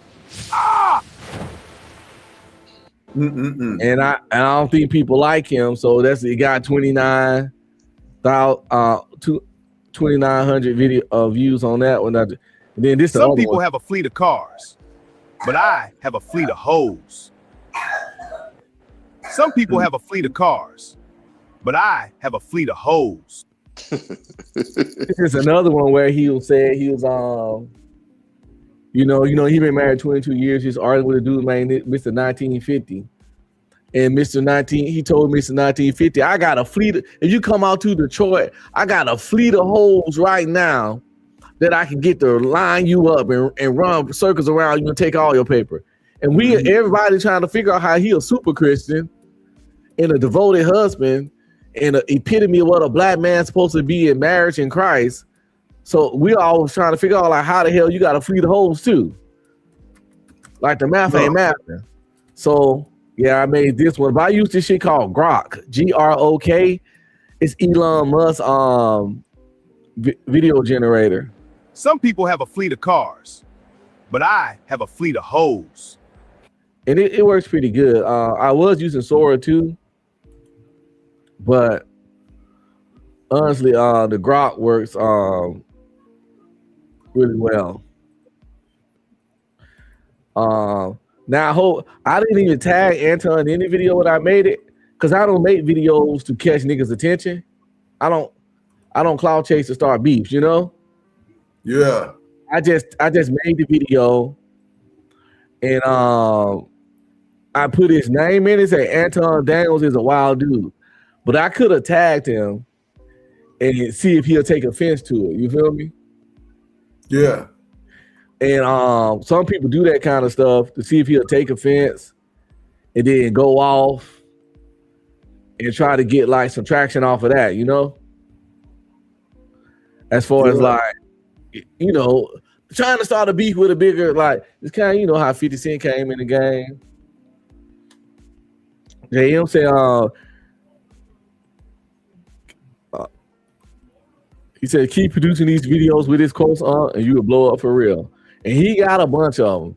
The next quote I'm going to be is, hey, I don't know if you see that. I put that, hold on. I brought that video up right there, but it's kind of talking about what fucking 18th was just talking about. I was gonna show this shit. I'll do some video. Dudes gotta like you more. Yeah, they want you to like you more, and I'm telling them why. They explain it to each other, and this is why they do that shit. But what you about to say, Nelly? Oh, I'm gonna do some videos with her too, with the sprinkle lady. I'm gonna start doing a little cartoon video quoting all these people weird shit. Cause they say it, but I want to throw it back in their face, some of the egregious shit. Cause I'm not gonna like, it might not be verbatim, but I'm not gonna change the message of none of their statements. Yeah. And it's just gonna sound fucked up. Like, cause I'm gonna do the next one, I'm gonna do what Anton said. Anton said, I'm God's fallen angel. Yeah. I'm God's darkest angel. He said some weird, like, nigga, who you Satan? You God's darkest angel. Yeah. You talking about you a super Christian, then scream you God darkest angel. So I'm gonna be like, I'm God darkest angel. Then like some demon wings and horns gonna come out his head or something. Cause but the nigga said the shit. But I'm gonna start using that AI to really like just lay little clips. Let's see what she talking about real quick. I gotta get out of here in a minute. Cause you know, they say them AI, that shit be going on. But yeah, you know what? They'll be trying to find ways to give you money the more they like you. If you have to struggle and, you know, figure out how you can get this money, they're playing games and they're not there for the same reason you are. So y'all have to quickly figure out why you are in each other's lives. And if they think that you like them and no money, no gifts, none of this is necessary, they're going to keep dating you for, I don't know, not even, you know, considering giving you any money. But if they know the deal, if they know the situation, if they know you're not going to date them, unless they can be beneficial to you in some sort of way, then they'll quickly get the hang of it and start offering you help, money, you know, envelopes, money in it. I don't know. You'll see. It's like they know you're not there because you are attracted to them. They know why you're there. Act like you know why you're there too. Okay. You have to know why you're there. They have to know that you know why you're there. You know? This some middle school level shit. She's too old for that goofy shit. That's true. But the thing is, though, when 18th was talking about how the women is coming at him because they're listening to shit like that. And women are coming at guys like this because they don't expect for you to have any kind of self-respect. The woman we just got done watching in the video, her husband doesn't really have any respect for himself. Yeah. Like I said, they think every nigga like the nigga that want to smell they stanky pussy, but we ain't that nigga. So when you talk crazy to us, we gonna flambe your fucking ass real quick, fry your ass up, sizzle your ass, drop your ass in that hot grease, And then next thing you know, they looking upside our head like we the fucking like we a monster. No, bitch. This how I talk to strangers who talk to me crazy. Yeah. This ain't no man hating shit. This ain't no woman hating shit. Anybody that come at me like you come and gonna get the same shit. Yeah. You know what I'm saying? Like, what we talking about here? Like, men, woman, goat, children, I don't give a fuck. You out here talking cash fucking shit and think I'm supposed to show you the same grace as the nigga that you fucking every night. That's insane. He'll let you poke his head all night because he weak. He don't want to mess up his assets.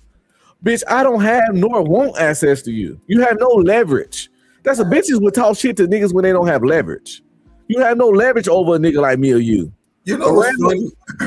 You know what's funny about this? Okay. While women try to treat all men the way that they treat men that like them, but guys, we know better than that shit. You can say and do certain things with chicks that like you. Facts. That you can't do. You know what I'm saying? See, we get it. We know we can joke around, be a little rude, or be show out with a chick that like us. Cause she like us, so we got a little more. We get away with murder a little more. Yeah, you get away with some more. And the same thing as she gets away with more with the dude that she's with. Yeah. And they try to put that to everybody. And you know what? If you did this with women, you would get a bad reaction from them too. Facts. Okay. If I talk to every chick, if I talk to every chick like every chick I was fucking, nigga, bitches be like, who the fuck you talking to? Yeah, like you know, okay, like, you know, you got homegirls, you know, it's good women that you know, and junk like that, and then there's women that you having sex with and shit like that. Okay, now the bitches that I just know that I be around, I can't be slapping these hoes on the ass and shit like I do the bitches I be fucking. Oh, you can't tell a girl, sit your ass down. You can't just tell them to sit their ass down like you could do the bitch you fucking. Yeah. When they saying some weird shit, sit your ass down to be quiet. Yeah, and shit like that. You know, you're gonna get a bad reaction. You know, but I don't understand why women don't see that.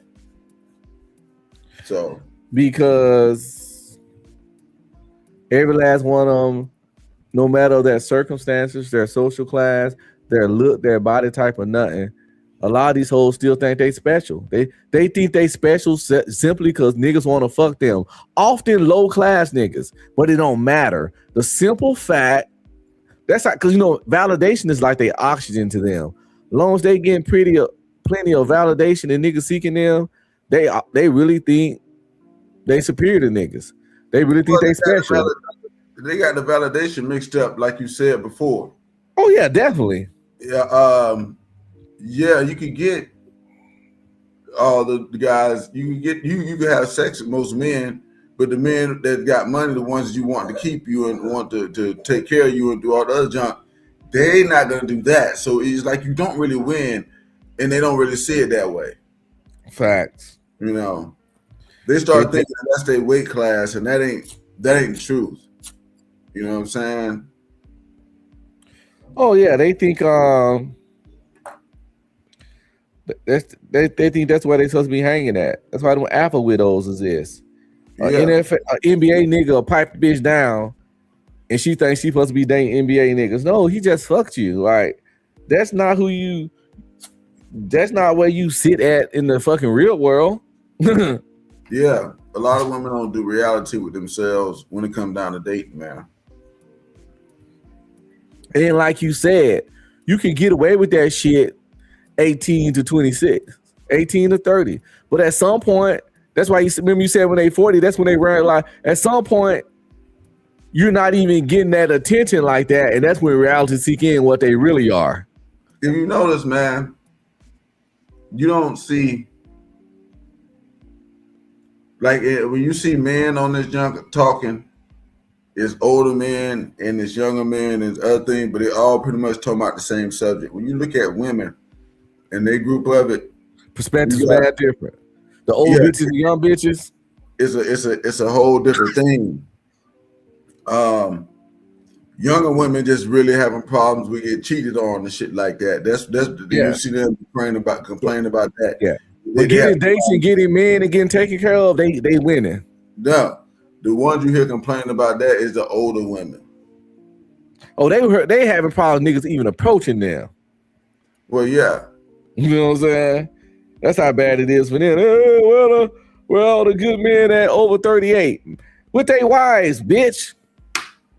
Or they don't want a wife, but they ain't just, you know what I'm saying? And if they ain't with their wife, they want some 20-year-old or 30-something-year-old ass. They not looking for no 40-year-old motherfucker, you know, it's because they don't got to.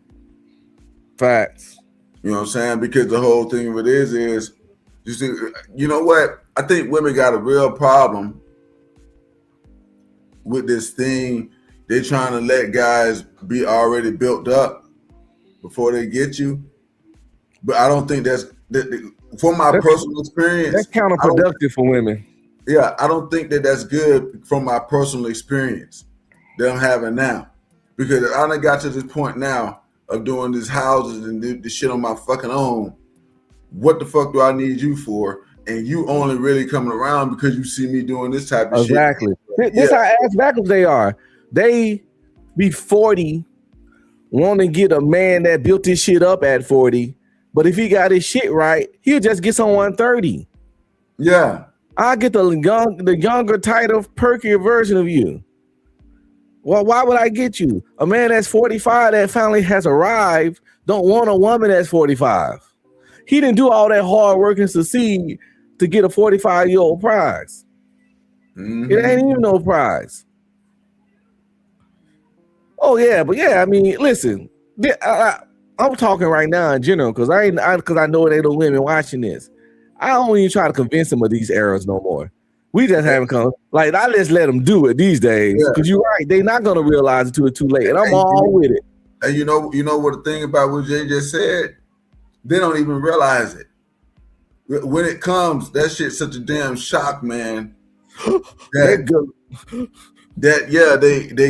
into this. That's why you got this argument, this whole thing between the two sexes. And they start using all kinds of tactics. Or we trying to groom 23-year-olds. Like this woman, 23. You can't make a 23-year-old do shit they don't want to do. They try to turn young girls into children.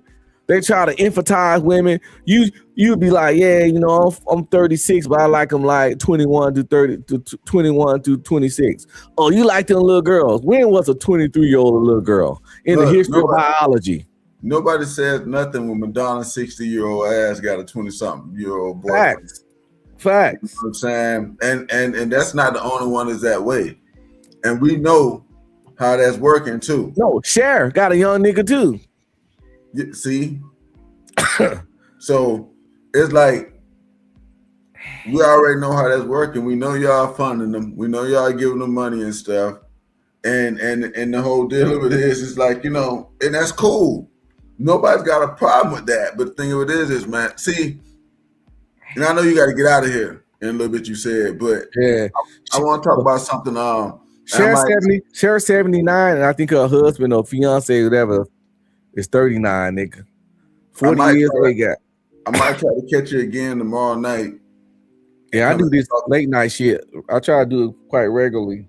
Yeah, and talk about this shit right here a little bit more. But it's like a big ass lie that women is like telling in this whole thing, and it's not them. They telling themselves, and they telling us too. But it works like this right here, man. You know, women shun men for wanting younger women, right? Yeah. But if you look at women, man, the one thing they all try to do forever is stay looking young. Why would you do that? If it's such a bad, exactly. They spend millions and billions of dollar industry to make them look young, but they trying to act like it ain't important. And then here comes the problems. Here comes the problem. Okay, you put all this into this to stay looking like the young chick. So all you doing is training the men. You just training us to look for the young shit. And once we know, when you take off that makeup, we know that ain't you. So we go get what you been keep showing us. Yeah, and they risk their life to look young. Yeah. I'm trying to down. It's all reverse. It's Jedi mind tricks. Yeah. It's all a Jedi mind trick. It's all sign language.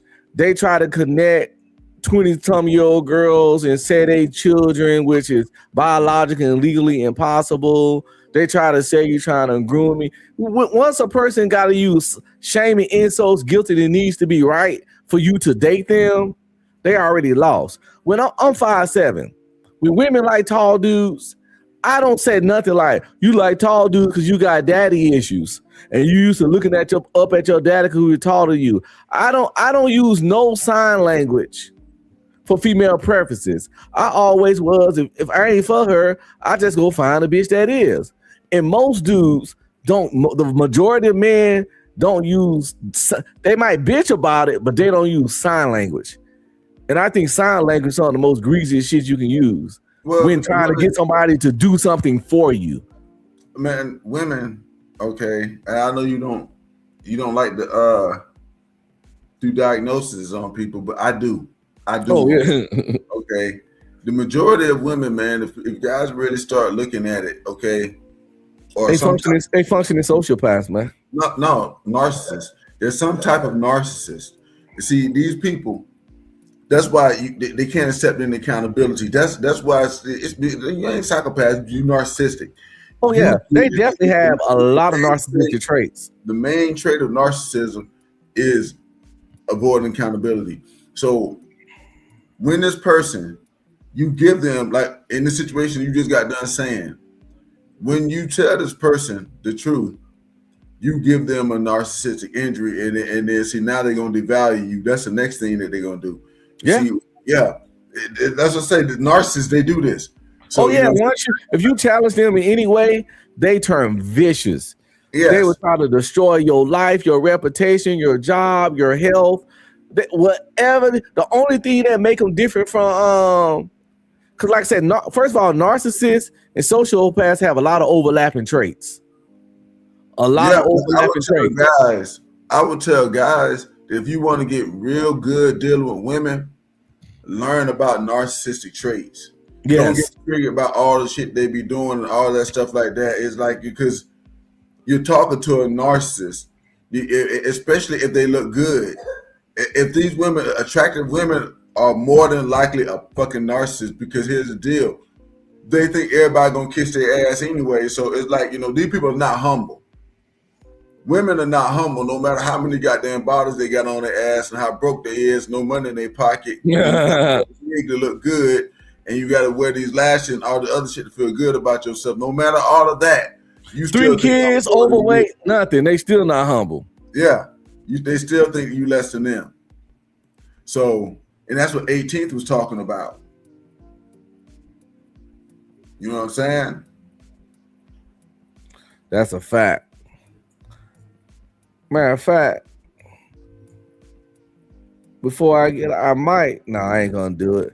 I was gonna set a video to autoplay before I get out of here, because I actually have done a live, probably a couple. Oh, 18 said he's still there on narcissism.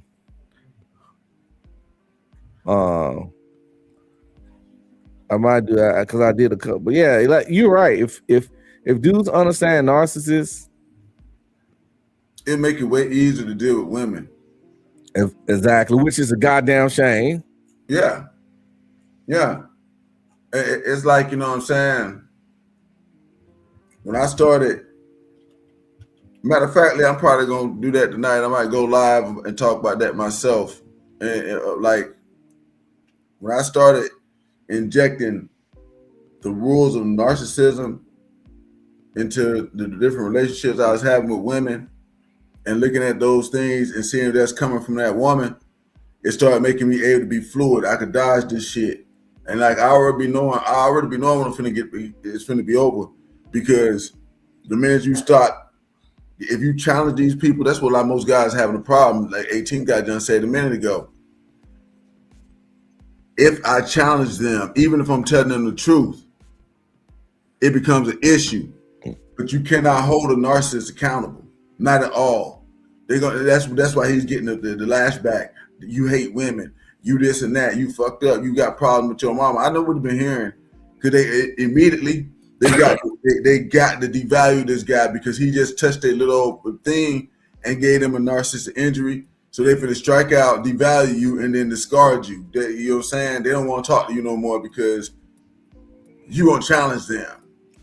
And they'll try to do it in the worst face possible. Yeah. In worst case possible. In public if they can. But yeah, fellas, I gotta get out here, 18th. I gotta wind down for bed. All right, yeah, fellas, my phone had died on me. I just wanted to say, yeah, man, I was listening to y'all, and yeah, it really comes down to like, it's like a lot of this, it's like a lot of these misandrous views just they get swept under the rug, man. A lot of the times people don't say nothing when they get to talking crazy about men, and a lot of the times it's just that's because a lot of dudes see female validations, or they don't see female validation, but they don't want to say nothing to the women because they know they don't want to get attacked. Well, they don't want to get boxed in as woman hater, misogynistic. Some people might just call them red pill out the blue, even if they not. They don't want none of the. Women can attack men all day, and it's just women being women. If a man speaks some truth on women, he turned to a bunch of whole negative categories. And niggas will be silent when bitches talking crazy just to avoid that stigma that come with it. Talking with old girl, that's why old boy kind of felt that way a little bit. Niggas like him, that she was talking shit to you just as intensely. Well, for that reason, he felt the instinct to come in and save. Because that's why I told him he ain't no man. This man already put himself, you too low, you put yourself too low on the totem pole. And that's one of the things I wanted to say about what 18th is saying right now too. See, because I got some of the same kind of view that what Nelly just got done talking about, but I got a little bit different one on that too. All right. I look at it from this point of view right here. It's not about saying nothing to these chicks, because for one thing, it's way too many of them. So you don't really got time to talk to the dumb ones. You need to be finding the ones that's trying to smash. And that's kind of how I do it. Yeah, I hear these women saying this dumb junk. And when I talk to the homies like I'm doing tonight, when I'm saying the 18th, hey, look, man, it's narcissism. You may as well leave that junk alone. You can have the conversation with them every now and again for the hell of it, just to piss them off, just to get them mad. Hold on, you on mic. You right, had a conversation until it's not fun no more. That's what I do. Yeah. That's why people. Y'all absolutely right. Yeah, it's just crazy how the thing that gets me. I'm like, how can y'all just sit up here and then on top of it, they just be basic logic that they can't grasp. And it's also discouraging. It's discouraging. It's discouraging. I understand what he just saying, because it's like it's a lot of black women and they expect for you to come at them like you beneath them. And like they your mama. They all think they your mama. After seeing that, I understand exactly what he's saying, because I feel the same way. It even went to the point of affecting that sometimes I like dating women outside the race and shit, because I don't want that bullshit.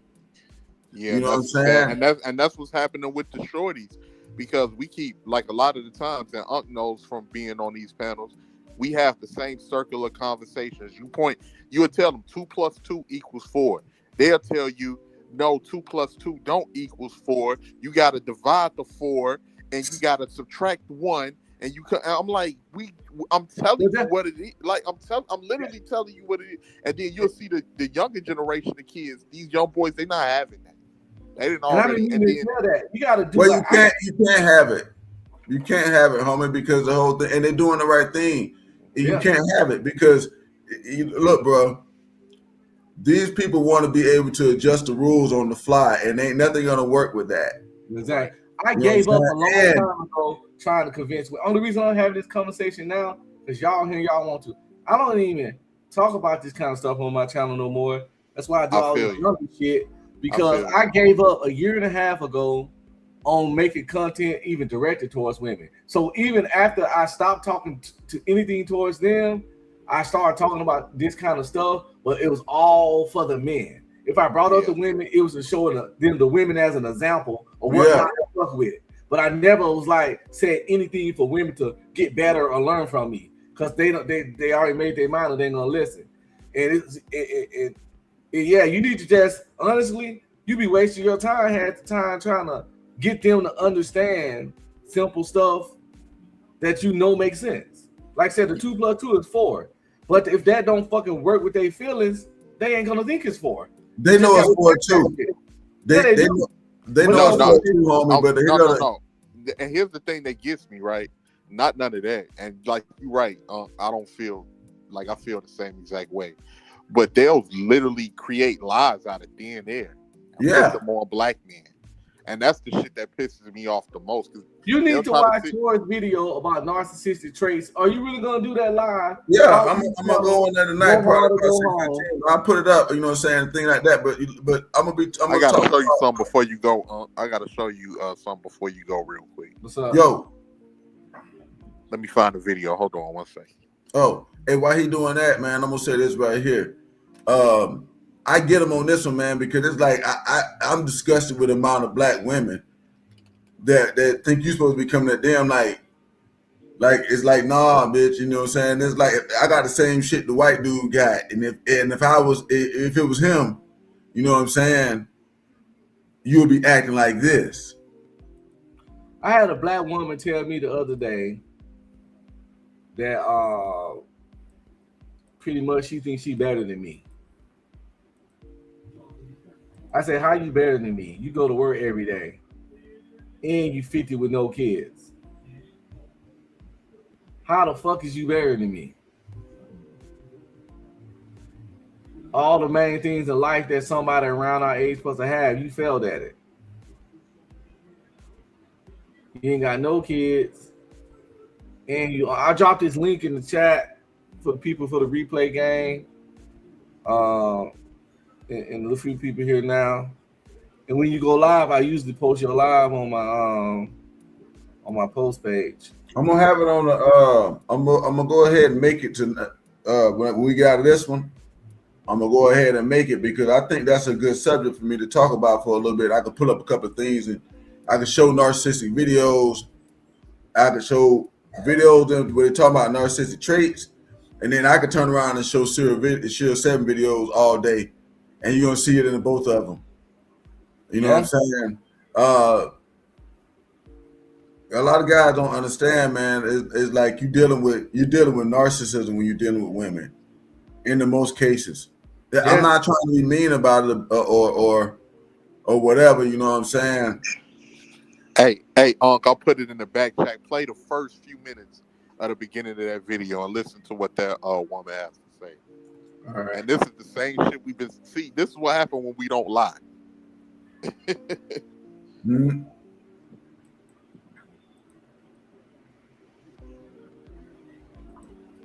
Get this going. We gotta get out of here after this. And then after that, I know you gotta get some Z's, but I'd like get my shit situated. Types of women. So then we get the stigma a lot of times of one not wanting our own black women, which I don't believe is true at all. But because we make decisions outside of our culture and our race, then we like, oh, well, you went and messed with that white girl. Whatever happens to you, good riddance. And it's it's like it's your own fault for choosing outside of your culture. But what I would say, and I think this is a really unfair rap that black men get, is I grew up with lots of black men. I grew up in London, lots of black men. And it's not the case of that they like other races or they don't like black women. It's just that they have access to every other race. Other races want them. Now, there are Chinese billionaires. Say it again. Say it loud. It's not their fault. Other women want them. And I say this like I'm growing up in London. I moved to Dubai. And honestly, you can be an Arab girl, Chinese girl, white girl. You can be Hispanic. They'll all date black men. But now, when it comes to this, Indian men that are billionaires, there are Chinese men that are billionaires. They stay in their own race. Now, is that entirely because they, love their race, or is it because they don't have universal appeal? So the fact that black men are dating outside of their race, it's not because they love other races. I actually think they like black women more than anything. It's just that other women flock to them and don't let them stay within their own race. I really don't. I see so many women whose dream is to have a child with a black man, or they just want a black man more than anything else. And they dream about it, they think about it, and even when they date white men, they'll talk about so like, what do you expect? It's not the same. They're not sitting there having conversations with their white guy and saying, "Can I get a hall pass for a Chinese man?" They're not saying that. So is it really black men choosing white women, or is it that other?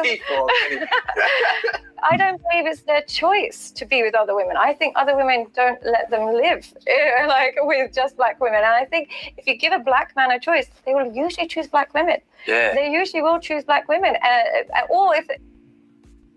Black man would choose black women if the black woman were the better choice. That's absolutely. Oftentimes, when put side by side. Yeah.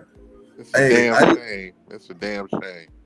I just want to say, damn shame that you see that more than like. And here's the thing that what people don't want to be honest about. Like, and I'm gonna just say this and leave it alone. They don't want to be honest and say that it's certain women within our community that have developed like literally and I hate to bring the race thing, but literally like a white supremacist type of mentality against their own men. And they don't want to see, and a lot of them don't want to see black men do better than them. Kind of like some hillbilly in the South. They look at it as a threat, and if black men are doing better, that's to the beneficial of both us and our women. But they view that as a threat, and they view their own men as competition. Bro, let me tell you something. When you got more than them, when you get to a point, right? I hate you. It's like black women. This is why they fail. This is where they fail, because when you get to certain points, then certain shit that you doing, that's acting white. Okay, so they act different on you because see they ghettoize themselves so much. There's certain restaurants like I don't give a damn how much I came up in the hood. If I want, I got the money to go over here and sit in this damn restaurant and eat $150 plate. And if I feel like doing that, I don't give a damn if I'm wearing George when I do it. I don't give a fuck about who around me and none of that other good junk. You know what I'm saying? It's but for them, they can't go into that environment like it's like it flips. The better off you can make it for them, the harder they try to make it for you. You see what I'm saying? It's like you just got done saying they want to challenge that. They don't want to see you doing better than them. They don't want to see you doing better than them. And if you are doing better than them, they try to bring you down by acting this way when you going at them or whatnot. When really in all reality, now when you go to the other chicks, if this bitch already knows she beneath you, it ain't finna be none of that talking, none of that bullshit and playing. They finna go. Everybody else plays the game except for the black girls, man. They play it kind of backwards. So and I don't even think I'm better than. I don't think I'm above my own women. I just know you ain't better than me. You know what I'm saying? When I say above that, bro, I mean like this right here. Okay, we got to be honest with ourselves when we going into this. That there's two levels of this jump right here. Okay, most time when a woman is dating somebody, she dating up. I'm about to say I'm above any woman that want to date me because that's how she fulfill her hypergamy. No, but y'all know what I'm trying to say though, don't y'all? Yeah. We're not trying to say I'm better than you as a person. Yeah. But the thing of it is what you need to do is understand the rules and you need to act accordingly to them. So that way we don't have to say out loud that I'm better than you as a person because that's what's happening. Okay, it's what's happening. You finna move your social level and your economic level by being with me. That's what's about to happen. Okay, so if you was doing this with a white person, you would act a certain type of way, and I want that from you. Here's the deal, but they won't give that to you. They'll do it for the white person, but they won't do that for you. One time I heard Kevin tell me say to black women, just treat me like you treat your white boss, and everything will be okay. And if they would do that, see, and I feel you about this, man. But you got to understand, they got to start having a certain amount of bow down when it comes to with this shit, especially when it comes to brothers who already got shit and already made it somewhere, because he gonna get that bow down from the other one. The Asian chick gonna give him that bow down. The Spanish, and this is what happens to him when you get to certain levels of the dude get forced if he want to keep fucking, because that's what's happening to me right now. If I want to keep having women, I got a choice. I either got to hang out with the ghetto chicks and keep going back to the hood to fuck with them, or keep bringing them over here every now and again. And I don't want to do that. If not, then I gotta look in my area where I'm at now. Now it's like he just got done saying a minute ago, and I think 18th he confirmed it. You in the gym in this area, it's more white women, it's more Hispanic women. You know what I'm saying? And then the black women that's coming in, they not even looking as good, or so it's like, damn, they forcing you to look at that. And like I say, they go get the broad's hair and put it on. That chick that was in that video, she better watch herself, because the black women ain't gonna like what she was saying. They gonna hunt her ass down, beat the brakes off of her, and scalp her and wear that bitch hair. That's what they gonna do. But yeah, man, I'm finna pop smoke, guys. I appreciate it. I'll be, you know what I'm saying, I'll be going live almost regularly now at night. I only gonna talk about this kind of stuff on the back end of the show. Yeah. But because this ain't my damn. It's still good conversation. My bad. I don't want my show to be determined by. Well, it's not in the title. So for somebody to watch this, they got to go through a whole bunch of other zombie shit. Yeah. I got my watch hours by then. So I'm happy if a nigga make it this far. So my bad. I didn't even mean to do that. Cool, because I was wrapping it up. Like I said, I'm 5 hours in. So they got to do 3 hours of some of zombies to even get to this shit. Yeah. So, but now I probably won't be on there but about an hour. So I'm gonna make that bad boy as soon as I get out. So yeah, I'm probably gonna do it at 7 tonight, man. If you be up or whatever, you got a minute, hop in that joker, because I'm gonna just pull some videos and stuff and talk about, like, hey, look, you gotta be dealing with, you got to know you dealing with a narcissist when you start talking to these women, and all the stuff that even 18th explained tonight with the way they come back. They all go. You're not gonna get no realistic answer, because they know that the 2 + 2 is 4. They know it. The problem is, if they say it makes you right, and then they have to be accountable for that, and they won't do that. The only thing that narcissist is gonna be okay with is a win. If it's not a win, they're not gonna be happy with nothing you say. You gotta bow down, agree, or give them what they want. Anything else, you are the enemy. Right. And you just gotta accept being their enemy. And you're gonna get punished about them liking you. That's what they do to you when they come at you with all that junk, because they're gonna say something crazy to you. First, they're gonna give you a long, drawn out thing of what going against facts and all this stuff, and then they're gonna tell you that you got a problem because you don't want to see the truth of that. I know exactly what they be doing. That's narcissistic behavior. So it's and it's it's bad. It's rampant. It's they are very high in the traits. Like, I did several shows about the list of the traits, and as you look at these traits, it's the traits of narcissists. You'll see it on his show when he do it. They pretty much describe the modern woman. Yeah, because even if you notice, like, one thing I've learned too, because it's no different from when we was growing up and seeing the pastor and everything and the women going to the church. A lot of women like to be lied to. They want you to lie to them. That's why they love Derrick Jackson. Yeah, and then you just see them, like, it's only so long that you can keep talking about how awesome you are, and then you talking about how awesome you are to other women. It's just like, and if you notice, like, they'll be quick to call niggas rainbow, but every time you look up, they trying to big up each other more, twerk on each other. It's all sound like they don't even want you to. They so miserable. Sociopaths. Narcissists don't want nobody. They don't want nobody to get any props but them. Women are so miserable. If you try to salute or applaud a man's accomplishment, they'll try to call you gay for that and shame you out of telling your homeboy, "You're doing a good job, bro, and I like what you got going on over here." They'll tell you glazing. They listen. They don't want nobody to be admired when in their presence. They cannot handle it. Hey, and one last thing for you, before you head out. I was just gonna say, you notice like when it's guys and the fellas up here, we done went from talking to zombies to firearms to anime. A lot of the times when it's them, I'm like, y'all don't be talking about nothing but men. Like all the like, what other things do y'all do? What because like? You know what, homie?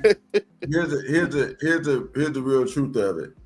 All right, women ain't got nothing to talk about with us, but fuck it. That's it.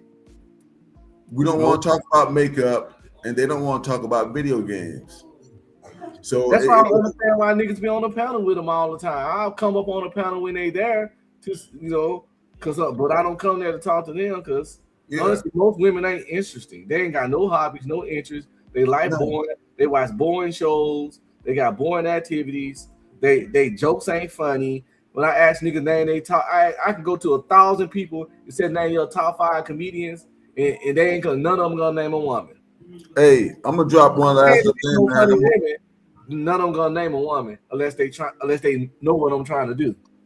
I'm gonna drop one last little thing. I'm gonna get on out of here, man. Let you start clearing out. But hey, if you want to see you with the thing with black women especially, it's very easy to see it in them. Okay, one of the things that's gonna always stick out with these narcissists and stuff is grandiose behavior. Okay, it's exactly what 18 would just get done saying. This person thinks they're better than you. They got less money in their pocket. They got more money on their head that's in it than in their pocket because that wig costs more than what probably was in her bank account. All right, but they want you to act beneath them. That's already showing you. That's grandiose behavior right there. We're gonna talk about it tonight when I go live at 7. So I'm finna get on out of here, let you get your thing going. I'm gonna get up and make these kids some breakfast and stuff. And I'm gonna recuperate. Thanks for coming through. All right, holla at you. All right, bet. All right, people. It's been fun. It's been a blast. It's been a lot of conversation, a lot of things going on. And I'm finna get on up out of here. It is 7:51 a.m. Shout out to all my Insomniacs, Team No Sleep. Salute to y'all.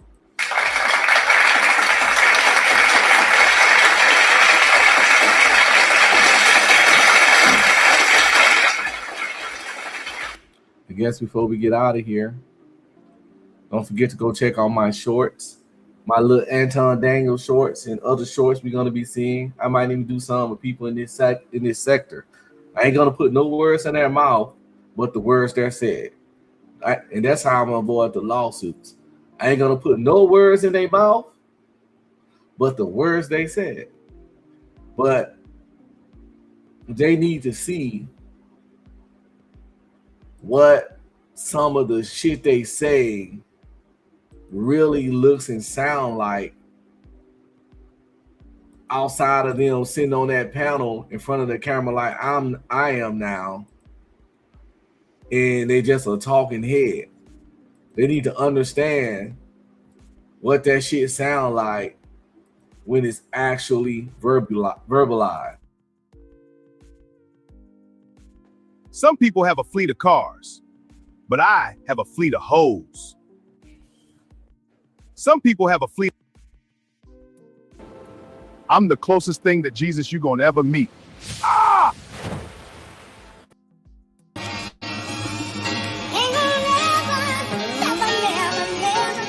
Type shit.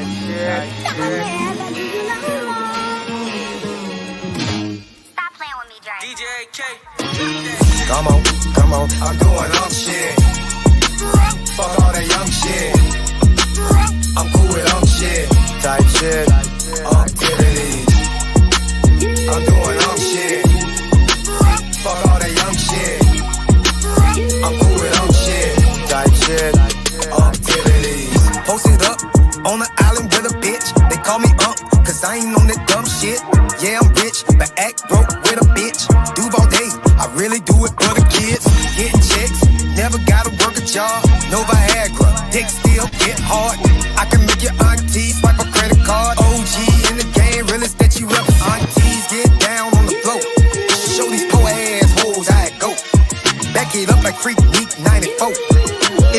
24, it's a no. Come on, I'm doing shit. Fuck all that young shit. I'm cool with shit. Type shit, activity. I'm doing shit. Fuck all that young shit. I'm cool with shit. Type shit. What's up, nieces and nephews? Don't forget to like, subscribe, comment, and please share. It really helps the channel out, and you already know. I appreciate y'all big time. I'll catch you on the next one. Stay cool. Give a nigga a break. Give a nigga a break. How much more can I take? Give a nigga